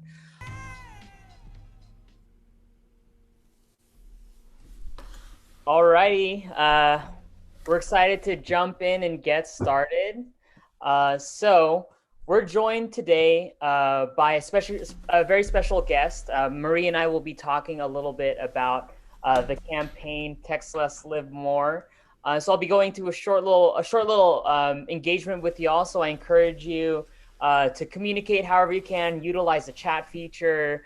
I want this to try to be as interactive as possible, because I think that's how we will be able to interact and get the most out of it. So I'm going to do a little bit of presenting for around 15 minutes, and then I'm going to have Marie jump in and introduce her too. So first of all, how many folks have heard of Text Less, Live More? I would love to see like a reaction, or maybe share it in the chat if you've heard about Text Less, Live More. I already see Maddie clapping, Kyla with a thumbs up. Awesome. Got a thumbs up from Riley too. Yeah, so Text Less, Live More. Can anyone see my, Daniel got thumbs up too. Can y'all see my screen? All right, got a nod. So we'll move forward. We're going to talk a little bit before we jump in with Marie about Text Less, Live More, and a little bit about the psychology of digital dependence. Has anyone taken AP Psychology or taken a psych course during their classes? Anyone? Show of hands. I got Sri. Sri's taken some psych courses. Awesome. So we're going to use a little bit of our knowledge. AP Psych was one of my favorite classes in high school because it helped me kind of learn a little bit more. Got a yeah, AP Psych. All right. So we're going to do a check-in question. So I would love for y'all to answer this by sharing in the chat. What app or platform do you think you're most addicted to, and why do you think that is? Feel free to unmute if you'd like, but I'd love to hear a little bit more about some apps that you might be quote unquote addicted to.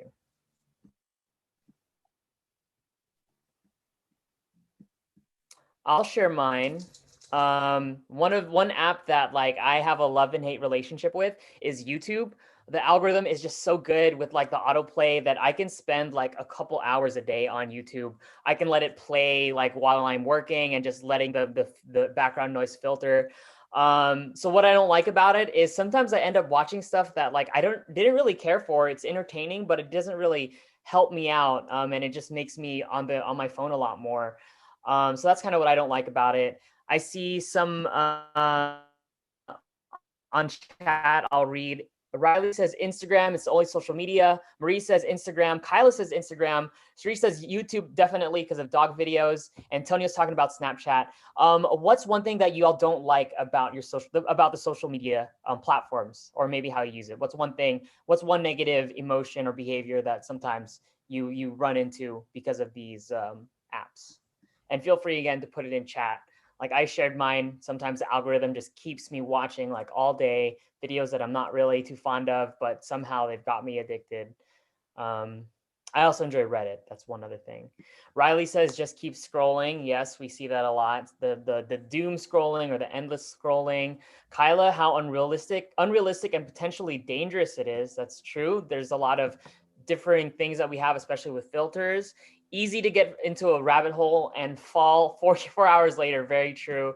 Marie says, I don't like how I click to Instagram on total autopilot without even realizing it. I can find myself scrolling. You get alerts, so you can't even put the phone down. Very true. And here's one thing that I found with Instagram is their ads are so good. The minute I mention a product around my phone, I swear the next second later, I check my phone and there's an ad on Instagram.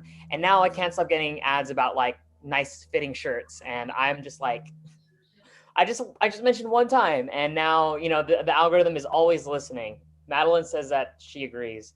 All right, love to hear it. So we're gonna talk a little bit about a casino. How does a casino work? Again, share in chat, or if you want to unmute, love to hear your voices. What techniques do casinos employ to get people to keep playing? There's no clocks, so you lose track of time and you don't know how long you're in there. Very true, Riley. Thank you. There's no clocks. What else? You can use the picture of the casino to kind of like help you too. There's like really bright lights, and it kind of want to makes you stay longer. Very true. Bright lights, engaging. It'll get you to stay longer. Anything else? There's no windows. There's no windows. Yes. Yes, those are really good points. Let's see if they have one more thing. What's something? Okay, I see some stuff in chat. Big instant and initial rewards to get you hooked, but rewards that taper off to nothing. It's like a maze. It's hard to exit. We're gonna revisit a lot of these in a little bit. Who are the winners and who are the losers? We know there's some winners in the casino, but overall, the people that are winning are the casino owners, the ones that are driving the profit, right? And how do casinos make money? By offering small rewards and intermittent rewards So you get rewarded sometimes by playing in the casino, but ultimately it's geared towards making the casino money. All right, so we're going to talk about some key terms and kind of relate the instance of a casino to how we interact with our phones and what that has to do with Textless Live More. So dopamine. Have folks heard of dopamine before? You can throw a thumbs up in the chat, or okay, see a yes. I see a couple thumbs up. So dopamine is a neurotransmitter, another fancy way of saying like a not really a drug, but it's a particle in your brain that is released during rewarding situations. So at the casino, when you win, you get a release of dopamine. When you eat food that tastes good, you get a release of dopamine. This leads your body to recognize that these behaviors that are releasing dopamine are things that I end up wanting to do again, because I release dopamine whenever I conduct these behaviors. And repeated stimuli, meaning doing it all the time, will lead to a tolerance. Like, for example, if I am at like all you can eat Korean barbecue, I'm eating Korean barbecue, I get that dopamine release, but towards the end of that meal, I don't get as much dopamine because I have eaten so much of it. Next thing we'll talk about is positive intermittent reinforcement. So has anyone heard of any of these things? Has anyone heard of reinforcement? Any thumbs? Okay, I got a thumb from Antonio and Maddie. So reinforcement is kind of the behavior that helps us like train dogs. So for example, if I want my dog to sit, I will use the word sit and reinforce that behavior with a treat. So when it comes to like a slot machine, positive intermittent reinforcement means every time you commit the behavior, you're going to get rewarded intermittently or sometimes. And it turns out that that type of reward is actually more addictive than getting a reward each time. How does that relate to our use with our phones? An example of positive intermittent reinforcement on our phones is the feature of swiping up. So when you swipe up to refresh your feed, you're going to get rewarded sometimes with content that you like. And turns out that phones or tech companies have found that behavior ends up getting people to be addicted to their phones, or gets them to be on their phones longer. How does that end up working for us? Well, we'll talk about the attention economy, another term. What is the attention economy? It's pretty much how a lot of these digital platforms end up making their money. So Instagram is quote unquote free, but really we are paying with our time and attention that we put towards those phones and put towards the app. The longer they can keep us on the app, the more ads they can show us. And the more ads they can show us, the more that the company will make money. So their whole business model is geared towards making sure that we're on our phones as much as possible, however that can happen. Whether that's on TikTok with showing great videos, to an algorithm that really suits you, through YouTube with their own ads. There's always sponsored content that's always trying to get onto your feed. Sri says, we pay with our data, yep, and behaviors being mined by these companies. Yes, data mining and a lot of really big words, but most important thing to take away from this is there's people that are benefiting for us being on our phone all the time, in the same way that people benefit from people participating in a casino. There's someone who's winning at the end of the day and who's making money off of this. And then the last term I'll talk about is digital flourishing, which is a mindful approach to digital technology usage, empowering us to take advantage of the benefits of technology while avoiding associated harms. These are tools like everything else. Tools can be used and tools can be abused. And so we want to find, as people, I hope, to find that great balance where we're utilizing these tools to the best of their ability, understanding when the relationship can be a little bit dangerous or a little bit unhealthy, and figuring out how to reconfigure. All right, so we kind of talked about this. How, in what ways do the phone apps are like the casino, right? So a couple quotes just to kind of pick the connection between phone use, technology, and a little bit of like addiction. There are only two industries that call their customers users: illegal drugs and software. So that is a quote. In the same way that we get dopamine, we get addicted through the dopamine of participating on social media or on those digital platforms on our phone. The same thing can happen in the dopamine release from people consuming like illegal drugs. See some stuff in the chat. Thank you for sharing your comments. Here's another one. Social media is a drug. How folks determine that? Simply the same chemical pathways that are trained for addiction when it comes to drug use. We've seen similar things when it comes to social media, getting that dopamine rush when you get likes, when you get engagement and whatnot. And it's become a very profitable business in the same way that the drug industry is a very profitable business. So the next question is, how do we achieve digital flourishing in our own lives? So we're going to talk a little bit more. So Textless and More is all about how do we access this, tech life balance when it comes to living on and off the road. Oftentimes, we're gonna come up with this question right now. So say you're on the road. What are some thoughts you experience when you hear your phone ring or see a notification and you can't answer your phone to check it? I'd love to hear what thoughts some folks might have if they want to share it in the chat. So again, what are some thoughts that you experience if you hear your phone ring or you see a notification and you can't answer your phone? What thoughts might you have? Feel free to share in chat or unmute, and love to hear from you. I'll give you a couple minutes to think about that.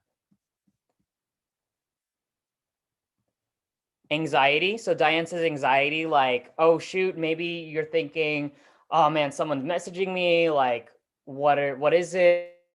Who is it? The notification is a trigger, right? So it triggers us to think about certain things. So anxiety is one thing. What are some other things that folks might think? Maybe you think like eagerness, like maybe it's anticipation.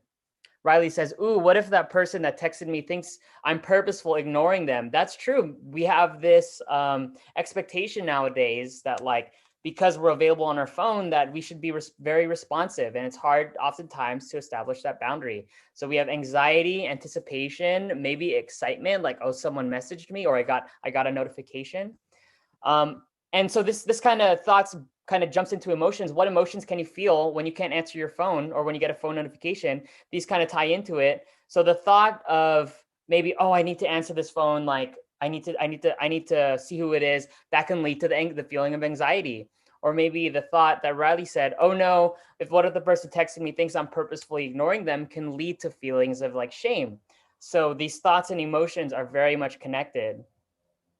And those thoughts and emotions can lead to different behaviors. So when you have those thoughts and emotions, when you get a notification, what's the behaviors that you might end up conducting? So maybe you're on the road and you get a notification and you have those thoughts of anxiety, of anticipation, and then you feel that emotion, and then that leads to the behavior of checking your phone, like while you're on the road. That's kind of like a cycle of what can happen between thoughts, emotions, and behaviors. Why do I talk about that? Because I want to give you all like a quick tool through what's called the cognitive behavioral model. So cognitive behavioral therapy is like a therapeutic approach that looks at how thoughts, emotions, behaviors are all connected when we're triggered by certain instances. So in this case, when it comes to a phone notification on the road, it could be like us thinking, oh, I really got to answer that, which leads to the feeling of anxiety, which leads to the behavior of actually answering your phone while you're on the road. So that's like a very, and then answering the phone on the road could lead to further thoughts if another event happens. So how does this model actually play out and how does it work? This is a model that we can use when we're trying to negotiate and change our behaviors. So maybe and you can use this in any situation when it comes to handling intense thoughts and emotions, and not necessarily just traffic safety, or not just texting and driving. So for example, maybe just for the texting and driving situation, we can ask, well, how can I challenge these thoughts? So maybe when you get that phone notification, that's a trigger, the thoughts of like, oh, I need to answer this question, or I need to answer this text. I need to get on my phone to see who needs to reach out to me. That's the thought. And we can remind ourselves, we can have certain affirmations say, wait a second, like, this is not necessarily a healthy thought. Like, this person can wait. I'm on the road. I need to focus on what I'm doing, focus on what I'm driving. And that can lead to an emotion of, okay, I'm calm now. I don't really feel that anxiety to answer my phone, and that can really change my behavior. So that's an example of ways that you can assess your thoughts, assess what core beliefs lead you to have those thoughts, and then ask whether or not that those thoughts are valid, or whether those thoughts are can have power. So that's just a certain example. And I want y'all to really have this model in case you want to use it when it comes to texting and driving, when it comes to other situations where you have strong thoughts and emotions that can lead to certain behaviors. All right, we're going to share a little bit about Textless Live More, so you get an understanding a little bit more what we're about, and then I'll let Marie share a little bit more about her story. So hope you all enjoy this. I will play it and we'll jump in. I remember nothing, and then the most pain I've ever felt in my life. I can't even see what's going on. I can't feel my toes. I can't feel my hands. My back is on fire. I end up asking my question, why? When Merritt was born, she's our eldest, most amazing experience that I've ever had. She had a curiosity, and she wanted to see the world, and she was fearless. She came to us and she said, for the summer after I graduate, I want to bike across the country. Yeah, like, who does this, right? Yeah. Who wants to spend 6 weeks riding 3,000 miles across the country in the heat of the summer? If you ever see a bike tour, we look like a circus on 2 wheels. It's hard not to see us.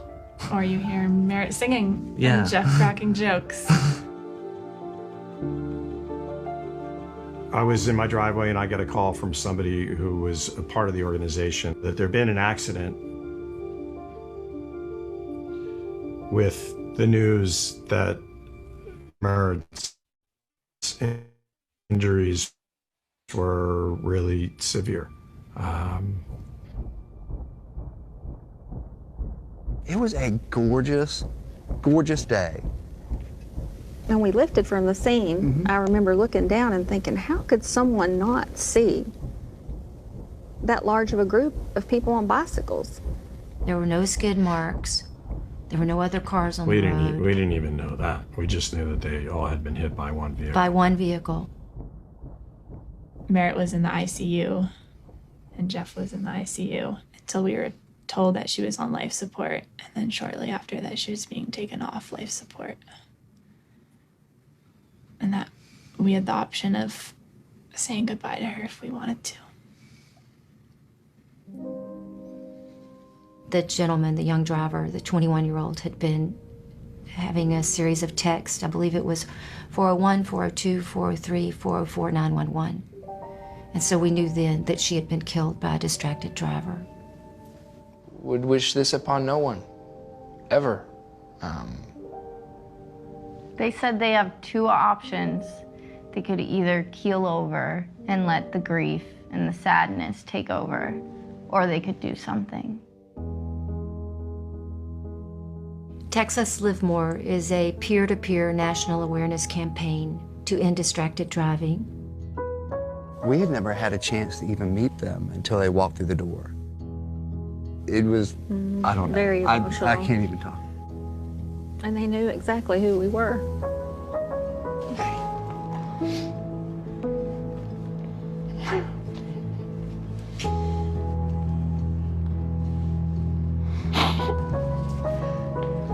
Didn't expect that. Let's get a group hug. Thank you all for taking some time out of your afternoon to attend this event. Rich and Anna Levitan have been very generous and kind to come speak with you today. So what happens when you're a mother and you hear you might lose your firstborn?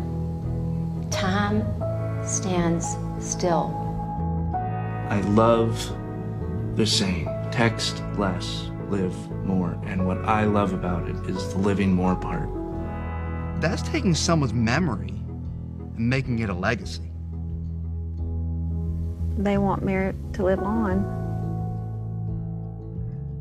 There's so much there that I think embodies Merit's spirit and gives us hope that one day this will be a thing of the past.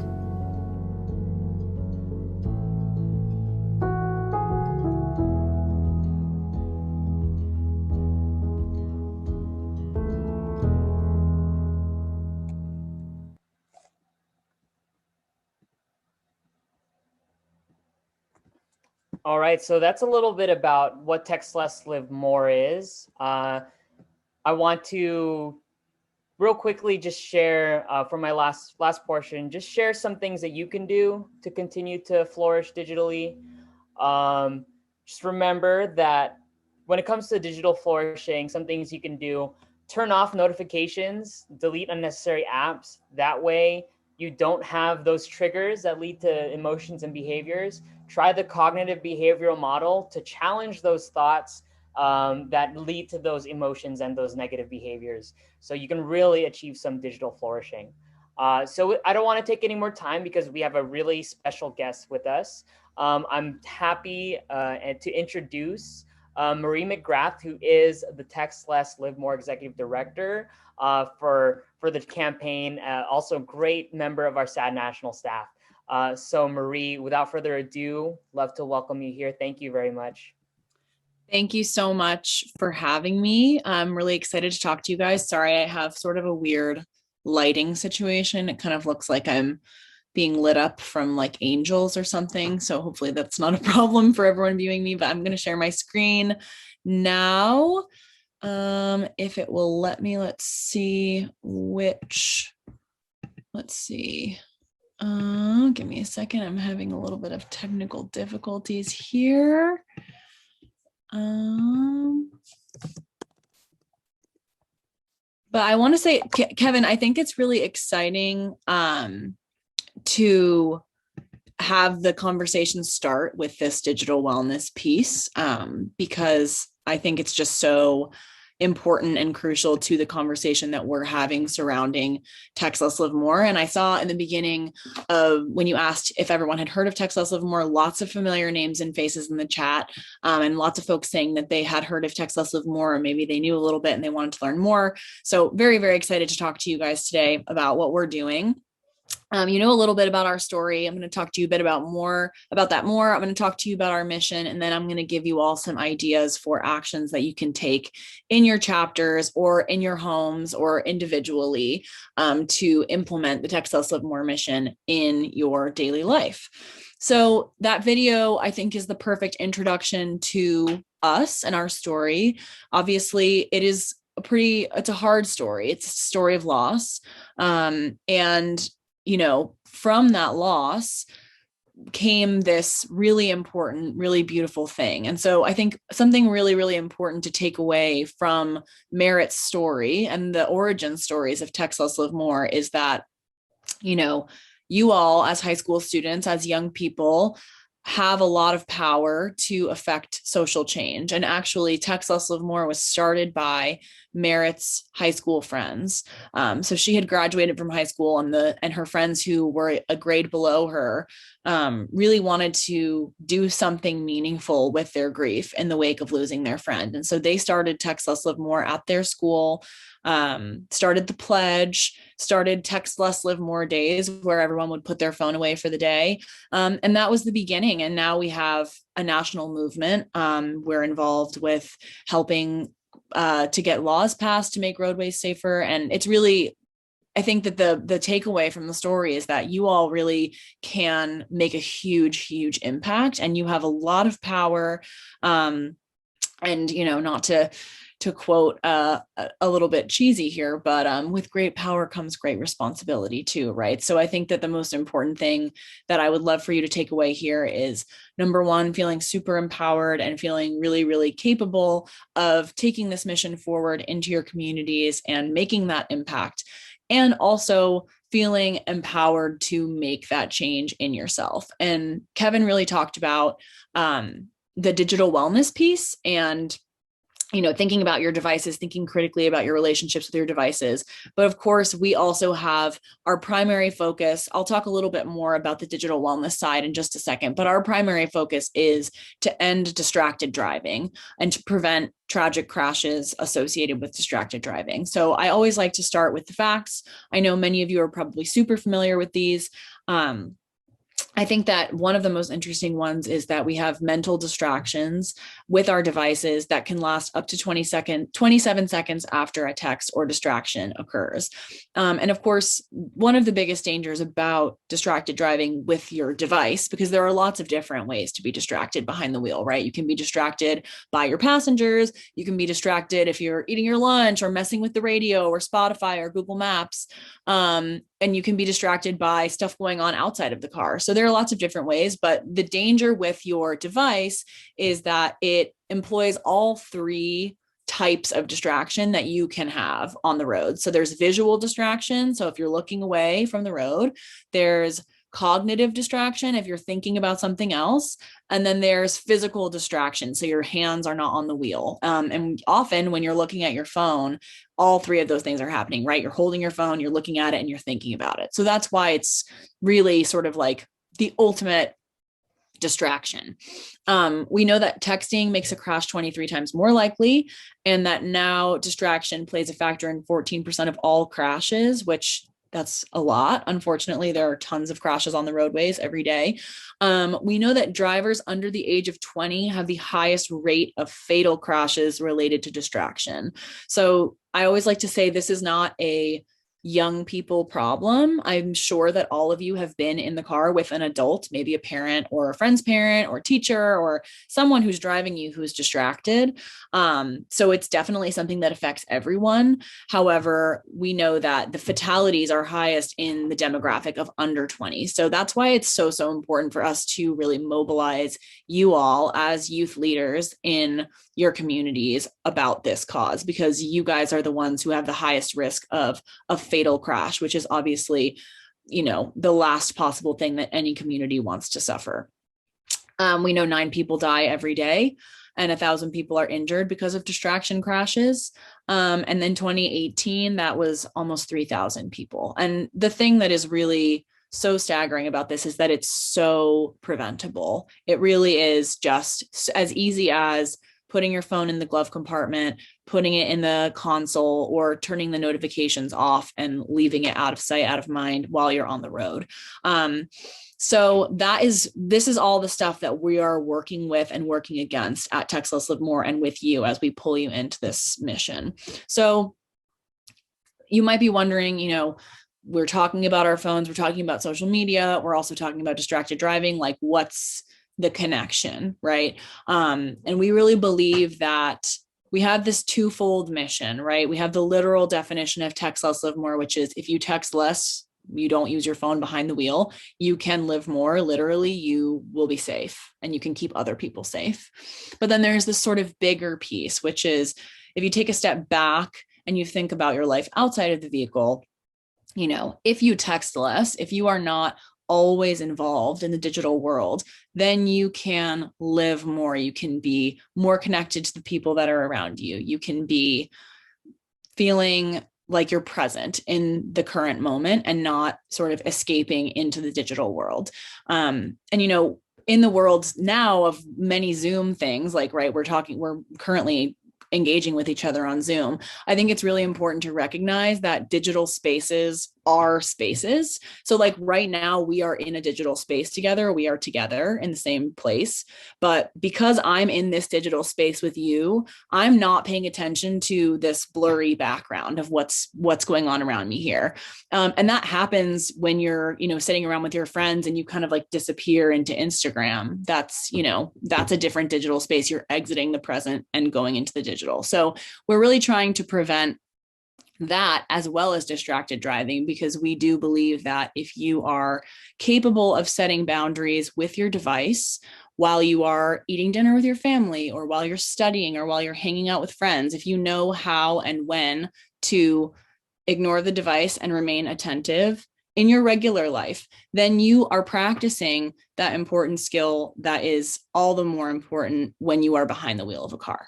So that's kind of the connection point that I think is really important to make. And that's why I'm so glad that Kevin started us off with, with all of the conversation about how the psychology of phones works and, the ways that we get addicted to our devices. And I think, the takeaway is if you're addicted to your phone, you're addicted to your phone everywhere. It doesn't matter if you're in bed, if you're eating dinner, or if you're behind the wheel of the car. It doesn't change just because you're distracted driving is dangerous. If you are not actively working to fight that digital dependency and to form healthy habits, then you are going to be very tempted to be distracted by your phone while you're behind the wheel of the car. So it's really important to sort of take a holistic look at this.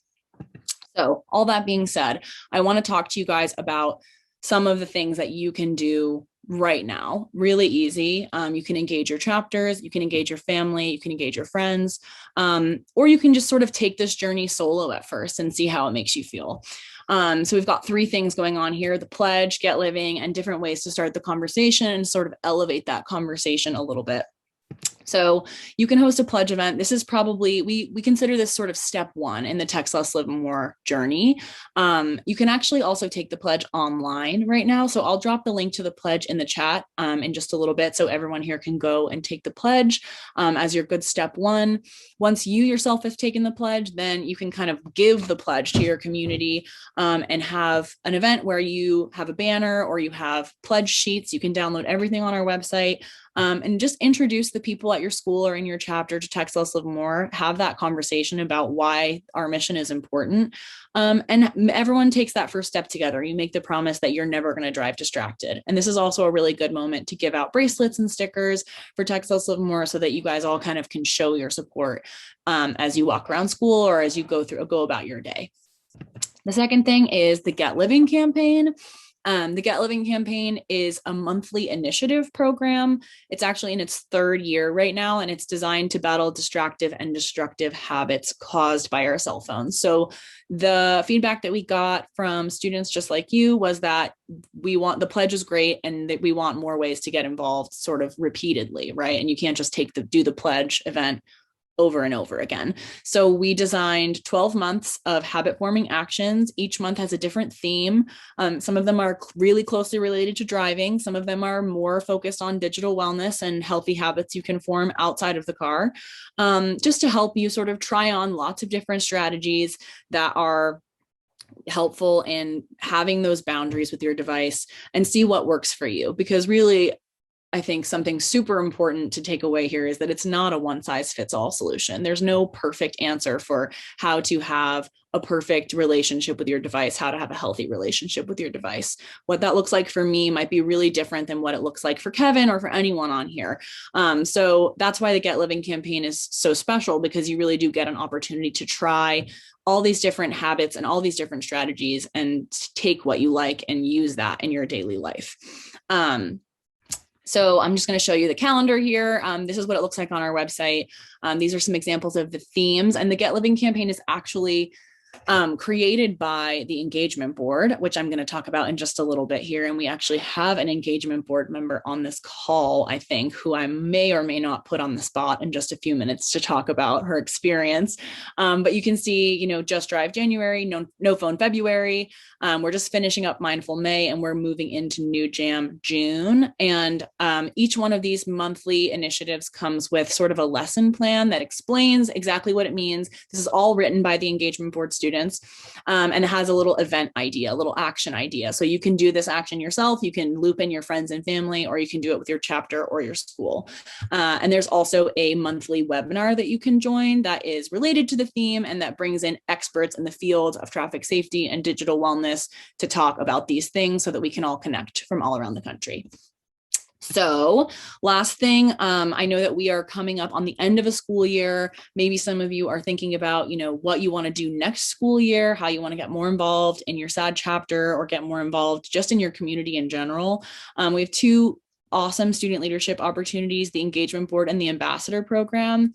The engagement board is sort of like the Textless Live More Student Leadership Council. So we've got students from all over the country, one student, we have like between 5 and 10 students, and each student is from a different state, getting together to create all of the Textless Live More programs. So the Get Living campaign is completely designed and written by the engagement board. The engagement board students have events in their communities. They sort of brainstorm together about what they're doing. We have Textless Live More trainings, of course, before you start your engagement board term, and then you do a personal project in your hometown that relates to Textless Live More.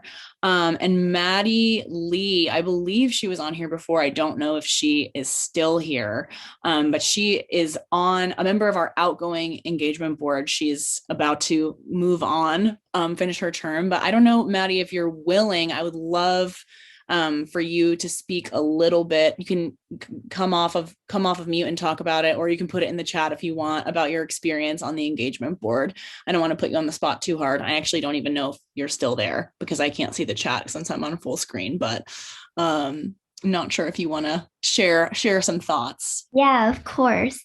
So yeah, I applied last year and then fortunately got into the engagement board. And it's a really great way, I think, to get more involved in your community kind of on a more national level, since you're also working with other students from different states and kind of collaborating and coming up with ways of combating this issue of distracted driving and digital like dependency, more kind of on, I guess, how different generations are kind of going through this problem. And in terms of like the Get Living Live, I think that was a really, I think for me too, it was a great way for me to kind of reflect on how I'm doing with my digital like dependency, just because when you kind of write the Get Living campaigns with the other members as well, you kind of see like, oh, this is something that I can work on as well, and how you can also kind of help your community deal with this problem and prevent any accidents from happening from distracted driving. And I also just recently finished my personal project and did a social media campaign. I would have liked to do it at school, but given the situation, it was kind of hard to do things in person this year. But I think that's just another great way to kind of reach your community in school in different ways. So yeah, I would definitely say that you should apply if you have the time next year. It's a great way to get more involved in your community. So yeah. Thank you, Maddie. And Maddie is one of our absolute rock stars. We've actually had this is the second year of the engagement board, and we've had 2 students from California, actually both of whom are named Maddie. And they've both been amazing. And we would love to have another California student for the upcoming school year. And those applications actually will open sometime in the next couple of weeks. So I'll make sure that information goes out to you all. And then the second thing is the ambassador program. This is a little bit less of a time commitment than the engagement board, but it is basically you get some training and then you are the Textless Live More person in your community. So what that means is that you will get support from us to facilitate events at your school and to work on sharing our mission and sharing our upcoming events. And there's going to be a community of ambassadors from around the country who have meetings a couple times a year, just so you all get to know each other a little bit and can share ideas about what you've been doing. So that's actually brand new, and that will launch shortly after our engagement board applications are closed. So probably sometime in July. So look out for that as well. I just want to say thank you all so much, because really, this is the first step for you guys. What I love about these presentations and what I love about sharing our mission with you all is that this is really like a transfer from me to you, because Textless Live More, I'm here as a spokesperson. I want to share with you our mission and educate you about what we're doing. But really it is for you. And we really want to make you feel like you have ownership of this program. So any ideas that you have about how you want to use the Textless Live More More mission. You think maybe you like a pledge event, but you have a cool idea for something new, or, you like this like Get Living idea, but you want to tweak it a little bit. Like, we really, really want to encourage you to be creative, because we know that every school and every community is really different, and what's going to work is unique, and you all are the experts on that, not me. So I want to thank you for listening. And I also want to thank you in advance for all the work that I know that you will do moving forward in the next school year in your schools about Textless Live More. And I want to say, I'll drop my email in the chat as well, so that you can please reach out to me if you have any questions at all, or if you want to brainstorm together, or if you need support from us on an event.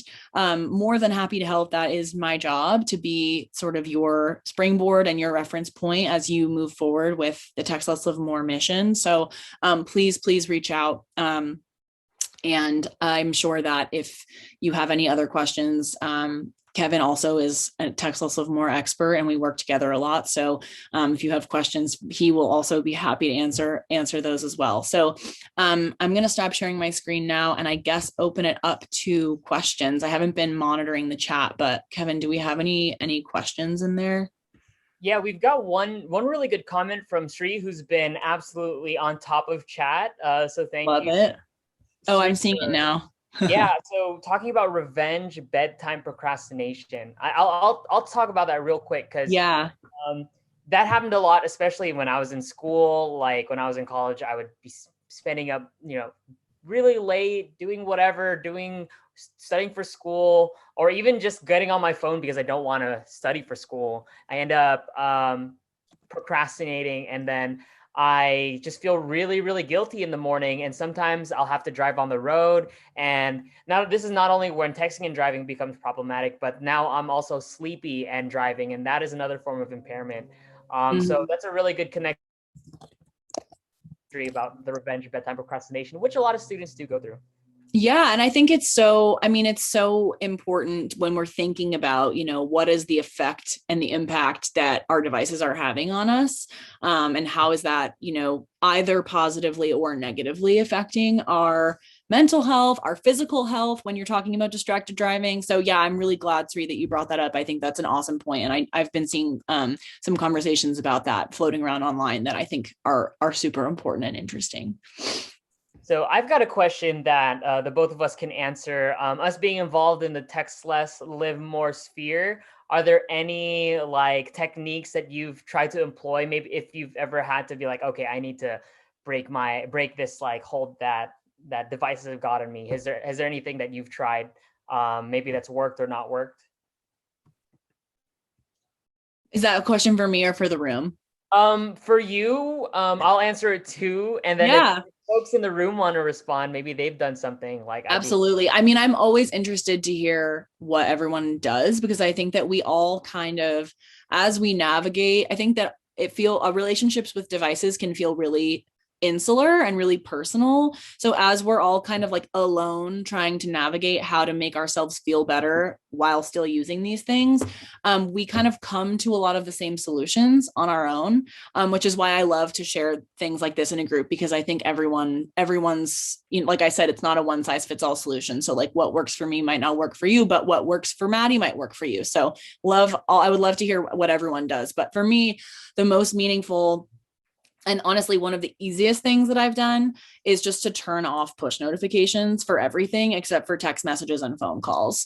So that means that I'm never getting pulled into something that I'm not actually looking for, right? If I want to know if I'm getting emails, I have to go to my email and see them. I'm not just going to get an email and get sucked in and taken out of what I'm doing. Or same goes for I mentioned before in the chat that Instagram is really my weak spot. So not having push notifications for that is huge. And then I'll share one other thing that has been really nice for me. And I'll be full transparency, I'm actually off this right now, and I really want to get back into it, was sleeping with my phone out of arm's reach, because I am a very guilty night scroller and first thing in the morning scroller. And something that someone said to me one time that I always think is impactful and worth sharing is if it's the first thing you look at and the first thing you reach for when you wake up in the morning and the last thing you reach for when you go to bed at night, it is the most important relationship you have, So that is something that sort of like shook me, I'll say. And I also feel so much better if I don't look at my phone first thing in the morning, and ditto if I like read a book instead of looking at my phone last thing before I fall asleep. Obviously, we know it's really bad for your sleep rhythm to do that. So just putting my phone, some people say out of the room. For me, it's my alarm clock. So just putting it like on my desk instead of on my nightstand table makes a really, really big difference. And, you know, like I said, right now, I'm not doing that. So it really is, I think, digital wellness is a practice. It's not like you solve it one time and then you're done. You're always kind of working at it and figuring out what works, and all that stuff changes. So definitely don't beat yourself up if it's hard, or if things aren't working for you, or if you kind of like do really well and then you regress. That's okay. It's a journey. So those are my two favorites at the moment. I'm interested about you, Kevin.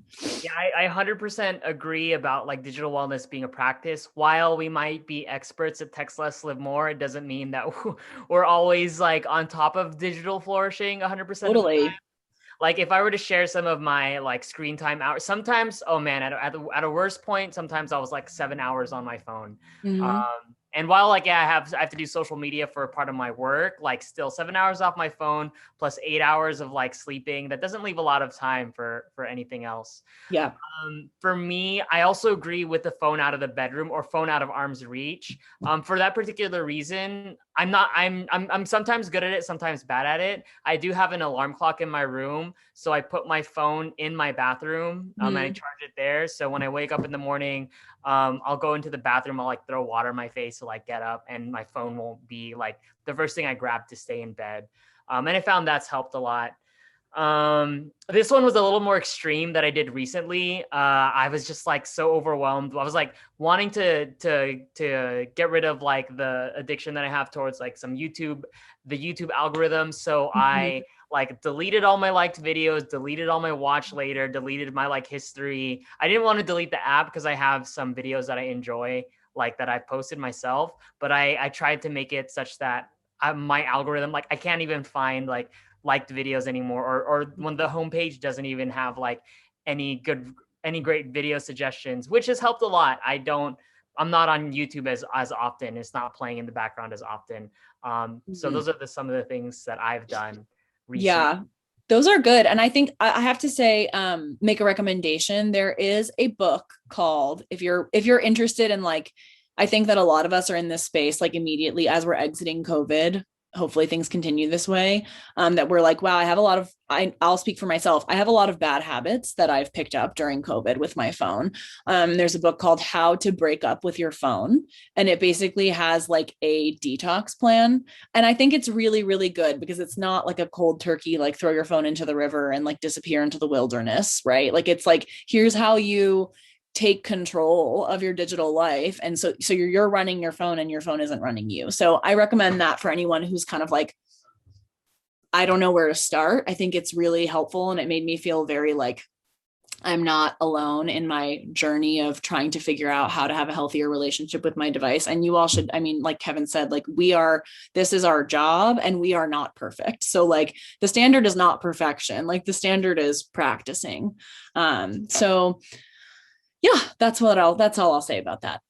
I love that. I mean, if you can throw your phone away and jump into the wilderness, I do think like if you're able to take a day, like go out without your phone, like go to the park, go into nature, go to places that has poor cell service safely, of course, maybe with friends if you're going camping over the summer. Those are some things that I recommend. I'd love to hear if anyone else has tried some of this stuff in their own time, or maybe there's something that they want to try and they were inspired from today's conversation about Textless Live More. I'll allow for some silence to see if folks want to share. I see Sri. I always leave the phone behind when I go out with my dog. It's our we time. Yes, I love that. I enjoy that. We celebrate that. Spend time with your dogs for sure. Anyone else? I think for me, my school year is almost done, so it's almost summer. So I'm excited especially because for me, I was online the whole year. So all of my school is online. So Yeah, my screen time was pretty high this year. So I'm kind of excited to get outside and get away from my computer and phone for a bit. So yeah, looking forward to that. I'm looking forward to that for you. I mean, it's really, I think that the online school and working remotely online, doing Zoom calls all day too, you know, it makes it really hard to have good tech life balance because you have to be on the screen, right? And then maybe when you get off, all you have the energy for is watch YouTube or, you know, look at Instagram, and like there's, you know, no shame in that game, but it just means that your stats are really, really high. So I'm excited for all of you who have been working remote or learning remotely this year to have a break and to be able to you know, sort of step out from behind the screen a little bit. I feel like that, and I know that that's been really challenging. So I'm happy for you, Maddie, and all others who are in your boat. Yeah, I can't wait. Could I add something? Sorry, Kevin, go ahead. Yeah. No worries. And I'm in my 40s and I'm on my phone. Like, you know what I mean? I grew up in high school. We didn't have them, but I'm guilty of it too. And just, yeah, during COVID where, you know, the busyness of my normal life of traveling a lot and that, there was just a lot of free time and I found myself on my phone way more. But just every day, just for my mental health, I hop on my hand cycle and I go for at least an hour 20 ride. And I do have my phone with me, you know, in case the bike breaks or something, because I'm paralyzed and I can't walk away to solve that. And I also listen to tunes through like a little speaker dock. So I don't have headphones in because I think that's safer when I'm, you know, traversing anywhere. I can hear what's around me. But that's that. And I try to cook dinner every night. And when I'm cooking dinner, the only way I might be looking at my phone is I'm looking at a recipe, but I'm not scrolling. I'm not searching things. And those are two things I do almost every single day where I'm not on my phone because I'm doing something other than my phone. So I just say like, and I love doing them and I always feel great, you know, and it's like, I guess you can like reward yourself if you want and get on your phone after, but just having activities in your day that bring you joy and fulfillment that do not involve looking at a screen is really important. I know we're getting close to time here, but I want to say, like, I think people think about unplugging or like doing a digital detox as something that's really hard and that you have to like unplug, you put your phone away and you're just like, now I'm just going to sit here and do nothing. But I think like what you're saying is like those are examples of unplugging, and those are things that you're just doing, right? It's not like you went into them with the intention of like, this is going to be my moment of screen-free time. It's just like something that you enjoy that happens to be separate from your device. So I think that that's something that is really important to like keep in mind if you're a person who's trying to sort of take more steps in your digital wellness. Like, you don't have to reinvent the wheel, right? Like, think about the things that you love, and a lot of those things probably have to do with, you know, not so much looking at your phone, like walking your dog, making a meal. Like, those things are inherently sort of tech free. So you don't have to like start from zero. Just, you know, pay attention to the things that you're doing that don't involve your phone and what brings you joy, and just like dial that up a little bit, I think is like a really great place to start. So I'm so glad you shared that, because I think that's super important. Yeah, 100%. Love to hear. Thanks for your presentation, Marie. Oh, thank you. It's my pleasure. I'm so excited to be here. Yes, thank you. Thank you, Marie. Thanks, Kevin, for sharing what you do. Like, I hope folks can incorporate one thing, if anyone wants to share via chat, one thing that they're gonna try to do. We'd love to read it out. Otherwise, we are approaching our time, and I do want to say again, Marie, thank you so much for taking this hour to spend with us. It's always a pleasure to hear your expertise and just sharing and being vulnerable with us about, we're not perfect, we're just trying our best. And we're just all really working to support one another too. And Kevin, thank you for staying and chiming in too. It's always great to see you again. And hopefully we'll get you in school and we'll be able to see each other in person sometime. You're welcome. I'm always happy to come back to California. It looks like I might have a few schools booked for next year, so we'll try to line it up, come back in for sure. Awesome. Thank you. I see you, Lily. I see that you put your video back on. Thanks again for joining us. It's really been a pleasure. We're going to jump into our raffle. If anyone has any questions or anything they'd like to say before we jump into our last raffle of the day. I'm just going to say thank you, everybody, for participating and just being leaders in your communities and your school and hearing, my story and hearing about my friends and experience. I wish you the best day. I'm going to lead by example and go hop on my hand cycle and go listen to some punk rock and go for a big, long bike ride because the sun is shining in Vancouver. And unlike California where you live, that is not an everyday thing. So I got to take advantage of those non-rainy days. But thank you very much for having me today, and stay in touch. Love it. We celebrated. We're glad that you get to enjoy that sunshine. I'm definitely also gonna enjoy the sunshine once we're through with our digital space here. So special thanks. I want to just give a special thanks to our California Student Leadership Council, Riley, Felicity, Sohaib, Maddie, and Daniel. Put so much great work into this. I cannot say more thanks. The SADD national team, Aaron Medina, who was our program manager, and Rick Burt put a lot of work into this. And of course, the California SADD team, myself, and the California manager, Lynn Brown. One quick announcement, the California Student Leadership Council apps are out.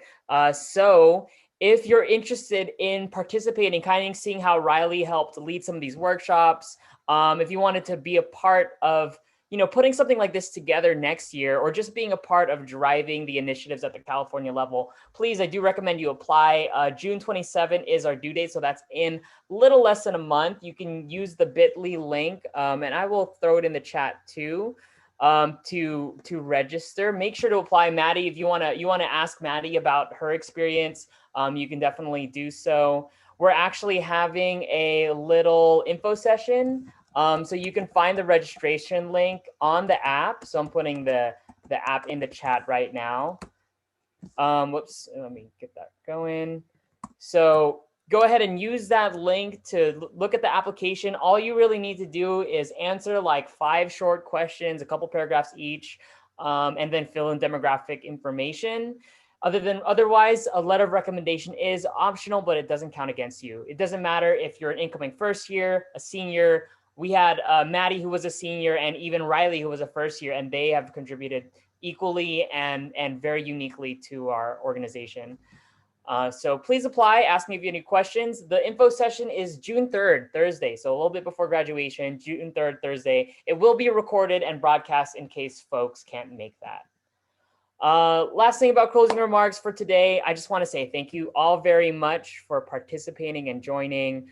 It has been my pleasure to work with you all. I was in SADD when I was in high school, and we had a regional conference when I was in SADD, and it was maybe about like 3 schools, but to see so many different schools joining in during a pandemic, right before we open up on June 15th as California, I just want to say thank you for helping make this happen. That's a wrap on day 1. So for day 2, please come back, invite your friends still. Day 2 is going to be just as exciting. We're opening up with Abigal Pidazo, who is our keynote performance. She's a dear friend of mine who does spoken word at a spoken word organization called the Sunday Jump in Los Angeles. She's an amazing person and was also a SADD student attending in Tustin High School. Our workshop 4 is Students Against a Destructive Environment, which we're going to talk about how does the environment play when it comes to us and making good decisions. Workshop 5 is about therapeutic RPGs, which are role-playing games, which really help us take control of our own narratives for mental health and use concepts of gaming and play to do so. And then our last workshop is going to be a panel on supercharging youth leadership. We're joined by a diverse panel of amazing men and women, students. SADD president from North High School is going to be a part of this panel too. We're really excited. And then we got closing remarks, and we're wrapping it up. So that's what you get to look forward to. If you have any questions, please feel free to ask me. I'm going to go ahead and close our first day. If you want to still stick around and hang out and just get to talk to one another, because we want folks to be able to be connected, I will be leaving the Zoom room open up until 3 and just helping folks make those connections. Otherwise, we'd love to hear maybe one thing that you took away from today. If you can share it in the chat, or if you're brave enough to unmute, I'd love to hear, and I'm sure we'd love to hear something that you've taken away from today. For me, I'm just taking away just the inspiration of doing this work for y'all, like this is my favorite part of my job, is getting to interact with you students. So thank you. All right, I see Daniel, learn the dangers of street racing. Thank you. So thank you, Lily. I'm glad that you made that impact for our students today. Maddie's feeling very empowered. Love that. That's one of our action words, empowerment. Anyone else? Therese says, thank you to the great speakers who presented, taking down, letting to live more by slowing down and being more patient with myself and others. Yes, slow down, show patience, grace, because we're all just trying our best. And if we're not trying our best, we're trying to try our best. So I think that's definitely worth something. Anyone else want to share something? All right, well, thank you very much. This Zoom meeting is gonna stay open. I'm gonna just continue to play some music very lightly if folks want to unmute and just hang out. If there's anyone that's staying, we'll figure out what we can do to continue to just hang out together and whatnot. So yeah, thanks again. Hope to see you tomorrow. Zoom room opens at 1:30 and our keynote performance starts at 2. Thank you so much. And sending love to both Valentina, Brendan, and the angels looking over us. Yes, Sri, thank you very much. Very true. From attending local open mics, Abigail found an elevated passion for spoken word poetry after becoming a witness to the stories and vulnerability artists were able to capture with their words. She now writes and performs poetry about self-love to empower herself and others through the shared journey of destigmatizing mental health and healing trauma. You can find her first Sundays of the month starting in August as a resident co-host with The Sunday Jump, an open mic and workshop series based in historic Filipino town that operates as a safe place for marginalized voices. Thank you so much, Abigail. Take it away. Ooh, what an intro. Thank you so much, Riley, for that. It is really a pleasure to be here today. In my high school, I actually had a SADD chapter.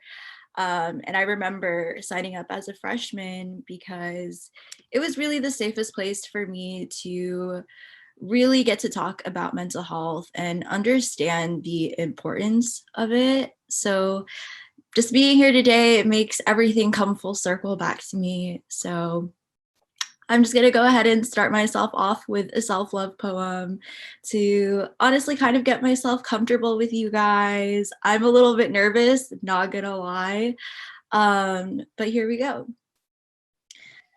Before you seek love, ask yourself, would you want you? Lack of love can have you feeling blue, but if you're not all right at your core, you'll always go hungering for more. Life, love, baby, you were born pure, but I'm sorry for all you had to endure. Learn to return to your own, baby, build your backbone. You can put down your phone. A double tap won't easily put you on the map. Those retweets won't promise you the front seat. Those notifications don't validate. It's all about who you want to liberate. You are not a replicate, stop acting like a duplicate. You are not a clone, you are your own, so baby, build your backbone. Beneath my feet, the ground quakes, I'm bound to stumble. I know my voice shakes, I'm known to mumble. But my mama told me to be humble so I won't crumble. This is the voice of my backbone, and I did it all alone. Whew, so that was just my first poem for you guys. I'm gonna take you like pretty much on a journey with me. I wrote this poem when I first started writing poetry. I actually had a poetry club when I was in high school. It didn't work out so well, but I still wrote poetry since then. And graduating from high school, I feel like it really made more sense for me to kind of just take this leap of faith of starting to write poetry. And I wanted to share just a piece of that through my writing today. So this next piece is called, And This Is Why. Sometimes closure is not possible, or it is. Sometimes it happens in that moment. Sometimes it happens years later after coping and finding peace within yourself. Sometimes you'll really have to take it with you to the grave. But know this, the world will not stop its rotation, its movement of time, and you cannot reverse it. You can make it work. You can write it, you can think it, but the most important thing you have to do is do. Like all things in nature grow and evolve, we do too. Change your hair, invest your money into an experience, travel, go for a walk, talk to someone in line, make a connection. If you're reading this now, only which I am, understand how fortunate you are to read and use your eyes to expand in the horizon that you see. You can move your head, use your toes to kneel when you pray. Understand perspective. Know then that this is why it happened, why it did it, and go from there. As long as you're here, there is still tomorrow and today and right now. As long as we are still conscious, we can still think, and that'll be the driving force for us to do, to grow, to rest, to be curious.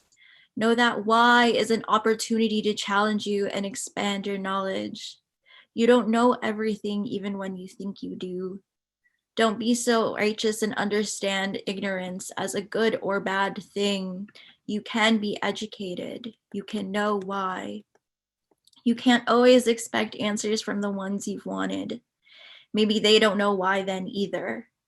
But when you are willing to go beyond them and ask yourself why, that will change you. And from there, you'll always know you. It can be painful to be forgiving, but no matter who you choose to forgive yourself first. When you came out into this world, you became a part of it, and there is no reversing that. I thank you. That was the end of that one.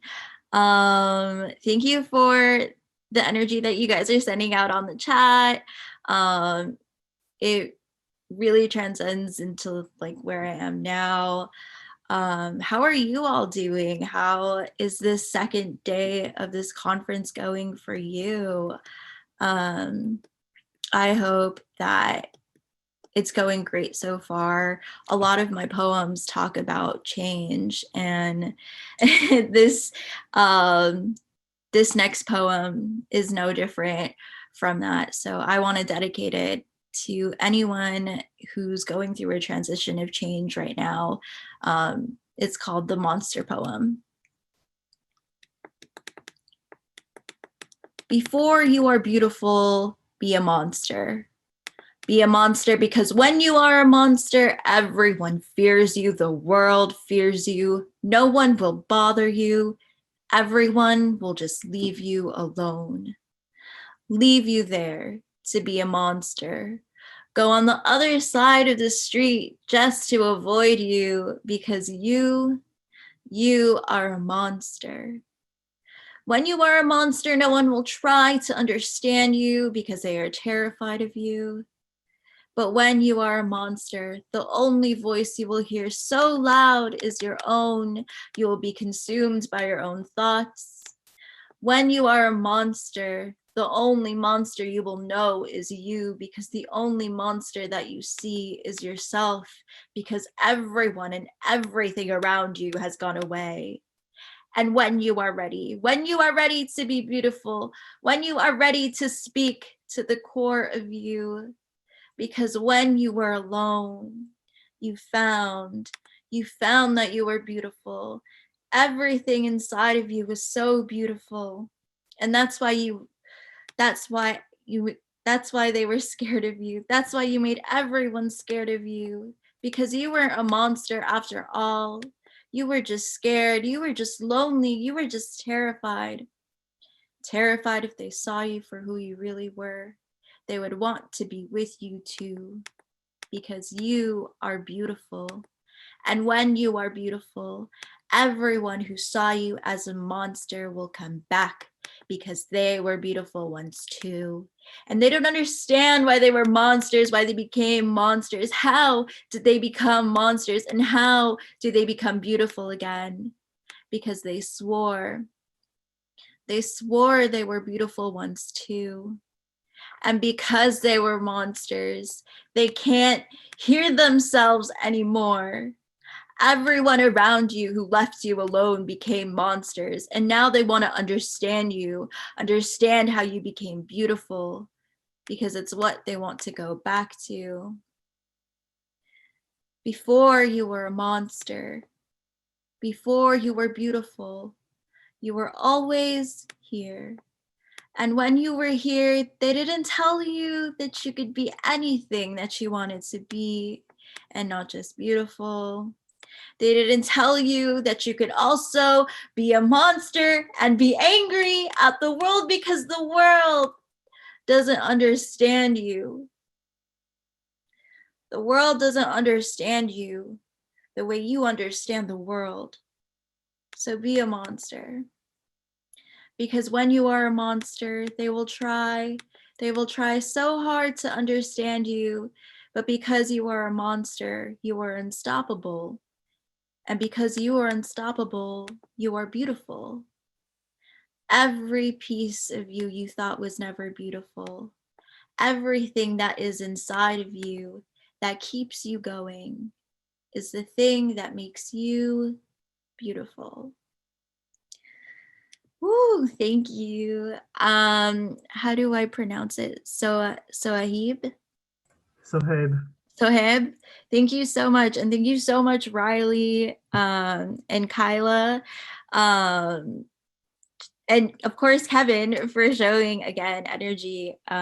This poem, I actually wrote it when I felt like I didn't really have, my support system anymore. And I think that's something that happens as you grow older. And I think that has happened to me too in high school, where just dramatic changes would happen. And this poem is really inspired by all of that change. I hope that that resonates with you in some way, and it reminds you that you are beautiful and you are powerful, or to however you want to describe yourself, So to end off, my set, I recently shared a piece at a poetry open mic, and I talked about this idea of my future self. And when I was thinking about the theme of today, Back to the Future, I thought it just kind of went really well with this whole kind of thing. I think it's like taking back the future, right? That's what we're learning throughout this weekend.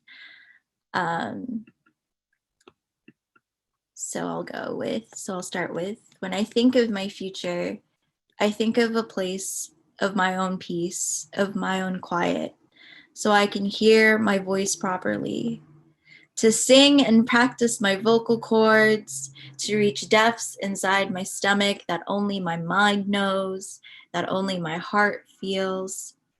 This is where the temple lies, where the truth is stored. I am no one to be envious of, and there is no one to be envious of. I am already here. I am already home. I am already safe. I am already free. When I think of my future, I know it exists because I exist. And there is no better place to exist than where I am now, to meet me when I am there. This is home. This is now. I am home. I am now.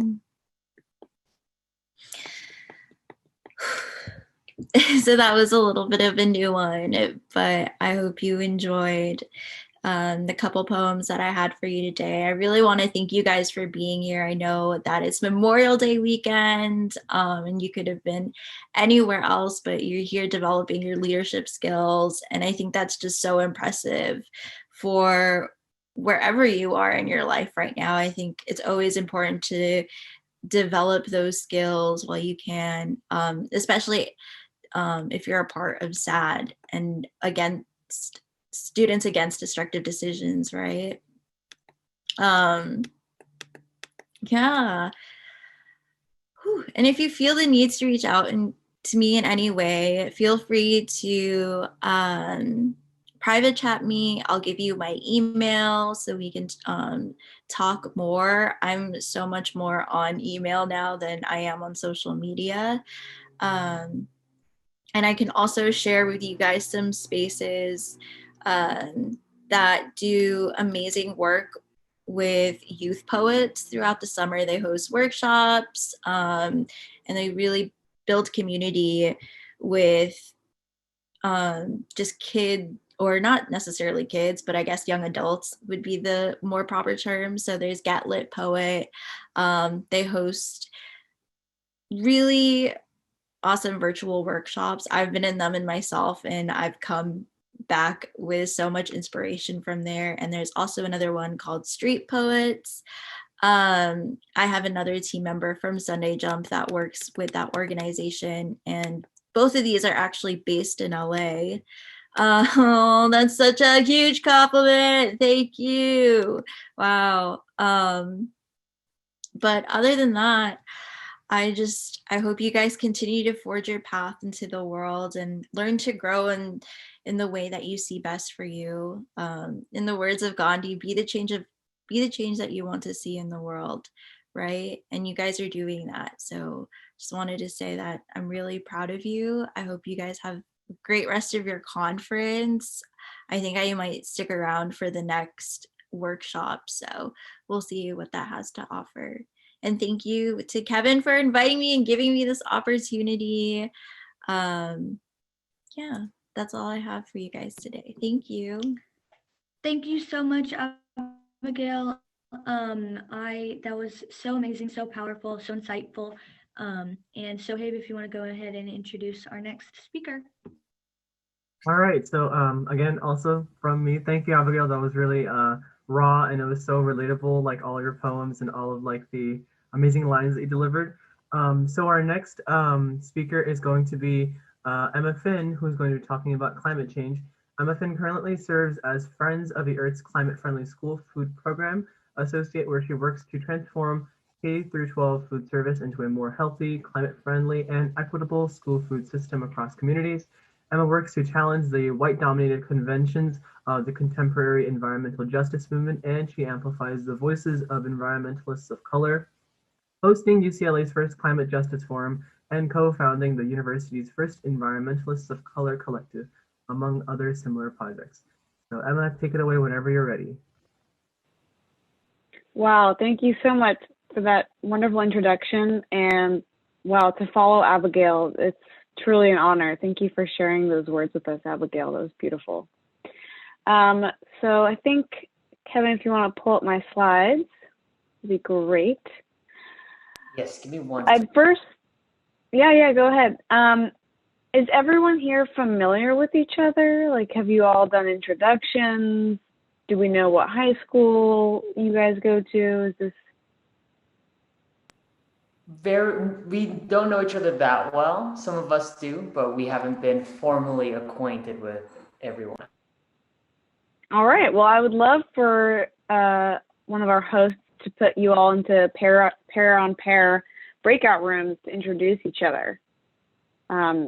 Say your name. Okay, I'll go ahead and create the breakout room. So you want pairs, you said? Yeah, just because we have a smaller group. And the question we're going to check in with is, what is one environmental issue you care deeply about?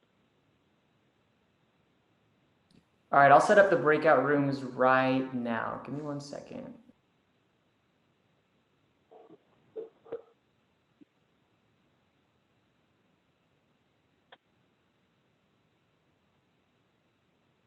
And I welcome you to come off camera to speak to your partner. All right, the breakout rooms are open, so y'all can jump in.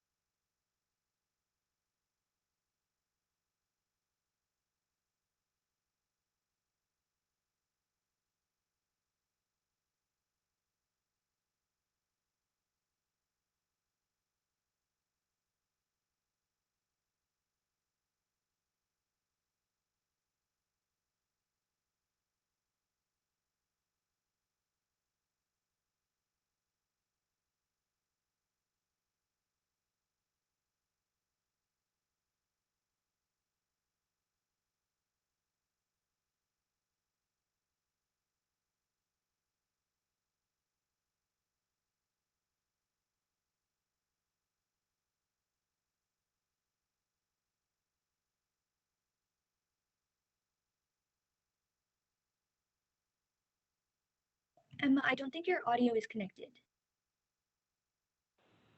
Oh my goodness. Ha! That is correct. All right, yes. Hi everyone. I was introducing myself and was like, wow, we've got a quiet crowd today. Great. So thanks so much for the introduction earlier. As Sohail had said, I'm Emma Finn. I'm a Climate Friendly School Food Program Associate at Friends of the Earth, which is a mouthful to say. Kevin, you can go to the next slide, please. And I'll share my email at the end. Oh my gosh, now my video's gone. This is quite odd. Okay. Yeah, I'll share my email at the end, so no need to rush here. Next slide, please. All right, so I grew up composting and I grew up backpacking. I've always been really passionate about the environment. My mom was one that saved yogurt containers and like reused things, very resourceful. My mom was picking up plastic off the street when I was a kid, which always embarrassed me, but to this day, I'm proud of that now. I had a school garden in my elementary school. So this is like, you know, as a young child, I loved the outdoors. All right, Kevin, you can go to the next slide. In high school, much like I think it was Madeline in our breakout room, I took an AP Environmental Science class. And I really started to deepen my understanding of the natural world. You know, it informed me about the variety of issues that are related to the environment, like the greenhouse effect. There's specific gases like carbon dioxide and methane that, when released in large quantities, are really damaging for the earth. I also learned about different careers in the environmental field, many of which are well-paying. You can be a scientist, you can be a park ranger, but you can also be an engineer, you can be an artist, a policymaker, a professor, you can be a writer or an architect. Next slide, please. So I went to college thinking I would be a scientist.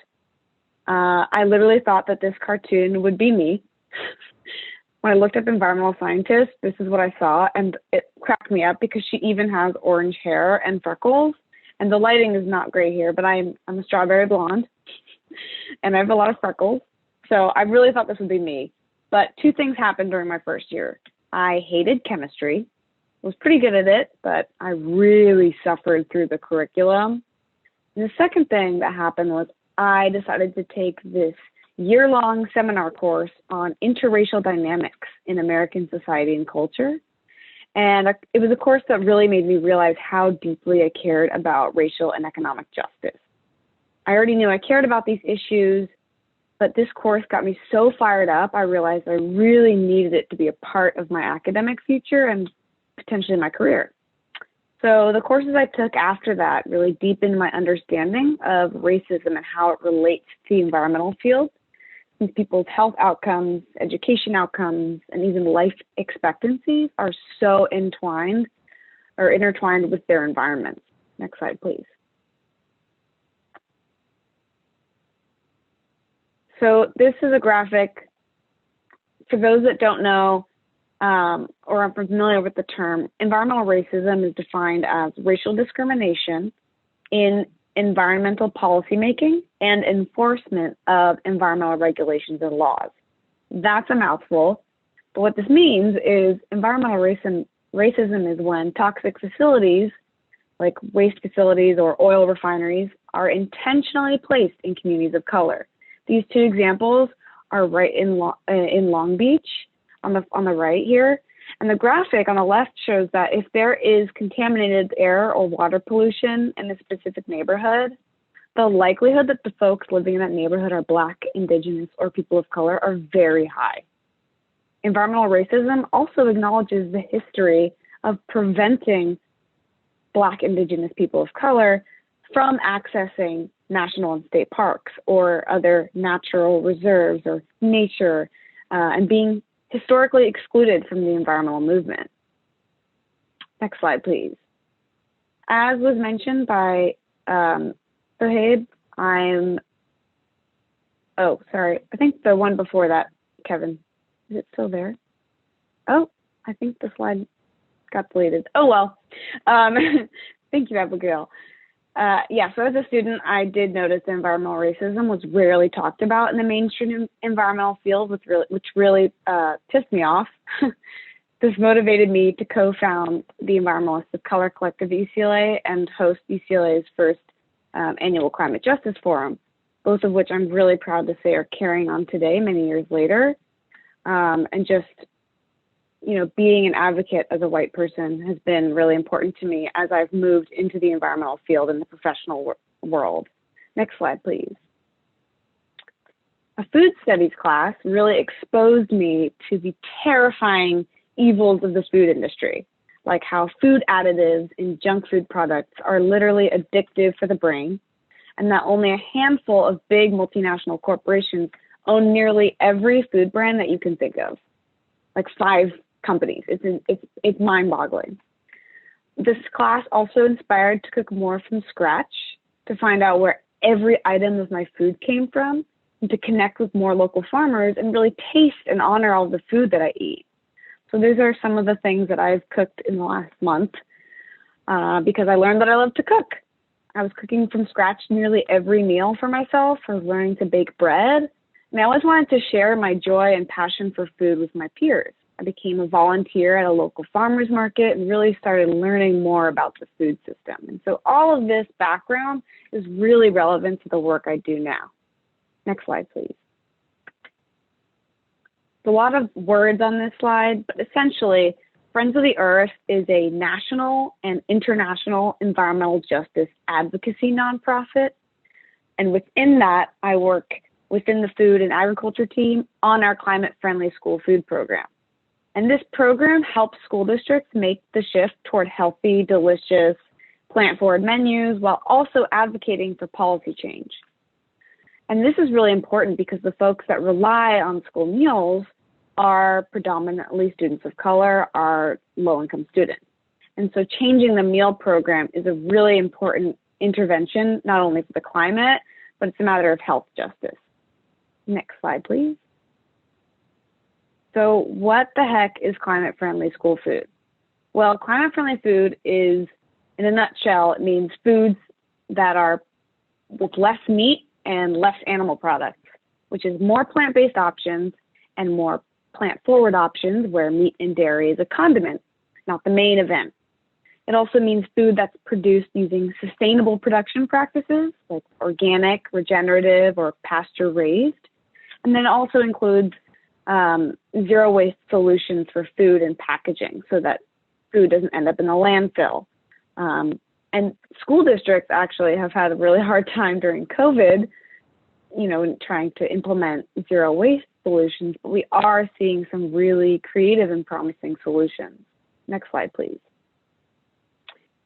So I would love for everyone here to just type in the chat, what is one thing you have seen that shows the impact of climate change or heard of?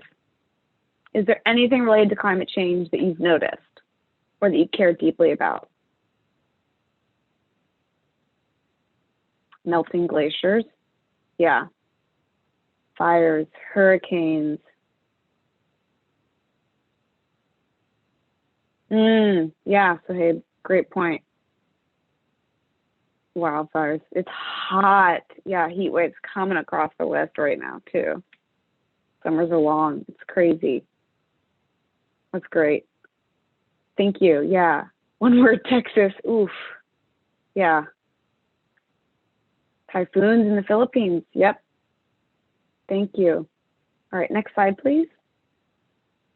So as a lot of others mentioned, wildfires are near and dear to my heart. Wildfires continue to ravage the West Coast landscape and destroy places that we all call home. Many of you might also know that strategies like clean energy or clean transportation and reducing plastic are really essential to curbing climate change. But not as many people know that food and agriculture is a huge driver for climate change. The #1 reason behind mass deforestation in the Amazon rainforest is clearing land to graze cattle. So in other words, our demand for meat is destroying one of the world's most precious natural resources and spewing greenhouse gas emissions into the air. Next slide, please. This chart is from the EPA, the Environmental Protection Agency, showing that nearly a quarter of all greenhouse gas emissions in the world is tied to just the production of food. That doesn't include the greenhouse gas emissions tied to the packaging, to the shipping, to the transport of food, or even food waste. In fact, the United Nations estimates that our global food system accounts for over 1/3 of all human-caused greenhouse gas emissions in the world. Next slide, please. The next chart shows how animal products have a much higher carbon footprint than plant-based foods. Dried beans, flowers and chickpeas are far less carbon intensive than beef and cheese and pork, for example. Animal foods also require huge amounts of water. Next slide, please. This blows my mind. Globally, the livestock sector accounts for 14.5% of the world's greenhouse gas emissions. That's more than the entire transportation sector. That's more than all the planes, all of the trains, cars, and trucks in the world combined. So animal foods, especially beef, have a really bad reputation when it comes to climate. And it's because of the methane gas of cow burps and cow farts. You know, methane is 30 to 80 times more potent and damaging to our atmosphere than carbon dioxide. But also, livestock take so much food and water to produce a single calorie of beef. So imagine you're eating dinner, and let's just say you have a steak dinner. 1 pound of steak on your plate equals 6 to 10 pounds of grains like corn or hello Meatless Mondays. So I can't imagine putting 6 to 10 pounds of grains on my plate instead of a 1 pound steak. Next slide, please. Another reason we promote climate-friendly food is that it's really a lot healthier for you. And balanced nutrition is really essential for young people like you all because you have growing bodies and growing minds.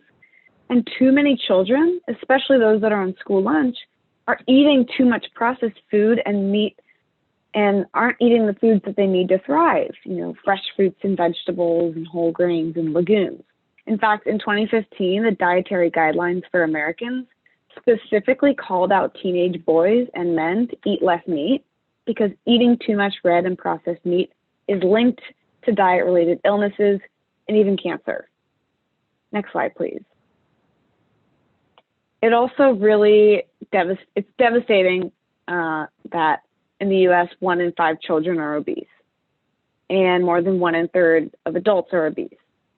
And this is an issue because children with obesity and adults with obesity have a high risk for developing many serious diseases and health conditions, including high blood pressure, heart disease, stroke, and many different types of cancers. Next slide, please. So why focus on school lunch? I'd love for everyone to just pop in the chat briefly. How do you think school food affects climate change?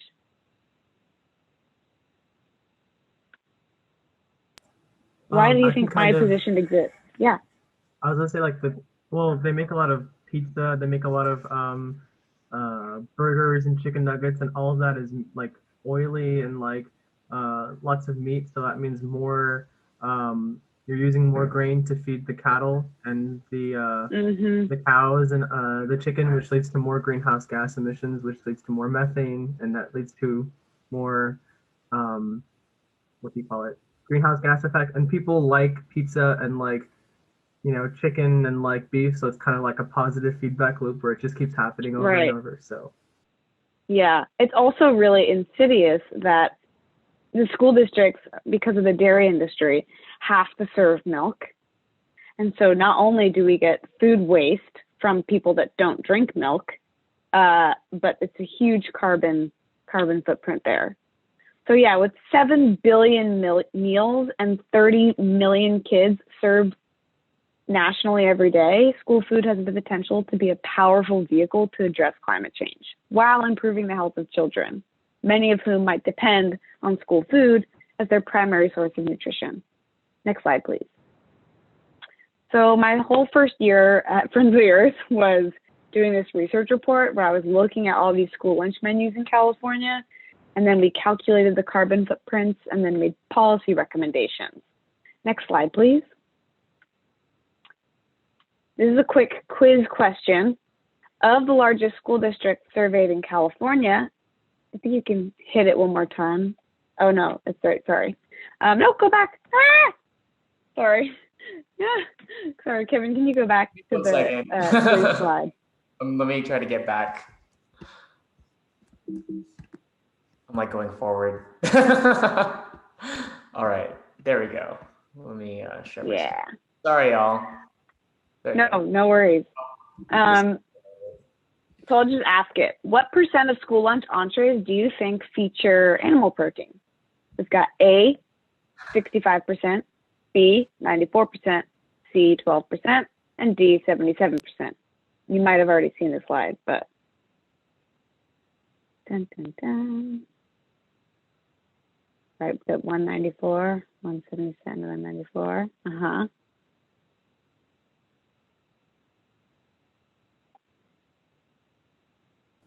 Considering American school lunches have been memed to be all like, burgers and fries, I'm gonna go with B as well. Yeah. All right, so I think most of you are correct. It is B.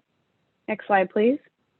The vast majority of school lunch entrees in California feature animal protein. Only 4% are plant-based. And of those plant-based entrees, most of those entrees that I was looking at were the prepackaged and processed, Uncrustables PB&J sandwiches. They're not serving students that are, maybe for dietary or religious reasons or, spiritual health reasons, whatever it may be. Unknown, predominantly meat.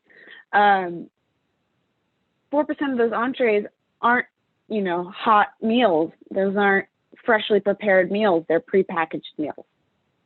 So this protein breakdown has huge climate implications as well, because beef and cheese have the largest carbon footprint. Next slide, please. On California school lunch menus, beef entrees by far carry the largest carbon footprint, and they're also among the most frequently offered menu items. So these are the top 10 entrees that I've identified on the California school lunch menus, and they are the most carbon emitting. Is beef, is the cheese, 15 times more intensive than the bean and cheese entrees. Next slide, please. On a positive note, we also found that by shifting school lunch menus, there is a tangible way to bring change. This image is something I like to call the burger swap. It shows that if all school districts in California swapped out one beef burger for one black bean burger just once a month, it would save 220 million pounds of carbon dioxide equivalent, which is the same as taking 22,000 cars off the road for a year, growing 1.5 million tree seedlings over a period of time, or converting 26,000 residential solar systems per year. And that's just one swap a month.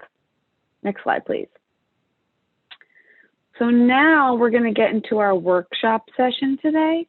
We're going to discuss in groups what you all think you can do as a student to support climate-friendly school food.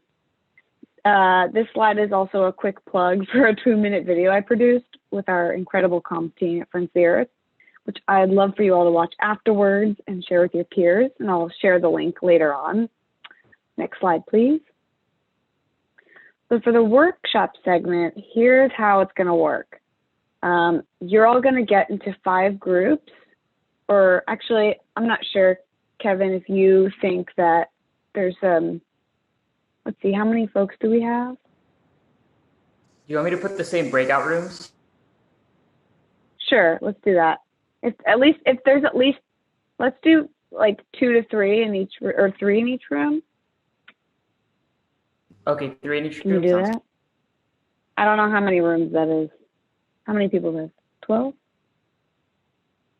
11. That'll be like Yeah. 3 rooms and 3 in each, 2 to 3 in each room. That sounds good. Let's do that. And here's how it's going to work. You're all going to get into the room, and together with your group, you're going to come up with a campaign strategy for taking collective action at your school district. And this is something that can be applied to any issue that you care about and that you're trying to organize on your campus. Actually, I'm going to share, can I share my screen? Let's see here.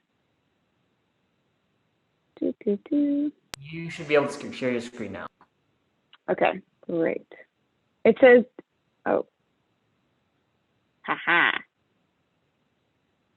There we go. Fabulous. Okay. So, my, uh-oh.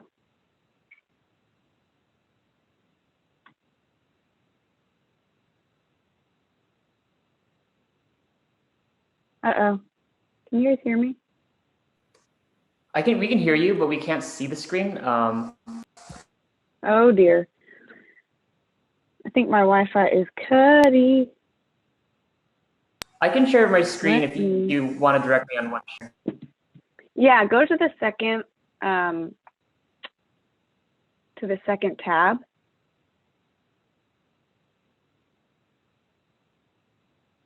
On the Jamboard. I'm going to give you all the Jamboard link in the chat. And then you can go to the next slide actually after that. So here's the instructions. You're going to get into groups, and let's just imagine that you go to a school district where the only thing that's served at lunch are kind of what we saw earlier, right? Prepackaged foods, pizza, burgers, a lot of processed meat, and you really want to change that. So in your group, you're going to, first I'd like you to introduce yourselves to your group, your personal pronouns, your grade, and then you're going to launch into a campaign as if you were really trying to change your school food lunches or your school lunches. And here's the 5 things you're tasked with doing. 1, you're going to choose one of these little Post-it notes. You're going to choose a campaign objective. What do you want to do to make change? Secondly, you're going to create a goal. So you're going to either launch an educational campaign, or you're going to start a petition, or you're going to want to pass a school board resolution, or you can come up with something on your own if none of these are interesting to you. Third, determine your audience. Who are you trying to target? Is it the district's food service director? Are you trying to educate your other fellow students? Do you really want teachers to get behind it? Who's your audience? Number 4, you're going to come up with a slogan. How do you want to make change at your school district? It's a lot about marketing and communication. So what's your slogan going to be? And number 5, create your strategy. How are you going to circulate this petition? Are you going to do it on social media? Are you going to knock on doors and present to every English class at high school? What's it going to be? All right, so let's get into breakout rooms. And if everyone can go into the Jamboard link, whatever breakout room number you're in is going to be your group number. And then you're going to flip to those slides. Kevin, can you show the next Jamboard slide? Yeah, so if I were in breakout room number 1, we're going to work off of this board. And hopefully everyone is familiar with Jamboard. It's very straightforward. On the left screen, you're going to have like a Post-it note, which you can use to type in. All right, let's go into these rooms.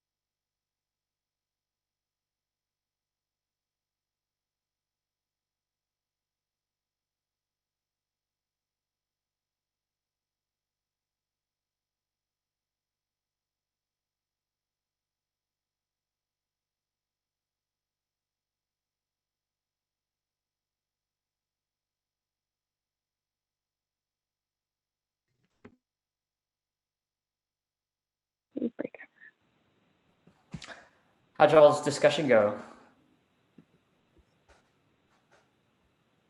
Great.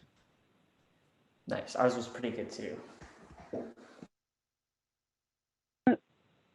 I'd love for we have someone from each room to share. Can someone from since you're on group 3, let's go start with group 1. Riley or Kate, do either of you want to share what we talked about? Kate, do you want me to share or do you want to? I don't mind either. Okay, go ahead. Okay, so we came up with our main objective being reducing food packaging and waste, and our goal is to pass the school board resolution, and our audience would be like the school board and like staff and students and parents and just all the community members in the community. And our slogan that we came up with is packaging is a waste, let's reduce it with haste. And our strategy is probably going to be to host like a webinar and like demonstrate how harmful is it to our environment, and try and make them care about the audience, make them care about our objective. And we would post flyers and start a petition and email the school board probably.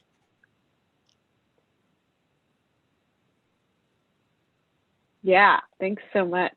That was really fun to kind of brainstorm and really think about it, because the school board resolution is one of the trickiest things to go down. You know, it's a lot of people involved, right? Thank you so much for sharing, Kate. Let's go to group number 2. Does someone want to share from this group? I can share. Okay, so our campaign objective was to replace like beef type burgers with like sustainable plant-based meat or product. I think Kevin was saying like the Beyond Burger or something like that, which was like super like popular or something like that, or that you can buy in like Trader Joe's or like Walmart, I think. So that could be like one of the examples that we could use. The goal was that we want to inform about the harm of like beef entree and how like replacing it with like the harm that beef provides to the human body because like of how much people consume it and how oily and like I guess not very healthy it is versus the like the benefits of plant-based meat is to growing teenagers. The audience that we said was maybe first it could be like the students, and then kind of like getting enough like traction to have the students work toward protesting and like rallying and like speaking out against it, to direct it toward like the district and like have them like really like listen to the student voices and stuff like that. And then our slogan, I came up with this on the spot. I was like, from meats and bleats to eating beef. So oh my gosh, I love that. It was so funny. I was like, oh my god, that's funny. And then for strategy, we said like, I said that statistics are definitely one of the biggest things that we've always like that have always like impacted me, like seeing like, oh, like this many billions of, you know, carbon emissions are caused by this many cows or like this many, you know, things like that. But if we change it to, you know, 1 day a week, you don't eat meat or something like that, you can, you know, really have an impact. And people like listen to that. So I think that would be definitely one of the biggest things. We said classroom presentations are definitely another big thing where a person from like, if we were the ones organizing it, like we could go to classroom presenting like every class period or something like that, and things like that. And we also said like utilizing like APE students as like volunteers in a way, and like having like the teacher to like incentivize it by saying like you get extra credit or something if you help volunteer and like help this organization, or if you like, I don't know, if you like pass out flyers like at the end of the day, or like help with the student protest. And like we also said like AP government students, because of policy, like they learn about like policies and things like that. They can also help out with, you know, getting experience if they're interested in going into policymaking or just like into government in general. And then you said like for like student action, like wearing, I said like wearing like a wristband that maybe comes from a material that's not exactly the most like that doesn't emit carbon footprint, or that doesn't have a carbon footprint or something like that. And or like maybe coming up to like school with like your face like with like a lot of soot or something that kind of like represents the California wildfires or something like that, or things like that. And finally, like having like a little like rally or something, or having students like speak out in like the quad area, or having them like, you know, share their experiences with how climate change and or like unsustainable food has kind of led to them wanting to now speak out. So things like that, yeah. Wow, that's a lot. Those are great collective action ideas. Thank you for sharing. Group 3, does someone from your group, Daniel or Maddie, want to share? Yeah, I can share. Great. So for our campaign, our main objective was having a larger proportion of the meal being organic produce. Yeah. So related to that, our goal for the campaign was to petition to the state to implement more items that are healthier and organic options for school meals. Yes. Yeah. So then our audience is mainly students for our petition, and then the school board and the policymakers that would help enact change for that. And our slogan is "Don't panic, eat organic." Yeah, I thought that was pretty funny. Nice. And then for our strategy, we are having a petition beyond and within the school to reach students and other members of our community. Wow, this is great. I also want to say how relevant this is. I really am impressed by your creativity, both of you, because this, you know, you drafted your own objective and campaign goal, which is really impressive. Well, I guess the objective was related to one that was already drafted, but this is actually currently something I'm working on to advocate for with the legislature, with the California legislature, is they have this whole universal free meals bill, but nowhere in there is there mention about supporting organic, you know, options, which is really bad because, you know, it means that schools could still just be serving the same exact meals they are, and it doesn't do anything to increase healthy and organic food for students. So this is really relevant. Thank you so much for sharing. All right, we can go back to the slides, and I know that we only have a couple of minutes left, so I can breeze through the next two before we open to Q&A. I really just wanted to, first of all, thank you all for sharing. That was really interesting, and I hope that this is relevant to you as you know, it doesn't even have to be a campaign about climate change or about school food. You know, I hope this is relevant. You know, if traffic safety is something you're really passionate about, that this steps laid out can be a strategy for any campaign at your campus or school district. Kevin, are we going back to the slides? I think we're on slide 26.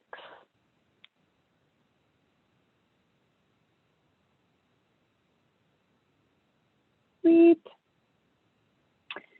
So the 5 steps for engagement that I've identified are to gather a group of like-minded students and decide on your campaign goals.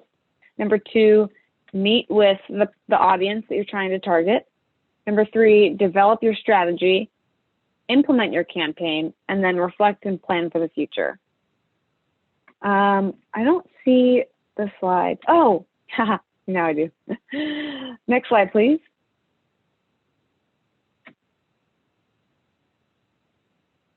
Next slide, please. Oh, there we go. Campaign ideas. You can click through these. Yeah. So here are some of the campaign ideas that we at Friends of the Earth have come up with to get students started on implementing a campaign around school food. And I'd be happy to support any of you in creating a successful campaign at your school district and connect you with resources, and feel free to email me afterwards. Next slide, please. And these slides will be shared with you so that you can come back to them and really look at, okay, what were some of the things that we identified? And now I'd like to, actually, can you go to the next slide? Sorry, Kevin.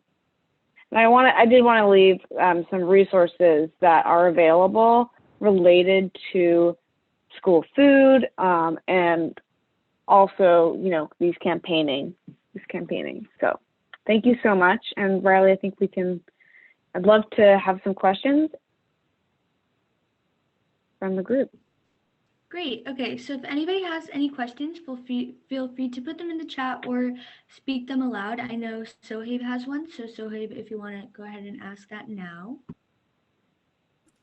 Yes. So okay. So my question, and it's kind of going in like line with what we were talking about. It's kind of like a silly question, but like, should we eat school lunches or just bring our own like healthier food? Like, because most school lunches are like frozen, unhealthy, oily, and like as somebody who is kind of on that like low income spectrum who had to like, you know, rely on like school foods and school lunches, like would you say like not eating school lunches is a good thing, or just like prioritizing like and this is what I did, like prioritizing like the carrots, the apples, like, you know, the like things like that weren't super oily or super like unhealthy. Yeah. What would you say? Well, I can't give like your personal you know, this is definitely a personal choice for you. I think if it were me, I think that the crazy thing about school lunch is that food service directors can only make changes at their district if students are eating the lunch, because that's how they get reimbursed. They get reimbursed if every student opts in. But I think that there's multiple things you can do. One is, you know, actually talk to the food folks and say, you know, can we get healthier options, and how can we do that? And then really do something like this, you know, talk to the district's food service director and say, you know, I can't eat this kind of stuff. This is really bad for me. What can we do to support you in making a change? Because school district food service directors are under so much bureaucratic like system. It's insane how much stuff that they have to deal with. There are things that they can do. They could email us, and we have a ton of resources. I also think if you're really concerned about, you know, the health aspect, but still like obviously, you know, need to eat, I would say bring your own protein aspect of the meal and really have everything else, because that's kind of where the worst, I guess, in terms of health and the environment is where we're seeing is the protein category, which is like the meat and dairy products that are, you know, being sourced from like Tyson Foods into most school lunches. But that's a great question. And ultimately I can't decide for you, but I think that not eating school lunch wouldn't change anything. And actually it puts the school district in a worse position in terms of being able to make changes. If that makes sense. Does that make sense? Yeah, it does. Thank you so much. Oh, moldy bread. That's not fair.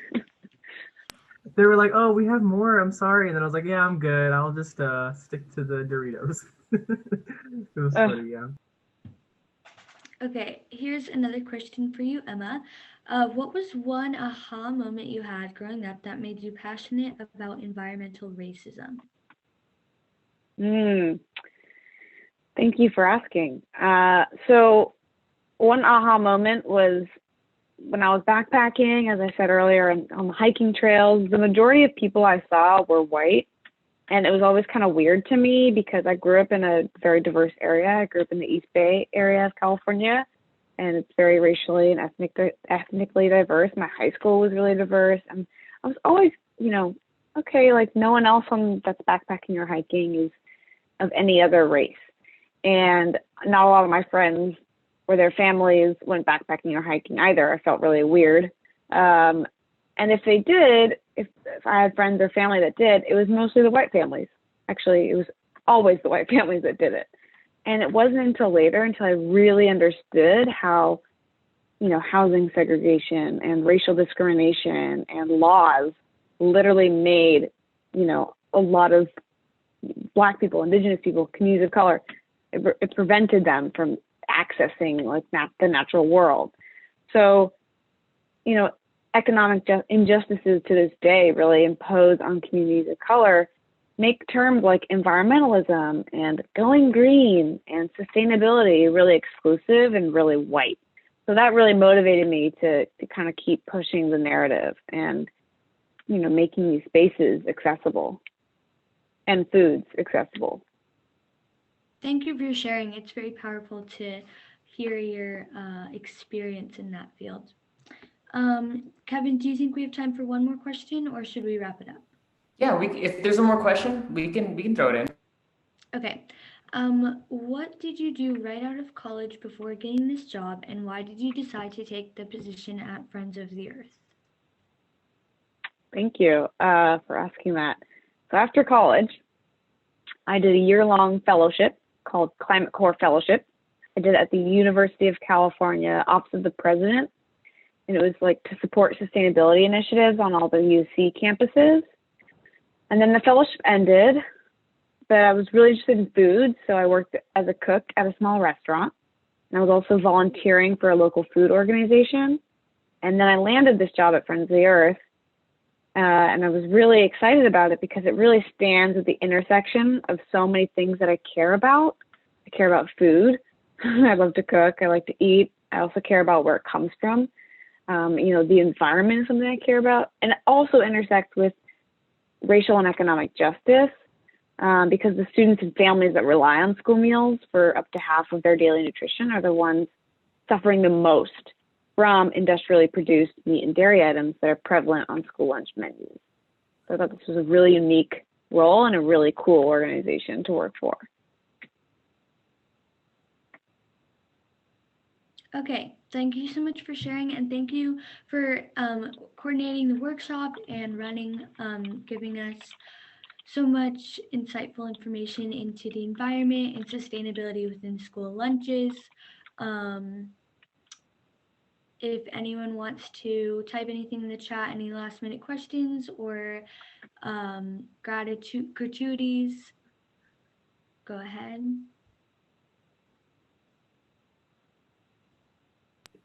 Yeah, thank you so I just much. want to say, I'm sorry. I just want to say it's cool, like seeing somebody who's like, you know, like we read about like all of these like changes that can happen, like be made, like in like our APES textbooks and things like that, and like we hear about all these things, and then like we meet somebody who's like actually like doing all that work. And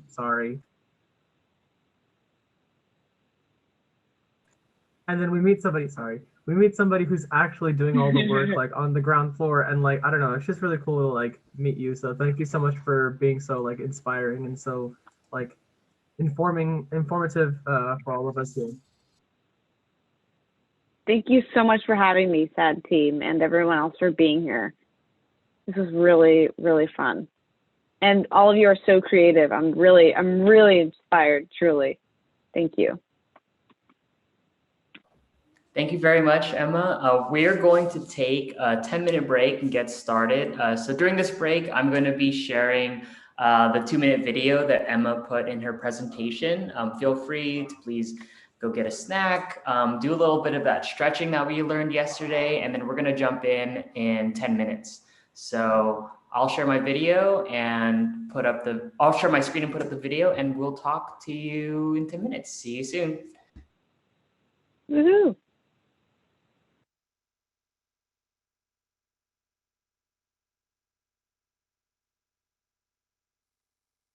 Gas emissions, improve your health, and save money. This is one thing you can do to curb greenhouse gas emissions, improve your health, and save money for your family and school district.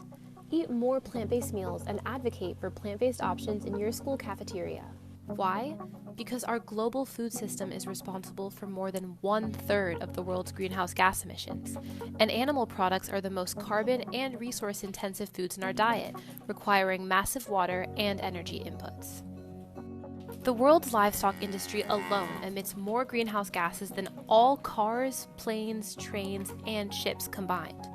But that's not the only problem. Overconsumption of meat products and highly processed foods with a bunch of additives, preservatives, or pre-cooked in fat, frozen, and packaged, pose serious health risks to humans. They're linked to a higher rate of obesity, diabetes, cardiovascular disease, and in the case of processed meat, even cancer. Americans consume significantly more highly processed foods and meat than dietary guidelines, and school food is no exception. Food has the power to cultivate healthy communities, and schools across the country serve billions of meals every year, so there's a huge economic, environmental, and health impact associated with how schools use their buying power. Food is also a powerful tool for fighting climate change. If every public school swapped one beef burger for a protein-rich veggie burger just once a month, we would save 1.4 billion pounds of carbon dioxide. That's about the same as planting over 10.5 million trees. What is healthy, climate-friendly school food? It's foods with low carbon and water footprints, plant-based and plant-forward menu options. It's foods that are produced using organic farming practices that reduce greenhouse gas emissions. It means minimally packaged foods and the implementation of food waste reduction strategies. More and more schools around the country are responding to the growing demand to serve delicious plant-based foods. Add your voice to the growing movement for climate-friendly food. By supporting climate-friendly school food options, you are supporting the vision for a more healthy, just, and delicious world. How will you advocate for change in your community? Your voice matters. Contact us at climatefriendlyfood@foe.org to find out how to bring climate-friendly food to your district. Okay, so our next workshop, Gaming and Mental Health with the Badhana Group. The Badhana Group is a nonprofit agency that uses tabletop gaming for education, skill building, and therapy as they explore how role-playing games can be used to explore choices, personal development, and change. The Badhana Group uses stories and games to help kids and teenagers rehearse, practice, and engage in skills that they can transfer to day-to-day living. We'll learn how to create storylines that are not only engaging, but can also reflect aspects of our lives. This activity is fast, fun, and collaborative. All you need is a six-sided die and your imagination. Take it away. Hello, can everyone hear me out there? All right, got the thumbs up. Hello, everyone. I'll give you a little bit more of an introduction to myself when we get along here, but it's a wonderful treasure and a delight to be part of the Back to the Future Student Leadership Conference. I am Jack Birkenstock Jr. I'm the Executive Director of the Badhana Group, as was said, and we have something a little interesting for you to do today. So I'll give you just a brief introduction, a very short presentation, because I don't want to make it seem too much like a classroom for everyone today. So let me go ahead and give you a share. So here, of course, is our presentation for today, and it is Therapeutic RPG Stories for Growth. So very short, I am, as I said, Jack Birkenstock, MHS, which is Masters of Human Services. I am the co-founder and the executive director of the Badhana Group. I've been a therapeutic game master, meaning I use games like Dungeons and Dragons or Shadowrun, most of your kind of modern role-playing games, for therapeutic purposes. I've been a gamer personally since I was about 12 years old when I played the Ghostbusters role-playing game. So that's going kind of way back before I think anyone in this room was born. So I have played and am knowledgeable in a variety of different systems and settings. And I got my master's in human services from Lincoln University in 2008. I have worked with inner city education, inner city recreation. I worked in a residential juvenile treatment facility for a number of years, as well as I worked with adults with disability, also in community-based settings. And for the last 11 years, I use board games and role-playing games, like I said, for education, skill building, and therapeutic development.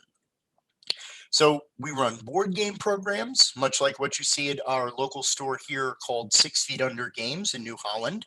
And what we're doing here is we work with kids on the autism spectrum, and we use board games to just help kids work on social skills, collaboration, problem solving, anger management, and we do it all just by playing.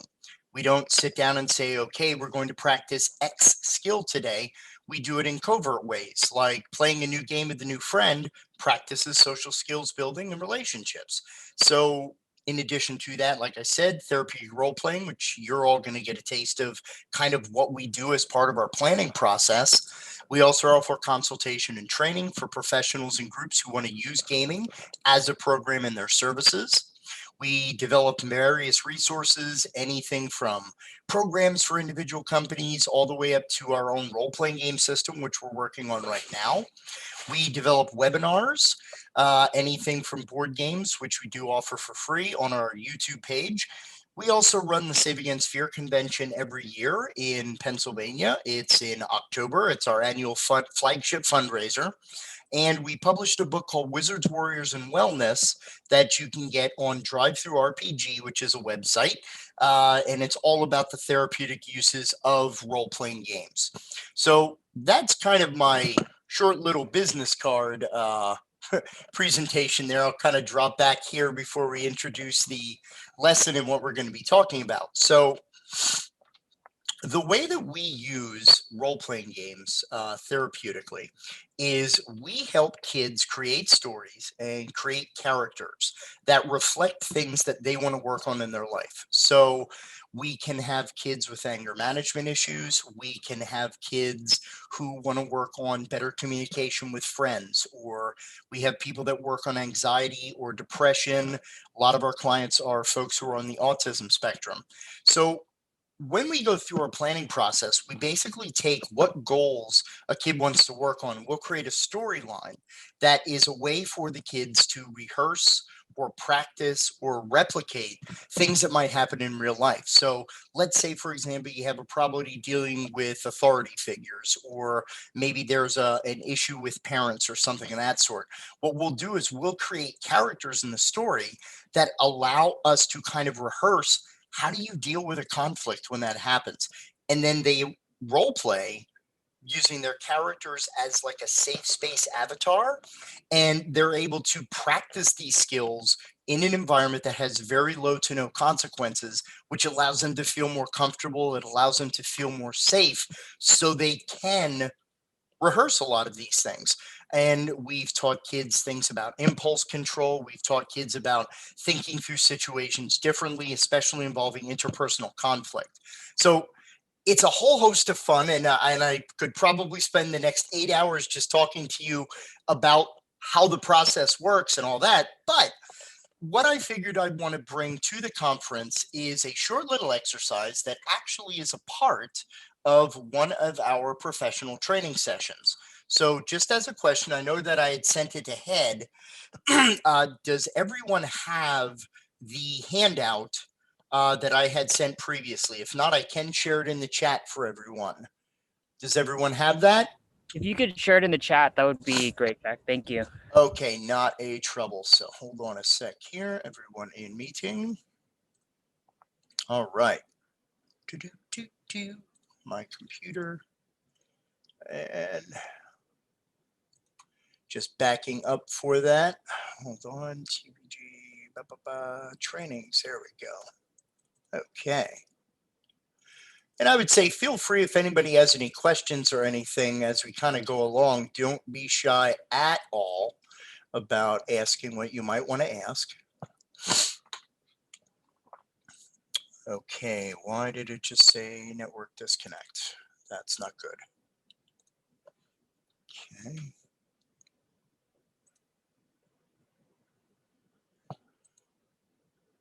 Okay, it's telling me something about the file path not being correct. Let me see if I can pull it up too. Okay, because I also have an alternate way to do it via my Google. So, yes, authorize.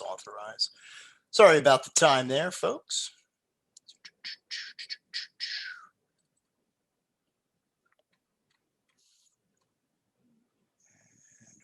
Okay.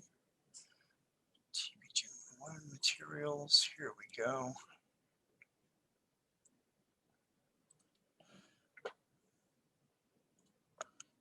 Okay.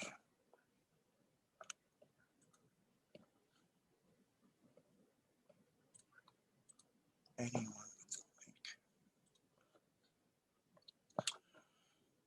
link? All right, I am uploading it as a file directly into the chat, so folks can download it directly. Okay. Okay, you got it too. Yep, and, Yeah. the other link Perfect. there came as well. All right. So yeah, sorry for the minor technical difficulties there. It's okay. We still have plenty of time to do what we're going to do today. So when you open this, like was said in the description, all you really need to do this exercise is a 6-sided die in your imagination. So looking over here, we have about 11 participants. So we could probably safely break up into, I would probably say maybe 3 different groups. What we normally do as kind of a story starter or just a generation idea, we randomly roll 6-sided die, and what'll happen, and I'll actually go ahead and share screen, but it's better if everybody has their own copy while we go through it, is you'll see that on this random art generator, we have genre, which of course is like the style of the piece or the theme of the piece, what genre it fits under. So we have fantasy, science fiction, superhero, most of your commonly seen genres for role-playing games. Then we have the tone, which is what are you kind of driving for? Because even a game that is comedic or humorous, you can use to develop or deliver very serious concepts. Think of how many properties from anime or comics, use a lot of variety of ways to tell a story for different emotional impact or just different ways to build different conventions or tropes in. And then, of course, every story needs a an enemy, a bad guy, if you will. So the antagonist is also something that's reflected.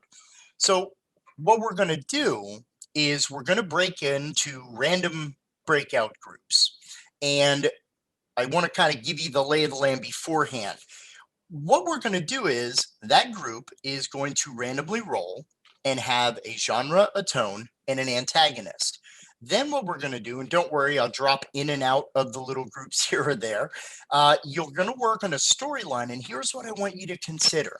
Given the story that you're developing, what type of decisions that you work on or that that people struggle with, whether it be yourself, whether it be a peer, we want to be able to try to replicate or rehearse things that could happen, but let's do it in a very unique setting. So let's say, just as a very short example, if it's horror, we might be able to build in ways that people are dealing with stress or the way that people deal with anxiety through just the setting up of different scenarios.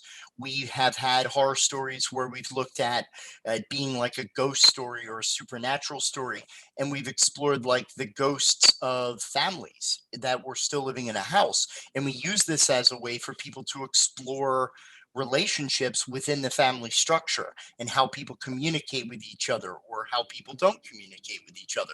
So there's a lot of very, very cool ideas that can be at play there. But we want to always start with what might be an interesting story. And I'll drop in on the groups, like I said, to kind of let everybody know, like, how are you doing with this process? How is everything coming along? And then what we'll do is when we bring everybody back from the groups, we'll share our story ideas and we'll talk kind of amongst a large group about what potential that story might have, because maybe another peer sees an opportunity that maybe you didn't. And there are actually a lot of great role-playing game systems out there that I'll talk about briefly that enable you to talk about a lot of these relationships very easily and very readily. There's one called Masks, which is a superhero game where it's all about the relationships between the various characters. And when you take damage in the game, it's not like hit points or anything, but you literally take conditions that represent fears or feeling like someone is controlling you, or fears that someone is not listening to you, so you might feel angry or afraid or frustrated. So it's a great way to represent all these emotional states, and you can really work through some very deep issues. Now, of course, I always give the caveat of caveats is I don't recommend that you actually perform any therapy on your friends, especially, first of all, because they're your friends. So that's a huge, what we call conflict of interest, but also because you don't want to work in an area that someone may be traumatized or maybe further impacted. But you can find that you can build some things into your own character and into your own storylines that might still be relevant for you. When I was young and first starting my role-playing game hobby, I was actually a very shy kid, and I didn't believe in myself. I had very poor self-esteem, was going through a lot with my parents and their divorce, so it was a real mess. And role-playing games were a way for me initially to escape from that and kind of just relax and have some downtime, if you will. But over time, I found that the characters I played helped me express myself more, and they helped me find my inner voice, and my creativity really helped with my esteem. So just on a basic level, playing these games and engaging in an activity very much like today, hey, guess what? We've built some covert skills in, because you're all going to be learning collaboration, creativity, expression. You're advocating for your ideas. You're sharing other people's ideas into this creation. So even the act of creating a storyline around the table is tremendously beneficial and therapeutic, although not clinical. So do I have any questions from anyone in the room before we go ahead? I figured it might be fun to just go ahead and do random breakout rooms, because again, I want to double check my count. Yep, we have 11 folks. So I'll break us up into roughly 2 to 3 person groups, unless there's any kind of questions. And like I said, you'll roll the die, create the 3 elements from the chart. Then you'll come up with a general story, figure where it starts, where it could go, and maybe how you think it might end. Does that sound okay? We'll go ahead and dive in. We'll take. I have a question. Yeah, sure. Go ahead, Kevin. So are each of us creating our own character, or as a group we're creating a character? Well, as a group, you're going to create the storyline, and part of that might be what kind of characters might go through this adventure. So you can consider your own character. Yeah, but we're really creating the story that's going to drive the process along. But part of that will be like, let's say you're in an old West town. Well, what kind of old West characters? Are you playing sheriffs? Are you playing deputies? Are you playing regular townsfolk? You know, does that answer the question? Got it. So we're rolling for the context, and then we can create our character in response to. Got you. Yep. Okay. Yep. I have breakout rooms with so I can set them and open them when you want me to. Yeah, I mean, as long as I imagine I'll have like a co-host or something so I can go ahead and jump in and out of them. So yeah, if you have those and just want to set them up, I'll go in, and trust me, I'll fly around like a hummingbird. So. All right, we are open. All right, fantastic. So I'll go ahead and I'm not muted, right? You are not muted. Yes. So okay. As people are coming in, if anyone has any questions that they want to ask, or maybe if Riley or so, if anyone has any questions, we can definitely jump in. Yeah, I have a question. So how did you first get started on this journey, and how do you recommend, if we're interested, to get involved? Excellent question. I actually came about this. We were running a fundraiser called Save Against Fear. It was our first year, and we met with the owner of a game company called Onyx Path Publishing, who told us how through playing in the Worlds of Darkness games like Vampire, Werewolf, it's a horror setting, people had actually been working through abuse and trauma and difficult situations in their life by using the game to empower themselves and to develop their inner voice and their level of confidence and their feeling of strength. And we started examining our own gamer hobby to see where gaming had done. I mean, I've been playing since I was 12, and I already had told you all that, with the different ways gaming helped me. And all of our other members of Bodana kind of had similar experience, but in different ways. Like one member got through the death of his mother when he was young from cancer, and other folks, it was working on their own inner anxiety and depression. So then we said, well, wait a minute, if folks are kind of getting this just by playing the game on its own, what if we then could tailor it more so it was guided by a therapist with training and experience, so we could actually help people who maybe have larger struggles in that area. So we started actually look at gaming and how it connected to other therapeutic modalities. That's our rule, is we stretch the game to fit the therapy. We don't stretch therapy to fit the game. So we start with a tradition like cognitive behavioral therapy or rational emotive behavioral therapy, dialectical behavioral therapy, and then we find ways that the game can do or replicate one of those techniques or one of those treatment systems with the game as the way to, well, the way we say is the game isn't the destination, but the game is the vehicle. It's how we get people to a better healing place through the use of play. And I would say if you want to get involved, we do have volunteer opportunities. This year, Save Against Fear will again be virtual. Because even though it's in October, getting 500 people plus in a small space, we didn't feel was wise at this point. So if there are any folks who either play role-playing games or would like to play role-playing games, we're running a lot of those tables virtually this year. And we still run groups virtually right now, just again, because of COVID.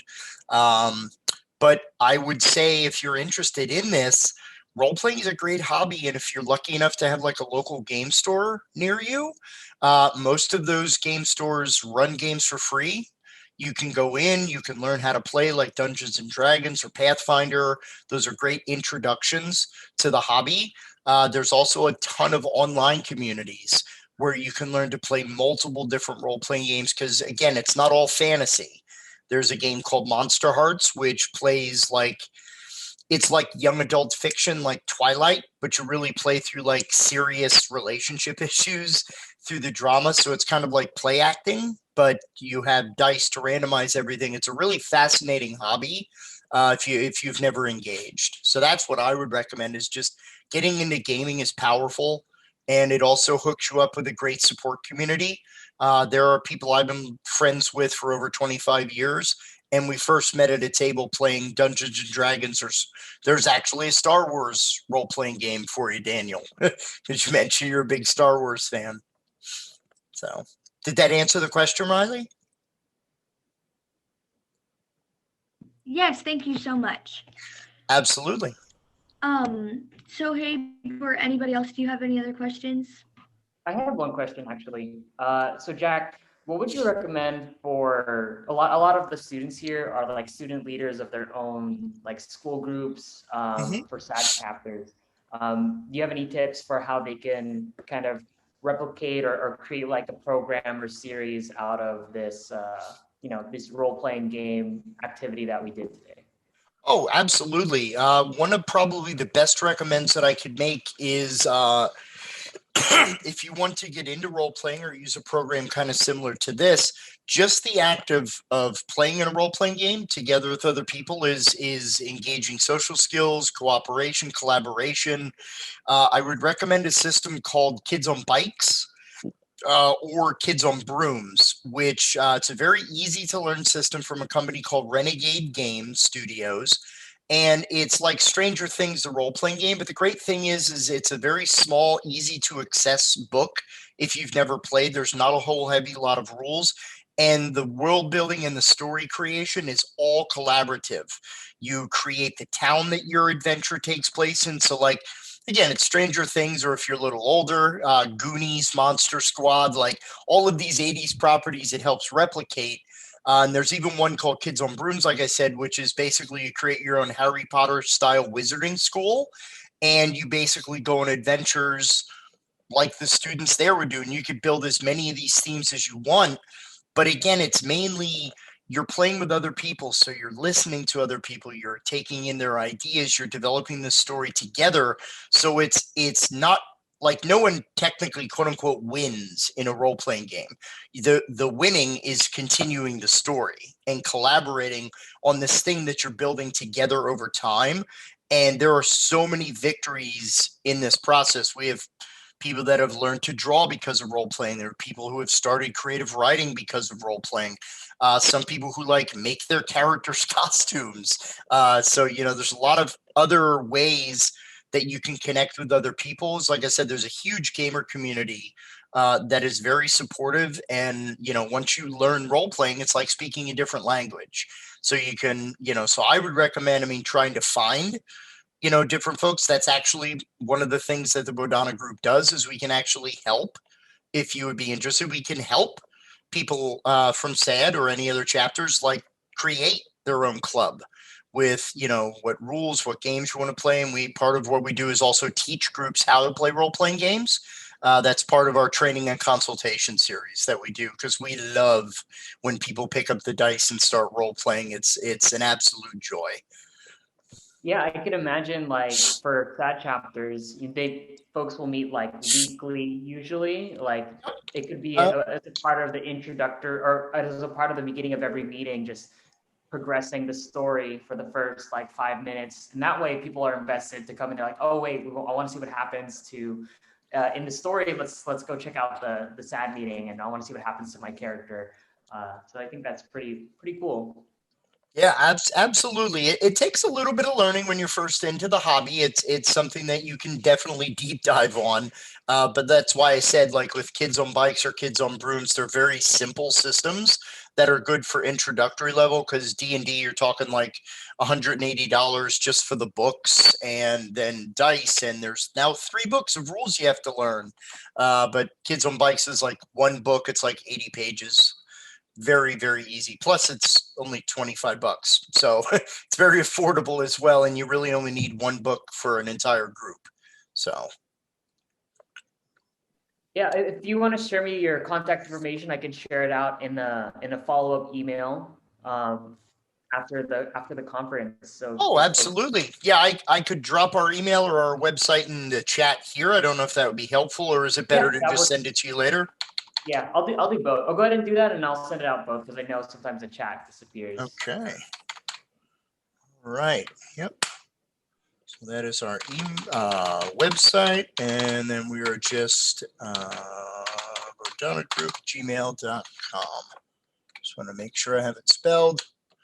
And for anyone wondering, Bodhana is a Sanskrit word meaning leading to an awakening or an understanding, and we believe that through gaming, it leads to awakenings and understandings that come through naturally through gameplay. So again, covert treatment.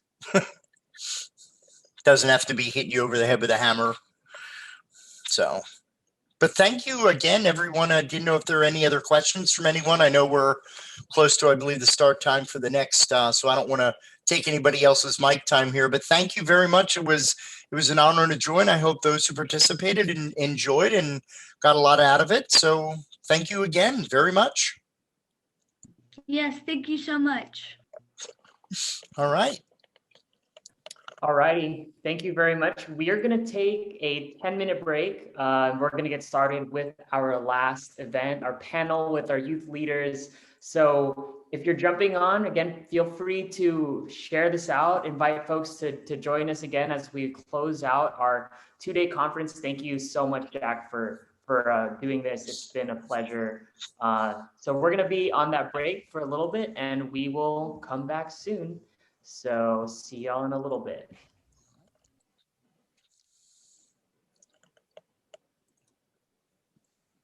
All right, I'm going to go ahead and share my screen and put on some music. We'll see you at 4:40. So feel free to take a stretch break, do your thing. Make sure you come back at 4:40. We're going to jump into our student leadership conference.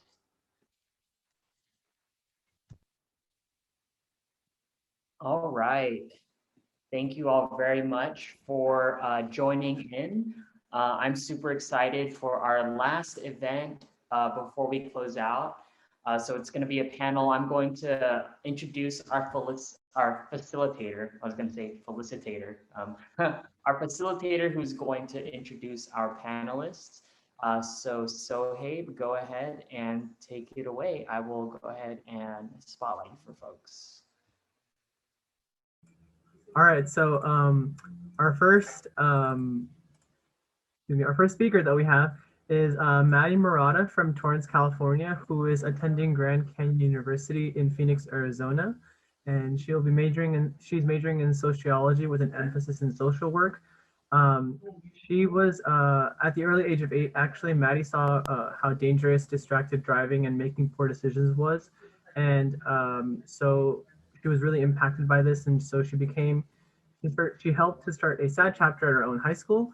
This past year, Maddie was blessed with the opportunity to serve on the inaugural Textless Live More engagement board, and she is on the College Advisory Council for National SADD. And she's been a competitive dancer for 13 years now, and she hopes to continue dancing through college. And yeah, that is one of our speakers. If you want to like use the reactions part of the Zoom, were the ta-da, and congratulate her for being here. And our next speaker is Lana Fukuda, who is kind of my boss in a way. She is the North Torrance SADD chapter president for the 2020 to 2021 term. She loves listening to music, going on hikes, and dancing hula. She's been in SADD since her sophomore year of high school, and she's fallen in love with it ever since. Lana's favorite part about SADD is that she loves the way that those who are involved truly want the best for those around them, and she finds it extremely empowering to be surrounded by fellow leaders. And we also have Felicity Reddy, who is one of my colleagues slash friends slash team members on the California SLC. She you go to Chaparral, right, Felicity? Yeah, she goes to Chaparral High School, and she is a SADD chapter student as well. And she's honestly I would say one of the best role models that we have in SADD this year, because she's been doing a lot despite the virtual year and difficulties. So yeah, she's an amazing representative here on our panel. And we also have Will Hines, who is part of the, I'm sorry, it's the Will Hines Rose Foundation. I'm sorry. The Nora Rose Hines Foundation.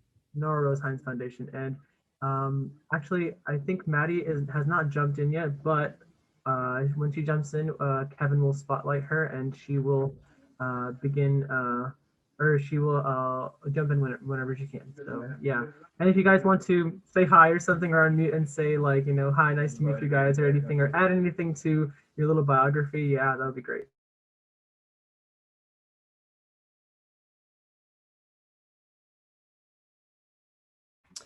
I unfortunately forgot to send in a biography, so I'll introduce myself a little right now. But I've been working with the Nora Rose Hines Foundation since my mom founded it 2 years ago in honor of my sister who died in a car accident in Los Angeles. That is why this work is really incredibly important to me, because I want to make sure that other families don't have to be in the opportunity to go through what we did. And I'm really happy to be here with you all today. Hi guys, so my name is Felicity. I just wanted to apologize before we start if it's something where I'm at. I stopped in a coffee shop on a road trip to college visits, so I'm really happy to be here with you guys today. I guess that leaves me. I'm Lana. I'm the North High SADD president, and I'm really excited to talk to you guys today. All right, so our first question is, some of SADD's key programs are like Rock the Bell, Textless, Live More, and Is It Worth the Risk? How have you guys been able to implement these programs successfully in your own SADD chapters or in your own lives?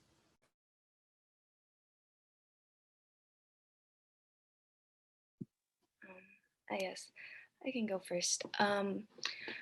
Personally, at North, I know that we've done things in person where we have like this huge banner in the quad, and it'll say like, we pledge to end distracted driving or things like that. And then we'll have like a bunch of people sign it, and whoever signs it, they'll get like wristbands and stuff. There's been a time, I forgot who it was, but they brought in like an actual like destroyed car, like from, I think that was the leaf from Street Racing Kills, yeah. Yeah. So then like just also like showing those types of things. And yeah, really it's been through, having people sign our petitions and things like that to kind of get the word out there for our SADD chapter.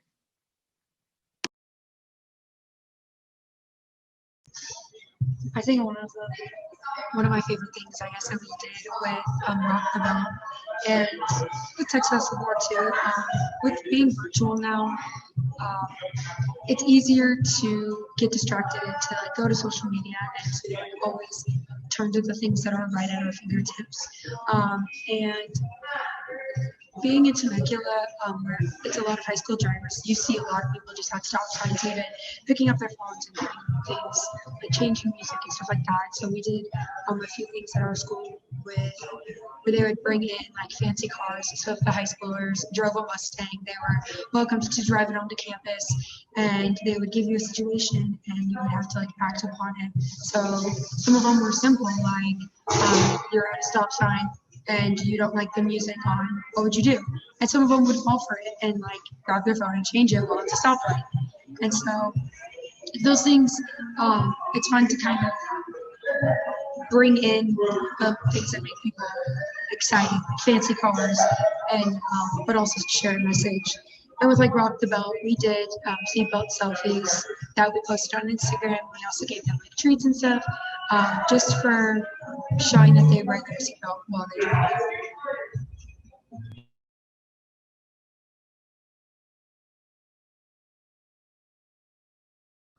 All right, is there anything else you guys want to add or anything, or should I move on to the next question?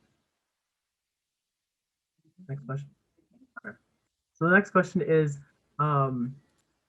there are a lot of issues that students care about, and crashes are still like the #1 killer of teens and young people in the United States. And I'm wondering, how do SADD chapters address the issue of mobility and traffic safety that you guys might have seen in your chapters or in your lives?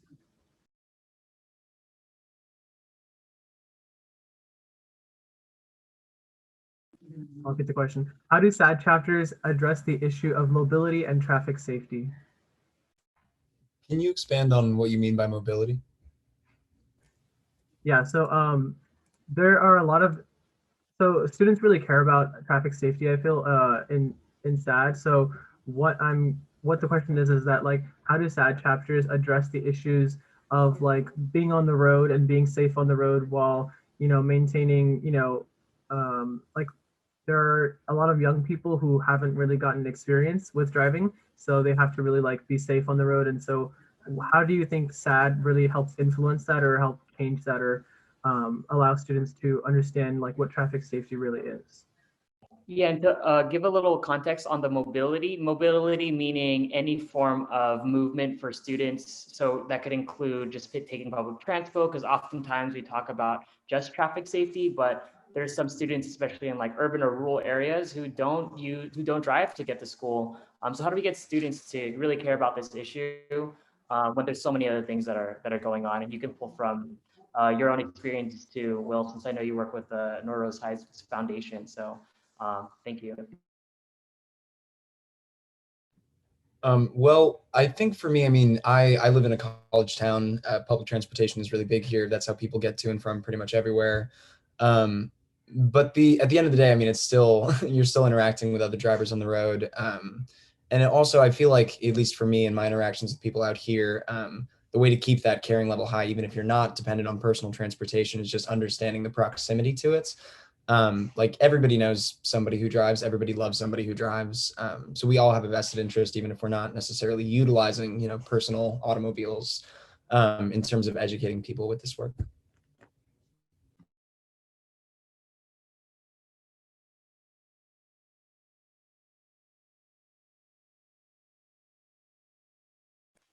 I think another thing that I've seen personally with North High SADD is that a lot of our students, I feel like, even me, like getting like my permit and like learning how to drive on the road, like I feel like I've learned a lot about like traffic safety just within SADD. So it's not like I've had to like rely on like watching videos on YouTube like how to stay safe on the road, or like ask my parents like, oh, like what should I do? I've kind of already learned that because of SADD and because of going to all these webinars and events and like speaking with different amazing speakers, like and having them explain like the effects and the statistics of driving while distracted or things like that. So I think like that's really impacted me personally, and I hope that like that's been impacting our SADD chapter at North High. I know Lana, like she's also been like you know, like, oh my God, like she's always excited with whenever we have like some sort of SADD event, when people come over and like talk to us, even virtually, even with like the barriers that are presented by that. So it's really like, you know, gratifying to see all that, you know, play out even during this difficult time. So yeah. Oh yeah, definitely. I agree. And I think that also just like how I believe Kevin would come to our meetings and just, you know, talk about the roundabout challenge and things like that and ask questions, and our students really didn't know the answers to them. And it was really interesting to see how SADD was able to educate our members in our chapter, and I'm sure in many other chapters as well.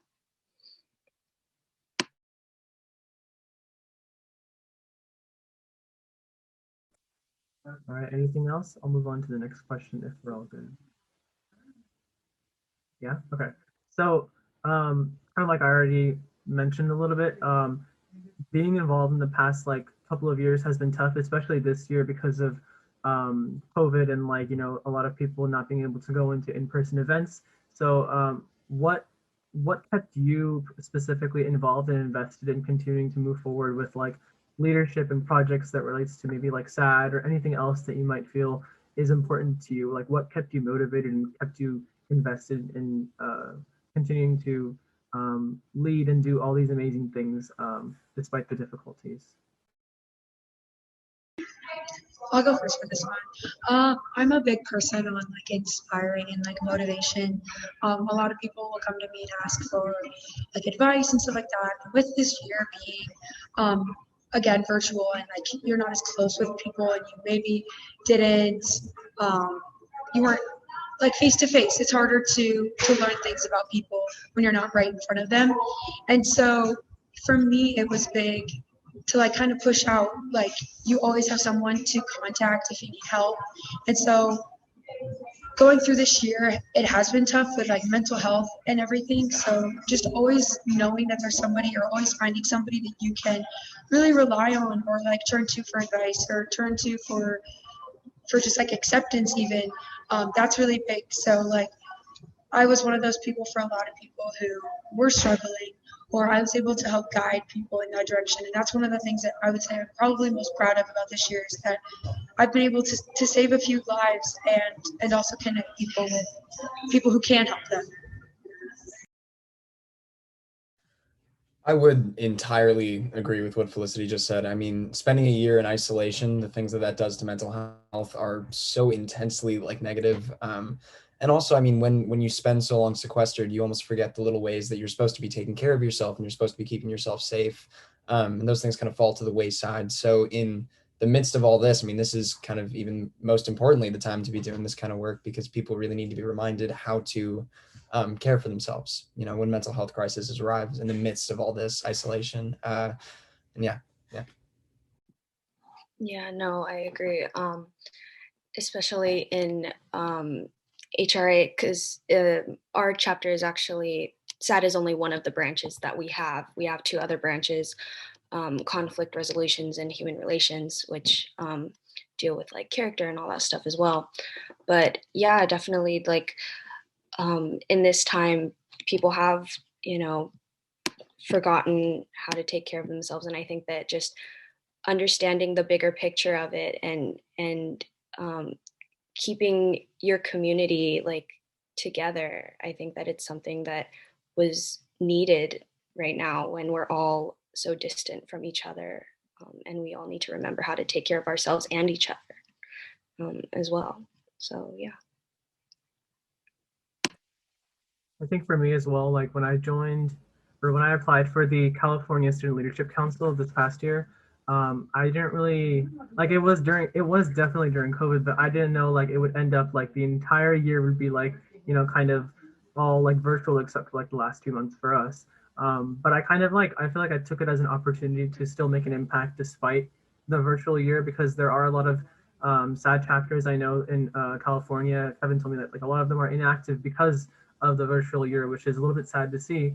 But you know, I wanted to really challenge myself and still put that in front of me and say I want to work for to change to help foster a better relationship with SADD and North High and make it better and promote participation even in a virtual space. So I think like that really was like motivation going into it, because I wanted to make the relationship better and like stronger, and make it so that next year, when hopefully like things go back in person, our next year's SADD kids have a lot more things to work with and like concrete things that they can rely on that we did this year. So it kind of always stays with them, and they know like SADD is definitely a great avenue for events and engagement. So yeah. Yeah, I just wanted to add on to what Sohaib had said. I had also joined the SLC with Sohaib during COVID, and like he said, it's really about staying involved yourself, not just helping other people. Like I said, I help other people try to find connections and stuff, but it's also in the mix of everything changing in the world around you. You have to be able to adapt and not stop your life for the world around you. You have to keep working and move with it, because it's not going to stop for you. So I think staying involved in the things that you are already involved in, when something comes and slams you like this, where everything goes virtual, everything has changed. You can't walk outside on your house without a mask on. Like, all of these things happen, but as Sohaib and I said, we both joined SLC to kind of continue our journey to become a better leader. Even if it was online, it was such a great opportunity and such a great experience, and I would have done it again.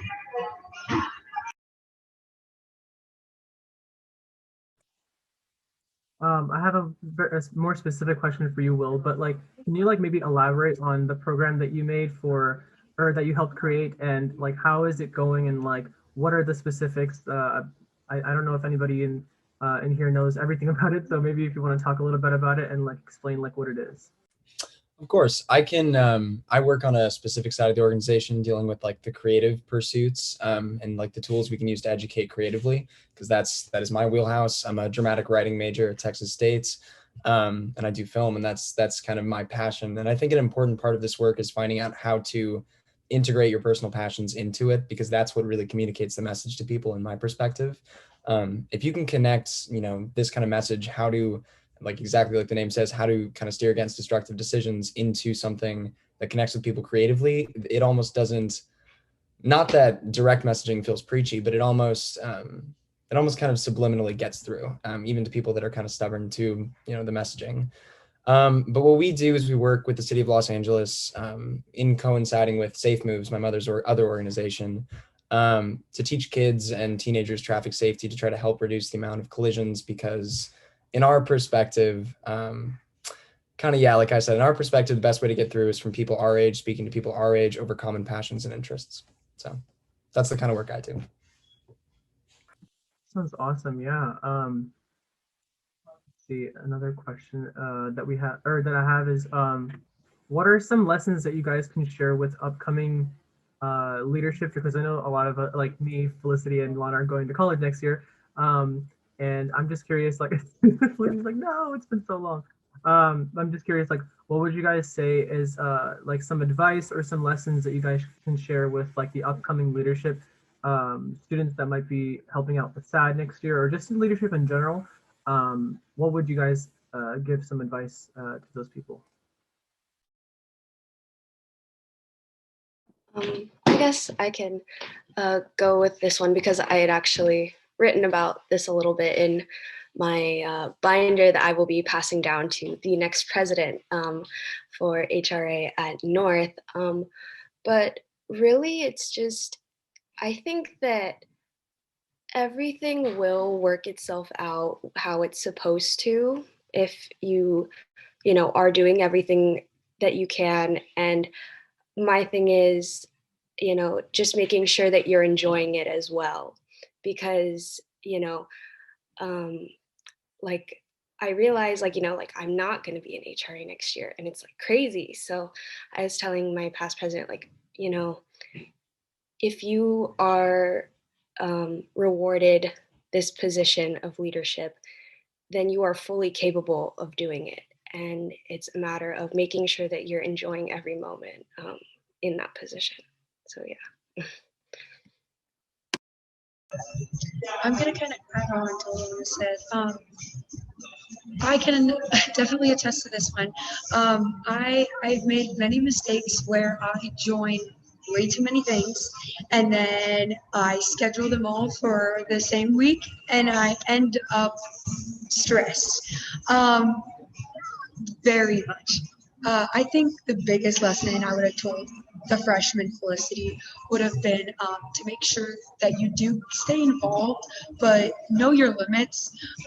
You can wear 9 cords at graduation, 7 stoles, and 3 medals, but not learn a single thing or not enjoy any of it. Or you can wear 1 stole and 2 cords and have so many stories to tell and leave a legacy. And I think that's one of the biggest lessons as you become a leader is just you don't have to be involved in all of these different things or have all of these different titles as long as you are making an impact in not only other people's life but in your own. That's the most important thing. It's because it's your self journey to become a leader. You can't push being a leader on someone else. You can teach being a leader, but it's truly in your self drive to be one. And I think experiences, memories, and being involved is the easiest and best way to become a leader successfully, but also just truly make sure you're having fun and don't overwork yourself. The biggest piece of advice I can give, especially as somebody that's graduating college soon, is like I know that the topics that we're trying to have conversations about, the things that we're trying to discuss, can feel incredibly taboo and can feel incredibly awkward to talk about, especially when people are not really interested in hearing. And that'll be hard in college too. That continues, but I mean they're incredibly worth having. And if it involves, making some people uncomfortable because they don't really like, hearing about this, make some people uncomfortable. It's worth talking about. And don't back down from what you know to be true and from what you believe just because it's challenging when you actually want to get the message out. But yeah. Also to kind of add on to like what Lana was saying, and what Will was saying, like, to not back down, like what Lana was saying, you're given the position, so you're capable of doing everything with it. So I think like being confident in the positions of leadership, like you are kind of like you're given that position for a reason. And I feel like that's kind of like you shouldn't back down and be scared about it, or just be confident in your ability to do everything that you can, because that's ultimately what's going to lead you to become successful, help you learn a lot more about yourself and everybody else, and like leave an impact on your community when you graduate college or graduate high school and go on to like new adventures and new paths. So I definitely agree with everything that you guys said. Like it's definitely really important to like continue to have an impact and have fun along the way. So yeah. All right. So the next question is, what are and this goes for everybody, what are some of the more specific leadership activities or organizations that you guys participated in when you were in high school or now in college that continue to help you lead and inspire? This is a very loaded question. That continues to help you lead and inspire or just help you grow as a person in your respective communities. These activities or programs or organizations can be SADD related or outside of SADD.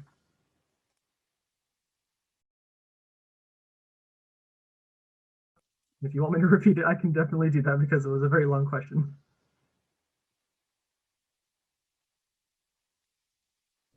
I don't need you to repeat it, so I can give an answer. It's been a minute, but in high school, I was in the diversity team. I went to a school called Chaminade College Preparatory in LA. And being in the diversity team was really helpful because it allowed me to see a lot of the intersectionality in life that I hadn't been completely aware of before, or at least needed to develop further, because we can always develop that, or our awareness of life. And then in college, I work with an organization called the Jeremy Torres Lab Theater, which was named after a teacher here who passed away a few years ago, who was incredibly interested in social change. And so I'm a resident playwright with them. And through writing with that theater group, I'm able to kind of weave in the messaging I want into the narratives that get shared on campus. So that's like a really good way to work things in a way that doesn't, I don't know, that almost creeps up a little late on people. But I don't know, it's a good way to connect with at least the theatrical audiences here. Yeah, one of the events, there's a couple that I really enjoy from my experiences in HRA at North, but I really think that the most rewarding are our freshman orientation and our bully proofing at the middle schools, because I still remember, like, for bully proofing, we have about a leadership group of 3 per presentation. And after one of my presentations, this little girl, like, she like came up to us and had like thanked us and was like telling us how she'd been like bullied for years. And sorry.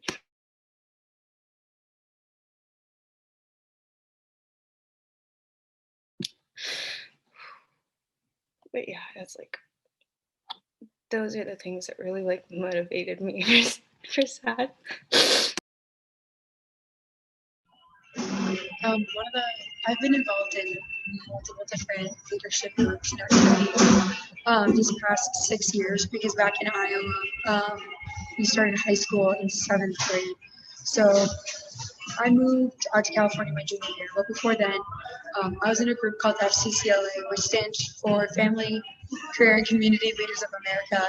And I did a humongous 2-year project on drunk driving and substance abuse that I ended up presenting in Florida at a national convention.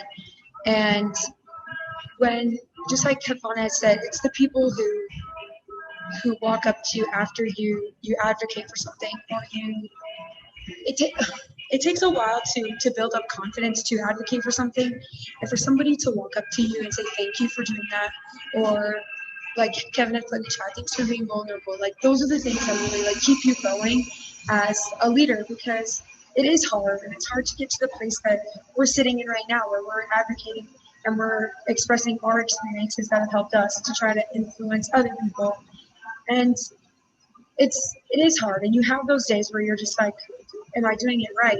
But it is those people who come up very vulnerable. They're like, thank you. Or in SADD, I made a speech about suicide awareness, and a fellow at my school had come up to me in the bathroom the next day and said, hey, I was contemplating right before I went to your seminar, and now I'm going to therapy. And that day, it changed me. And that's really what brought me to apply for SLC and brought me to become a leader in SADD. It is those moments. It's those moments where you know that you're making a change. Yeah, same for me. And when I was in middle school, just to kind of explain what HRA is, HRA stands for Human Relations Ambassadors.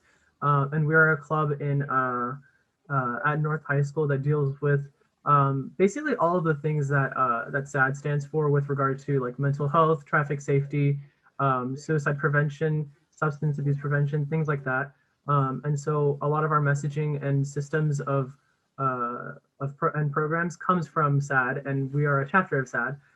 And so when I was in middle school, actually, we had a junior HRA club in middle school. And so I remembered like being a part of that and like, you know, really helping do a lot of like little events. Like we had like a little Operation Back to School, which is like a 5th grade or a 6th grade orientation where the newly I guess like the new 5th graders who are going to become 6th graders come to the middle school, and they kind of like learn about campus, and we teach them, you know, what does our school stand for and things like that. And that kind of like really got me into like leadership in general, because I really felt like I wanted to help people and really show them what it's like to, you know, be a leader so that they can become leaders when they become older and when they you know, are able to have the same impact on other people. And so when I got to North High and they did freshman orientation, and in the summer, and I met all these people from HRA, and like we're like, oh, we're a chapter of SADD. What does SADD stand for? And I'm like, Students Against Destructive Decisions. And I'm like, yeah, that's right. Okay.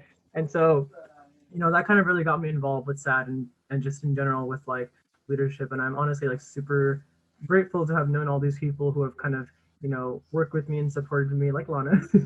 And it's been honestly like an honor to, you know, just be a part of like this community and being able to, you know, do all these like little programs, even this year, like the roundabout challenge, the, you know, the meme contest and things like that. And it helps really raise awareness. And also like we're having fun. Like it's fun to make memes about, you know, Karen sitting in the car doing her makeup and like eating a sandwich. Like I see that all the time, and I'm not even kidding. And it's just so funny to me. So yeah.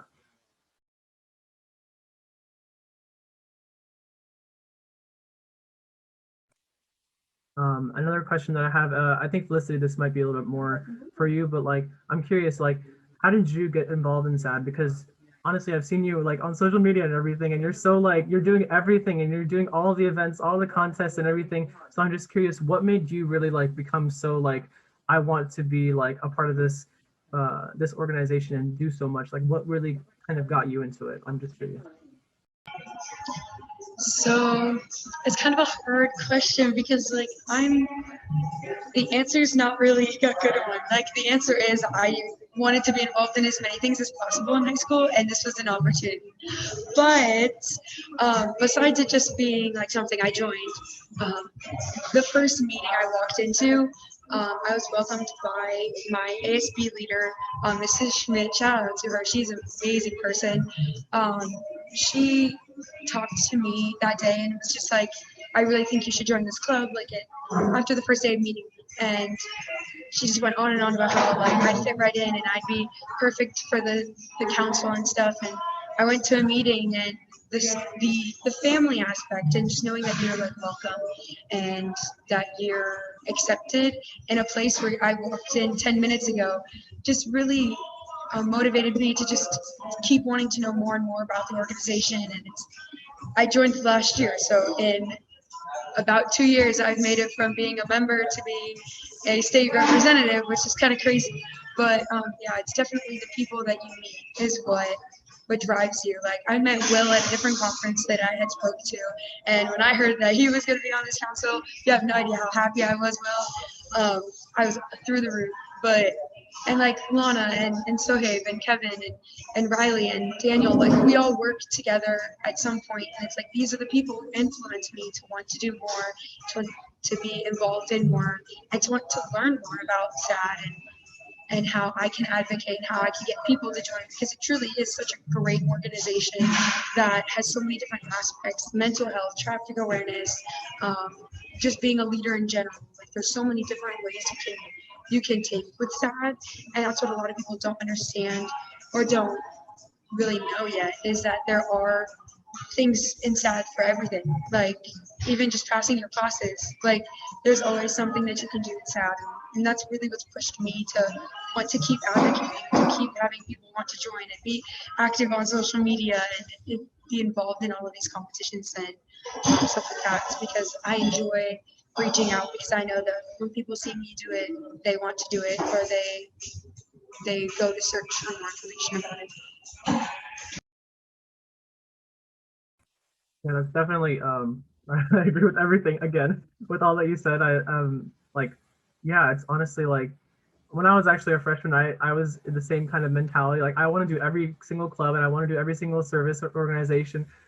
And then when I got into it, I was like, oh goodness, I can't do all of these like 10 hours per semester, like plus 20, plus 10 more. Like I would kind of had to like look and find a balance and see what I really wanted to do. So like, I'm really glad that like, you know, SADD ended up being one of the main things that I actually ended up really investing myself into, because it's such a great program, like you said, Felicity.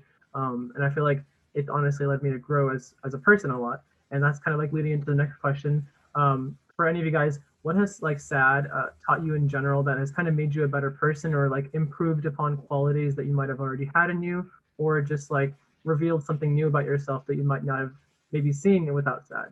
So also kind of a loaded question, but just like, yeah, what do you think SADD has kind of revealed about yourself or improved upon in terms of qualities or like characteristics in yourself?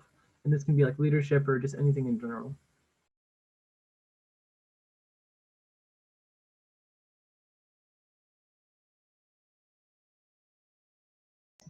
I can go ahead. I would say the one thing it's really taught me, this might be crazy because I'm very outgoing now, but if you would have met me a year ago, I was very shy. I did not talk to people. I was very like in the shadows type of person. I was a silent leader who would write things and write speeches, but never really give them. And so SADD has really given me my voice, and it's taught me that every person has a story that's worth telling, no matter how small and no matter how significant it is.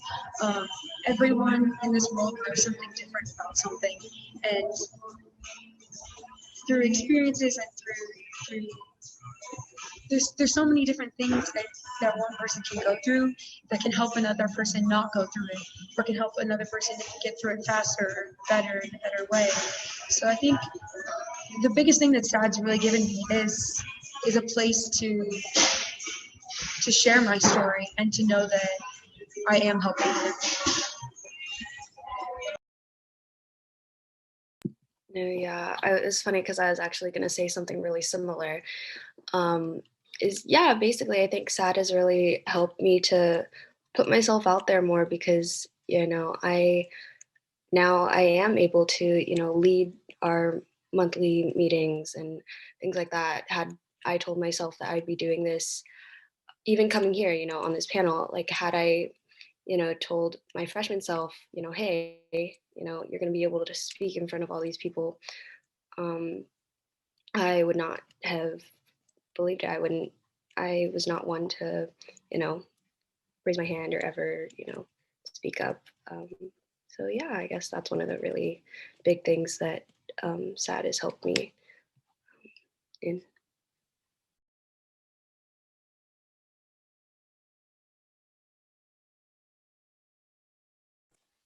Anything to add, William, do you think, or? Having never been in SADD, I can tweak that question a little bit. Through like my work with the Nora Rose Hines Foundation, the biggest thing it's kind of taught me in terms of like value or myself was just it's kind of helped me re-examine like my own predispositions, because I support this work. Obviously, I care a lot about it. But it's almost different sometimes when it's like applied to you, and you're in a situation where you can make different choices. And I used to be pretty bad about not wearing my seatbelts, which is egregious, specifically considering that that's my mom's line of work and I grew up with that. But just it's made me re-examine just the little things I take for granted, where I'm like, can I be making a safer choice here? Can I be smarter about how I'm doing this with my life? And I think that's the biggest thing. I mean, when you're young, you're not really that scared about, I can't speak for you guys. When I was a little younger, I wasn't that scared of dying. So I took a lot more risks. And just now I'm able to actually evaluate my choices and be like, is this genuinely something that's going to serve me? Is it going to help me with my career goals as I'm about to leave college and not have that safety blanket?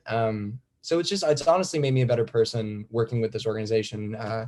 And also with my mom's other organization, because it allows me to evaluate myself in my life. So I'm making as much a change exteriorly as I am interiorly. Yeah, I think for me, something that I was kind of like, so I was, as a kid, I was always the one who was super extroverted, always asking questions, raising hands, always wanted to know everything about everything. And so I think like SADD really improved that in me as a person. Like I always do like to ask questions and like, engage with other people and be social, but like, I think SADD really like showed me like that I can do that while also helping other people and also learning how to understand other people and interact with them on a more deeper level than just like, surface level things like Will was saying in the beginning, like, a lot of topics that we talk about with SADD and other organizations that work toward, like mental health prevention and like substance abuse, they're all like taboo, but like, I think like that kind of barrier is being broken as we start to inform everybody about like, the all of like the dangers of substance abuse, the dangers of not wearing your belt, or like the dangers of being on your phone and texting while you're driving. And like, that's kind of like leading to, I guess, like a movement nationally to, really help students understand like what SADD really stands for, and just like prevention rather than, dealing with the consequences about right after you might become injured or like, might be struggling with something. So yeah, I definitely agree with all that. Excuse me. Another question is, what kind of advice would you guys give your first year high school self, or just your younger self in general?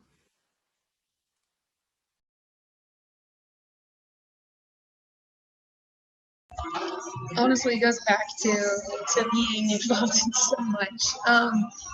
Not about to brag, this is not what this is about, but I was involved in 22 clubs throughout the last 4 years of high school, And yeah, exactly. Like sometimes Will's reaction is eye-opening and it's kind of crazy. I look back and to be completely honest, I kind of regret being involved in so much, even though all of them taught me so many different things and that I will hold through college. It was a lot. And I look back and I did suffer with anxiety and depression and a lot of other things that I didn't want to move forward. I didn't want to keep going. And it was because I was never able to say no. So I think the biggest thing I would tell my freshman self is it's okay to say no. If a teacher walks up to you and asks you if you can do a presentation in front of the class, like it's okay to say no. You won't let them down all the time. They will understand, and that is something that did take me 4 years to realize. And even to this day, I will admit I still say yes to every single thing I've ever asked for. You can ask Kevin, I do it. But it's okay to say no sometimes. So funny. If I could talk to my freshman year self, I'd probably say quit smoking now. That would have been a good thing to tell young me. But on a more serious note, I was kind of the opposite of Felicity. I did a few things in high school, but I did not utilize it to the absolute maximum. But I also would have told myself to find what I'm passionate about, because I was not a hard worker because I did not care about pretty much everything I was doing. And if I had been able to identify what I was passionate about earlier, I wouldn't have been able to, or I wouldn't have had such a hard time learning how to work hard, because I wouldn't be working hard, I'd be working smart. And I think that's the most valuable thing I'd be able to tell myself, is just figure out what you care about. Yeah, I think my thing would just be just reminding myself that everything is going to be okay, and that you're always exactly where you need to be in life. Because I remember throughout high school, I was always, worried about, what I got on this test or how I did on this report or whatever. And I thought that, if I did bad, like my world was like over, but like, it's not like that. Like, like now it's like, we're going to move on. We're all, going to go to college.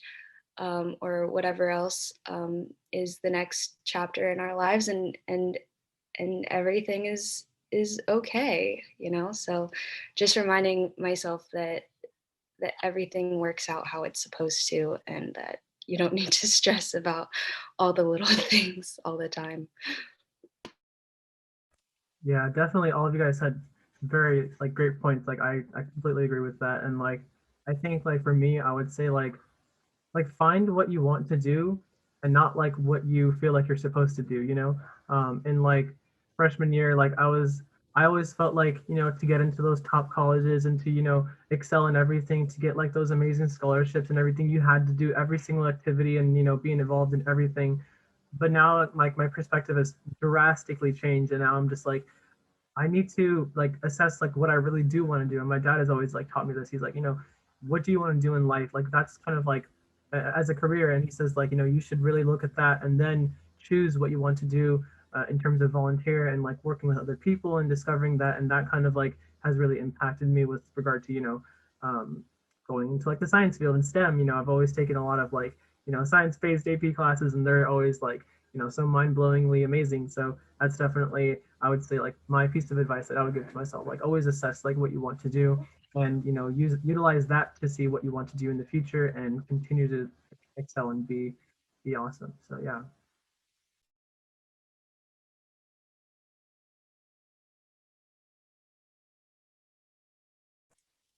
I think another question, I think we have time. Do we have time, Kevin, do you think, or? Yeah, we have until 5:40. We don't have to take all that time. But if folks have any questions, this is your opportunity to ask, share it in the chat. Yeah, please. It's great hearing all of these diverse experiences. So if anyone has a question, just feel free to post it up in the chat, or you can direct message Sohaib or I. Yeah, if you guys have any questions, please, if you want to unmic, or if you want to just directly put it into the chat box, please feel free to do so. This is not just like me asking them all the questions. I'm just helping facilitate the conversation. So yeah, this question is a little bit more, I guess, like deep and I guess more like vulnerable. But was there a difficult time that you might have experienced that kind of was changed by you? I'm sorry, let me frame this question correctly. So was there ever a time when you were in a difficult situation or a difficult time where maybe volunteering or being a part of this program or a team kind of changed that and really helped you become a better person, or just helped lead you out of that struggle? And if you guys don't feel like you're comfortable answering the question, no worries at all. Like, this is very, I think it's a vulnerable and deep question. So definitely, if you guys don't feel like you can, it's totally okay. I maybe not directly coinciding at the same time, because the organization I'm with was birthed out of the accident when my sister passed away. But in being able to come out of that experience with a motivation to enact change and with an avenue to do that, has probably been the most amazing thing for me in terms of dealing with my grief, and for my entire family as well. Because when you can turn grief into something that's proactive and something that is preventative for other people, I don't know, it becomes bigger than yourself, and it's a little easier to live with. So that, I mean, it's not at the same time, but it's that similar experience.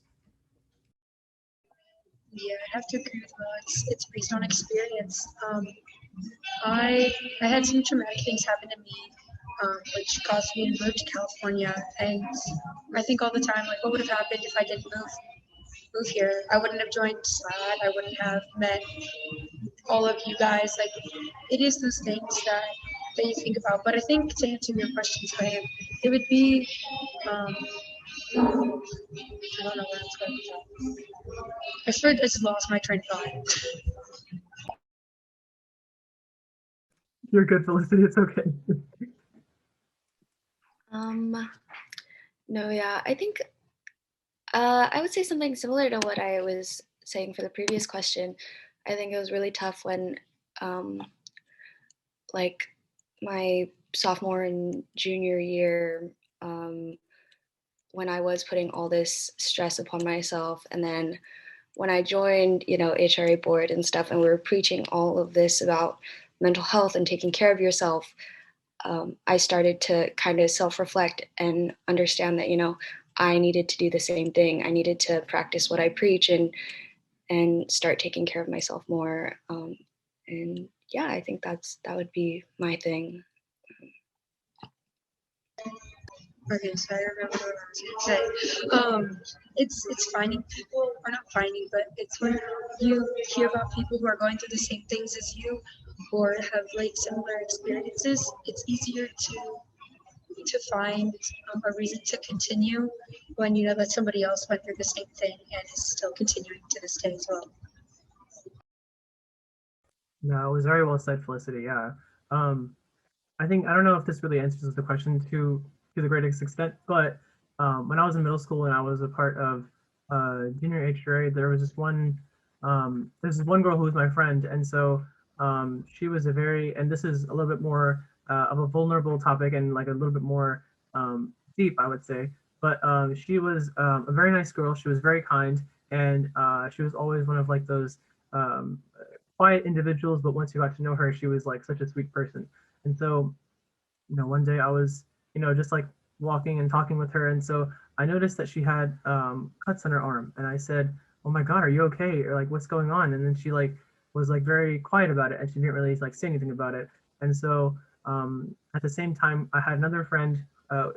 We were a part of like a trio of friends, and we were all very close. And I told her like, she's I think she's resorting to self-harm or something like that. And so we really talked her through it and said like, don't harm yourself. You are valued, you are loved, and you are appreciated.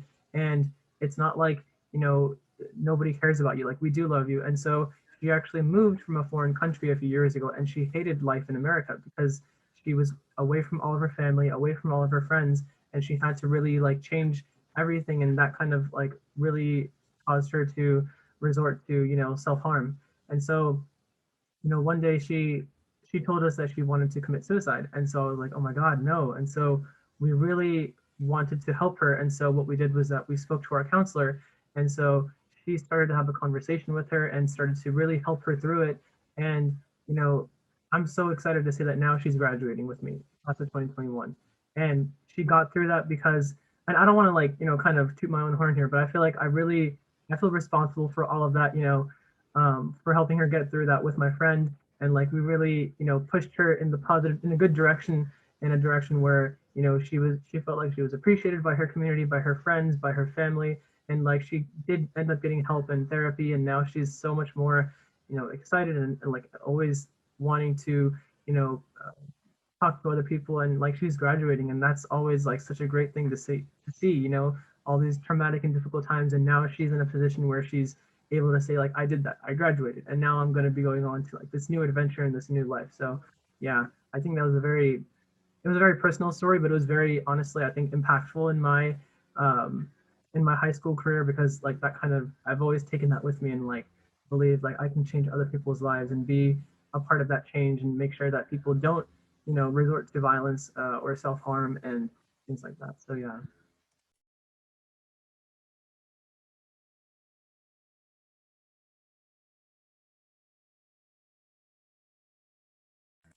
Does anybody have any questions for our panel or anything to add?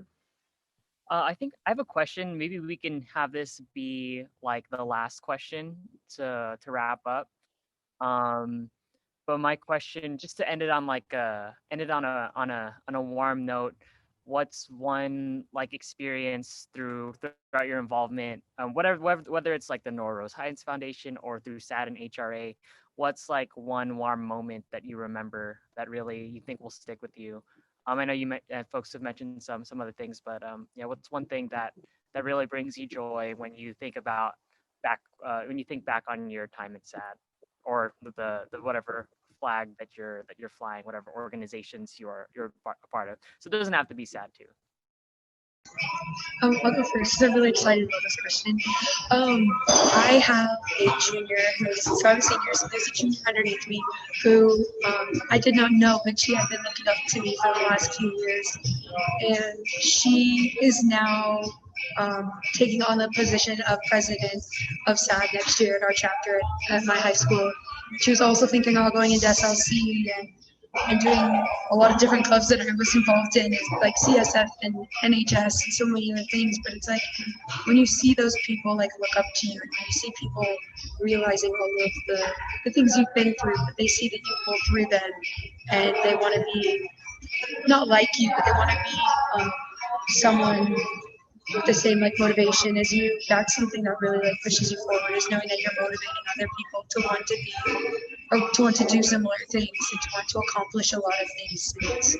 It's truly remarkable to see this generation really advocating and speaking out, because I'll speak from personal experiences. This generation has a lot to say, and it's hard to find the people who will say it, and to see all of these upcoming leaders that I got to inspire. It's truly amazing.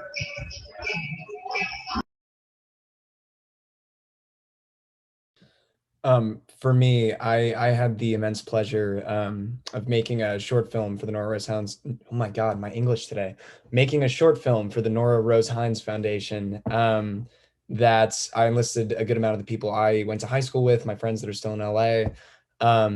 And it ranged from people that had met my sister once to people that had known her for a very long time. And if you haven't seen the video, I doubt many of you have, you can look it up on the website for the Nora Rose Hines Foundation. It's also on YouTube. But in doing that work, kind of after the fact, we decided to get testimonials, like interviews with people about what their experience was filming it. And for me, as a person directing and producing it, I was running around busy, and I didn't really have a lot of time to cognizantly stop and think about, while I was doing it, exactly what that work meant to me. And that might have also been a defense mechanism to just get through it and be able to do the work and not have to deal with the emotions. But as I was editing it with my assistant director, we were sitting and weaving through all of this footage from all these people that were talking about how much this work means to them. It was I've always been cognizant of how much this work means and how important it is. But hearing and seeing the faces of people that I knew and loved share things about their life that I had never heard, and things about my sister that were just beautiful, it really dawned on me just how omnipresent the need for this work is. And that was a moment both of this comfort and also this like fire, like we need to do more. And good things often come in juxtaposition. So, yeah. Yeah, for me, I think that one of the warmest moments, I guess, would be the last beach bonfire that we had with our chapter. Because, you know, although we do try to present and talk about all of these, you know, difficult topics, that was truly like a moment where we all got to just like enjoy each other's presence and really just be there with other people who have the same, you know, drive and goals and compassion for their community as you. And it was just really fun. You know, we pushed 3 cars out of the sand during that bonfire. But yeah, it was just nice to get to sit around the pit and just be there with each other, with our chapter. So yeah.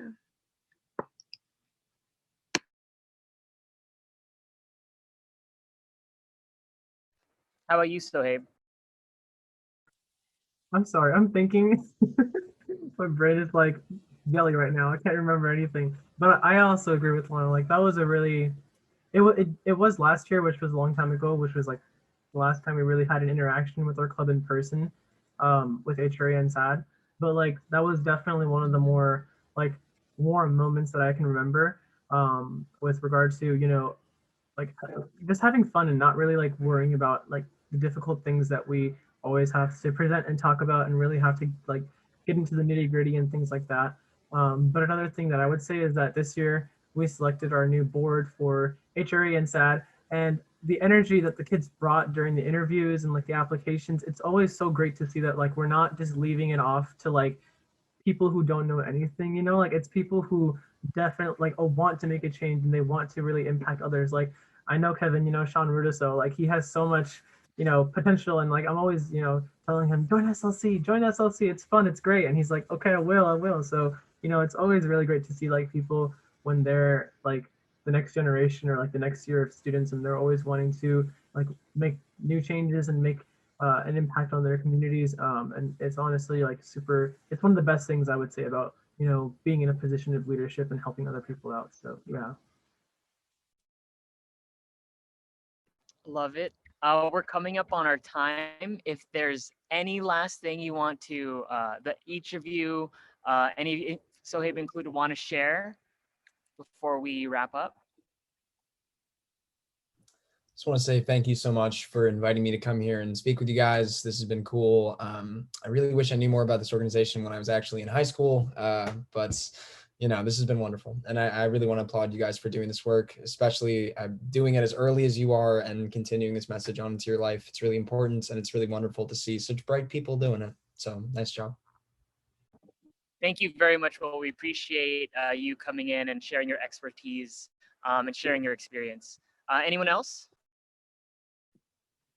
Yeah, me as well. I just wanted to say, you know, thank you for having me, and this is a really cool way to kind of close off my high school SADD experience. You know, it was really nice getting to talk to you guys, and yeah, kind of bittersweet, but yeah, thank you. I have to agree with Lana with this being one of our last big event. As seniors in high school, it's good to wrap it up like this with a panel of amazing people and all of you watching at home. Like, thanks for coming, and thanks for allowing us to come into your home and just talk about vulnerable topics and how we experience being a leader. But also, I want to say thanks to Kevin for really putting this all together and showing us that he went to my high school, so like he started from right where I'm at right now, and now he's inspiring the entire state and doing all of these things. So it's great to look up to people who have been in your spot and just know that could be you in a couple of years. So thanks, Kevin, for making this last 2 years perfect. Same with me for Kevin, like, thank you for being so like open with everything. I actually, North High like discovered. We found out about like California SADD, like Kevin, on Instagram and like through DM, and like I don't, like thank you for being such an amazing individual and helping to really like strengthen like the relationship between like a local branch with like the California like you know like the Omni great amazing California SADD branch, and like I don't know, it's so great to like have been a part of this experience. Like I know like it's really sad to like see everybody go, and like it's like our last year, and like it's really like bittersweet for sure, but like I love the experience, and like it's been an honor to be a part of like the SLC and a part of SADD in general. Thank you very much for those kind words. I appreciate everyone on this panel. Let's give them a round of applause, a reaction, share your affirmations in the chat. We're going to move into our closing remarks before we end off. Again, the Zoom room will be open if folks just want to hang out and chill. There's something more that people want to say. We're going to have Riley just go over some like questions for us to just talk about. If you want to, of course, if you want to enjoy the rest of your Sunday, you're welcome to do that. So I'm going to remove all the spotlights. Thank you to our panel. We've got a couple more announcements and a quick message from our CEO and president, Rick Burt. So before we do that, we have two more raffles to do. So I put everyone's names here. We have two more to give out. I didn't give one out at the last session. So here is our, here is our raffle. So here we go.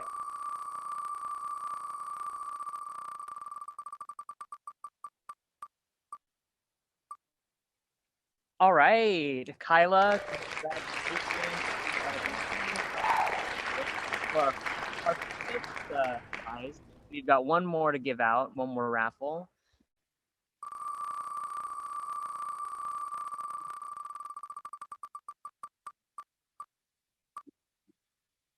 All right, congratulations, congratulations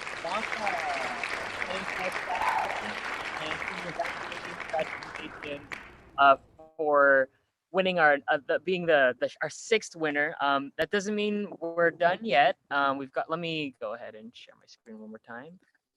Let me just talk a little bit of announcements before we move into our closing remarks from Rick.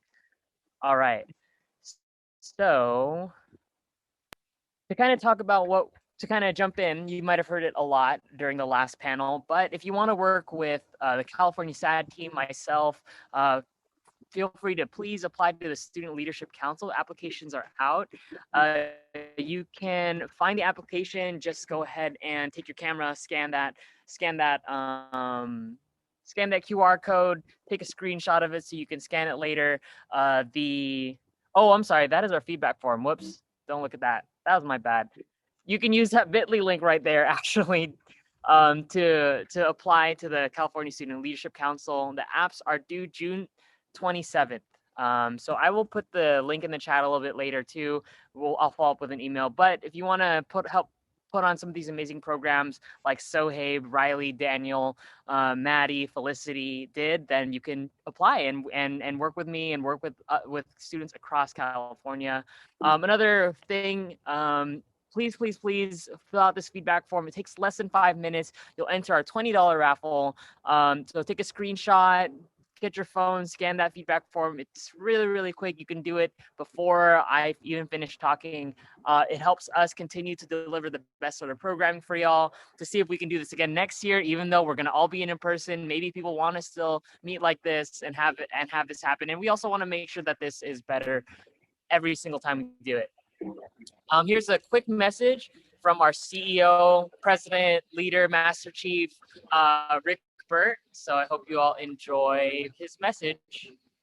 What's up, California SADD? On behalf of the entire SADD Nation team, I want to thank you for attending our conference, Back to the Future, learning from our past to take back our future. There has never been a more important time for SADD students to be involved. There's never been a more critical season for us to be working together to empower teens, engage parents, mobilize communities, and change lives. And I'm so proud of the fact that across California, there are young people who are willing to stand up, to take a stand, and work towards the ends of helping keep their schools and communities safe. We need you. We need you to be involved. We need you to take what you've learned today in the workshops and sessions and put it into practice. Whether you're passionate about traffic safety, mental health, substance use, about making a difference in your community and advocating for these topics, whatever it might be, the whole goal here is to empower you and let you know that your voice matters. And it matters now more than ever before. You have the power to make a difference if you use that voice and stand up for what you believe in. California SADD and our team is here to help you. I want to thank Lynn and Kevin and the SLC for putting together this remarkable agenda and being here as a constant resource to guide you and support you as your chapters think about making this the safest summer ever and thinking about the back to school season, which unfortunately will be here before we know it. If there's anything that we can do to help you be safe, to tackle the 100 deadliest days, which we know are one of the deadliest times for teen drivers, one of the most risky seasons to be out on our roadways. If there's anything we can do to help you in those efforts, please let us know. We want you to buckle up every trip, every time, to never drive or ride with someone who is impaired, to know the GDL laws, to be practicing safe maneuvers, and to be following speed limits whenever you're in the car. All of these things are how we can make this the safest summer ever. And we know that together we can make this happen. From all of us at SADD, thank you. Thank you for what you do. Thank you for spending your holiday weekend with us and investing your time and talent into an organization that has been working to make our community safer for over 4 decades. We're proud of you. We support you. We look forward to doing great things together. So for now, be safe and have a wonderful, wonderful rest of your summer ahead. All right. I apologize about the permissions on that feedback form. Fixing that up right now. So I'll send a link in the chat once I kind of fix that, because I cannot do multiple things at once. Unfortunately, I wish I could. But last couple announcements: follow us at SADD Nation and at California SADD for any and all updates. And just want to say thank you. And we're gonna go ahead and pretty much close this official session that we have. So if you want to hang on tight for me to send you that updated permission for the feedback form, that would be amazing. And I'm gonna give the floor out to Riley if she wants for us to just share opportunities for us to connect. And just to really find that time for us to connect, because sometimes it's hard to do that over Zoom and throughout the day. So Riley, if you want to take it away, and here's the link. Please let me know if that one works in the chat. Yeah, thank you all so much for coming. I hope that you learned a lot and were able to gain a lot of insight into everything that we covered in this 2-day conference. We have a couple of discussion questions. Feel free to leave and enjoy the rest of your Sunday, but if you want to stay the next 10 minutes or so, or just for discussions, first, if you want to type in the chat or unmute and say a couple things that you learned in the last 2 days.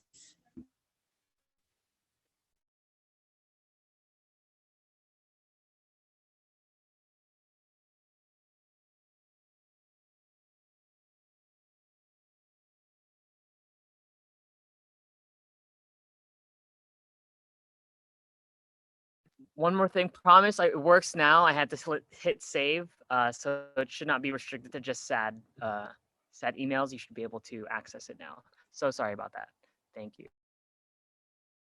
And I can really quickly jump in. I learn a lot from y'all every day. I'm just so honored to be working with y'all as students. Kind of like what I think one thing I continue to remind myself is just remember to say no. Remember to practice what you preach, and then at the same time, it's okay when you're not always operating at your best. And I've learned so much just from the different speakers, stuff that I wish I knew when I was in high school. So thank you very much for all of the participants and all of the speakers. Yep. I learned I learned from Jenica on day 1 of our conference about the red flags during relationships and dating violence, and that was honestly really insightful. And I feel like I've never really I don't think I've ever really talked about it with anybody or really heard about it. I've only heard whispers of you know, when of like people who abuse others in relationships, and that was honestly one of like my more favorite not panelists, I'm sorry, speakers that was here during our conference, and she was honestly great. So Kevin, next year if you want to invite her again, so that California SADD can have her again as a webinar or a speaker, she would be great. Maybe for an all Cal or something like that. So yeah, definitely. And thank you guys so much for coming. I know it's Memorial Day weekend, so a lot of people are busy, but thank you guys so much for coming. Yeah, I just want to second that. Thank you all so much for coming and inputting all that you did. We couldn't have done it without you, and obviously we can't have a conference without people. So.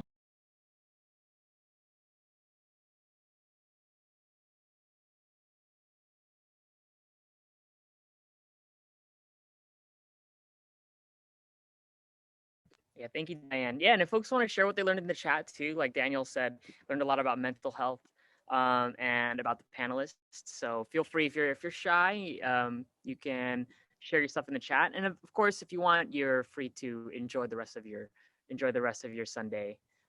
If you feel like you got as much as you want out of it. But we want to thank you all for staying. So yeah, feel free to share what you've learned in the chat, or unmute and want to be brave and want to share your space with us.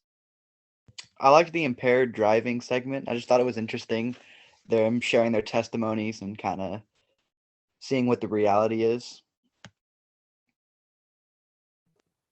Thank you, Antonio. Yep. Yeah, appreciate that. Yeah, you learned something from that. Of course, feel free to join your local SADD chapter at Helix next year if you want to learn more.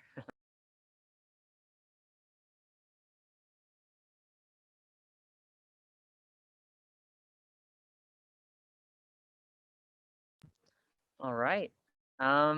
It looks like that might be everyone. That might be all that we have. Sonia, Kate, if you feel free to share any thoughts that you have. I'm gonna, if no one else has anything to share, and we can always just hang out, I'm gonna just continue to keep the room open, and play some music, play us out. But yeah, always feel free to connect with us at California SADD. We're very happy to have put this on for you. And thank you, Antonio, for attending. Kate, Sonia, y'all have been here the entire time. So kudos to you. And Riley, of course, like you've been an amazing help during this conference. So couldn't have done it without you. And real quick, sorry, everyone here goes to Helix. So if you're interested in joining SADD at Helix, reach out to Cheryl, Tyler. We're not doing anything over this summer yet. There's no plans, but that may change. So just reach out to her if you want and look into it next. Bye. Thank you, Kevin.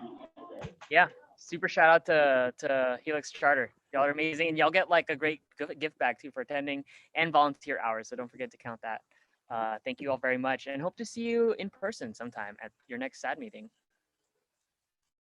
All right, thank you. It was a pleasure attending. Yeah, of course. Thank you all very much.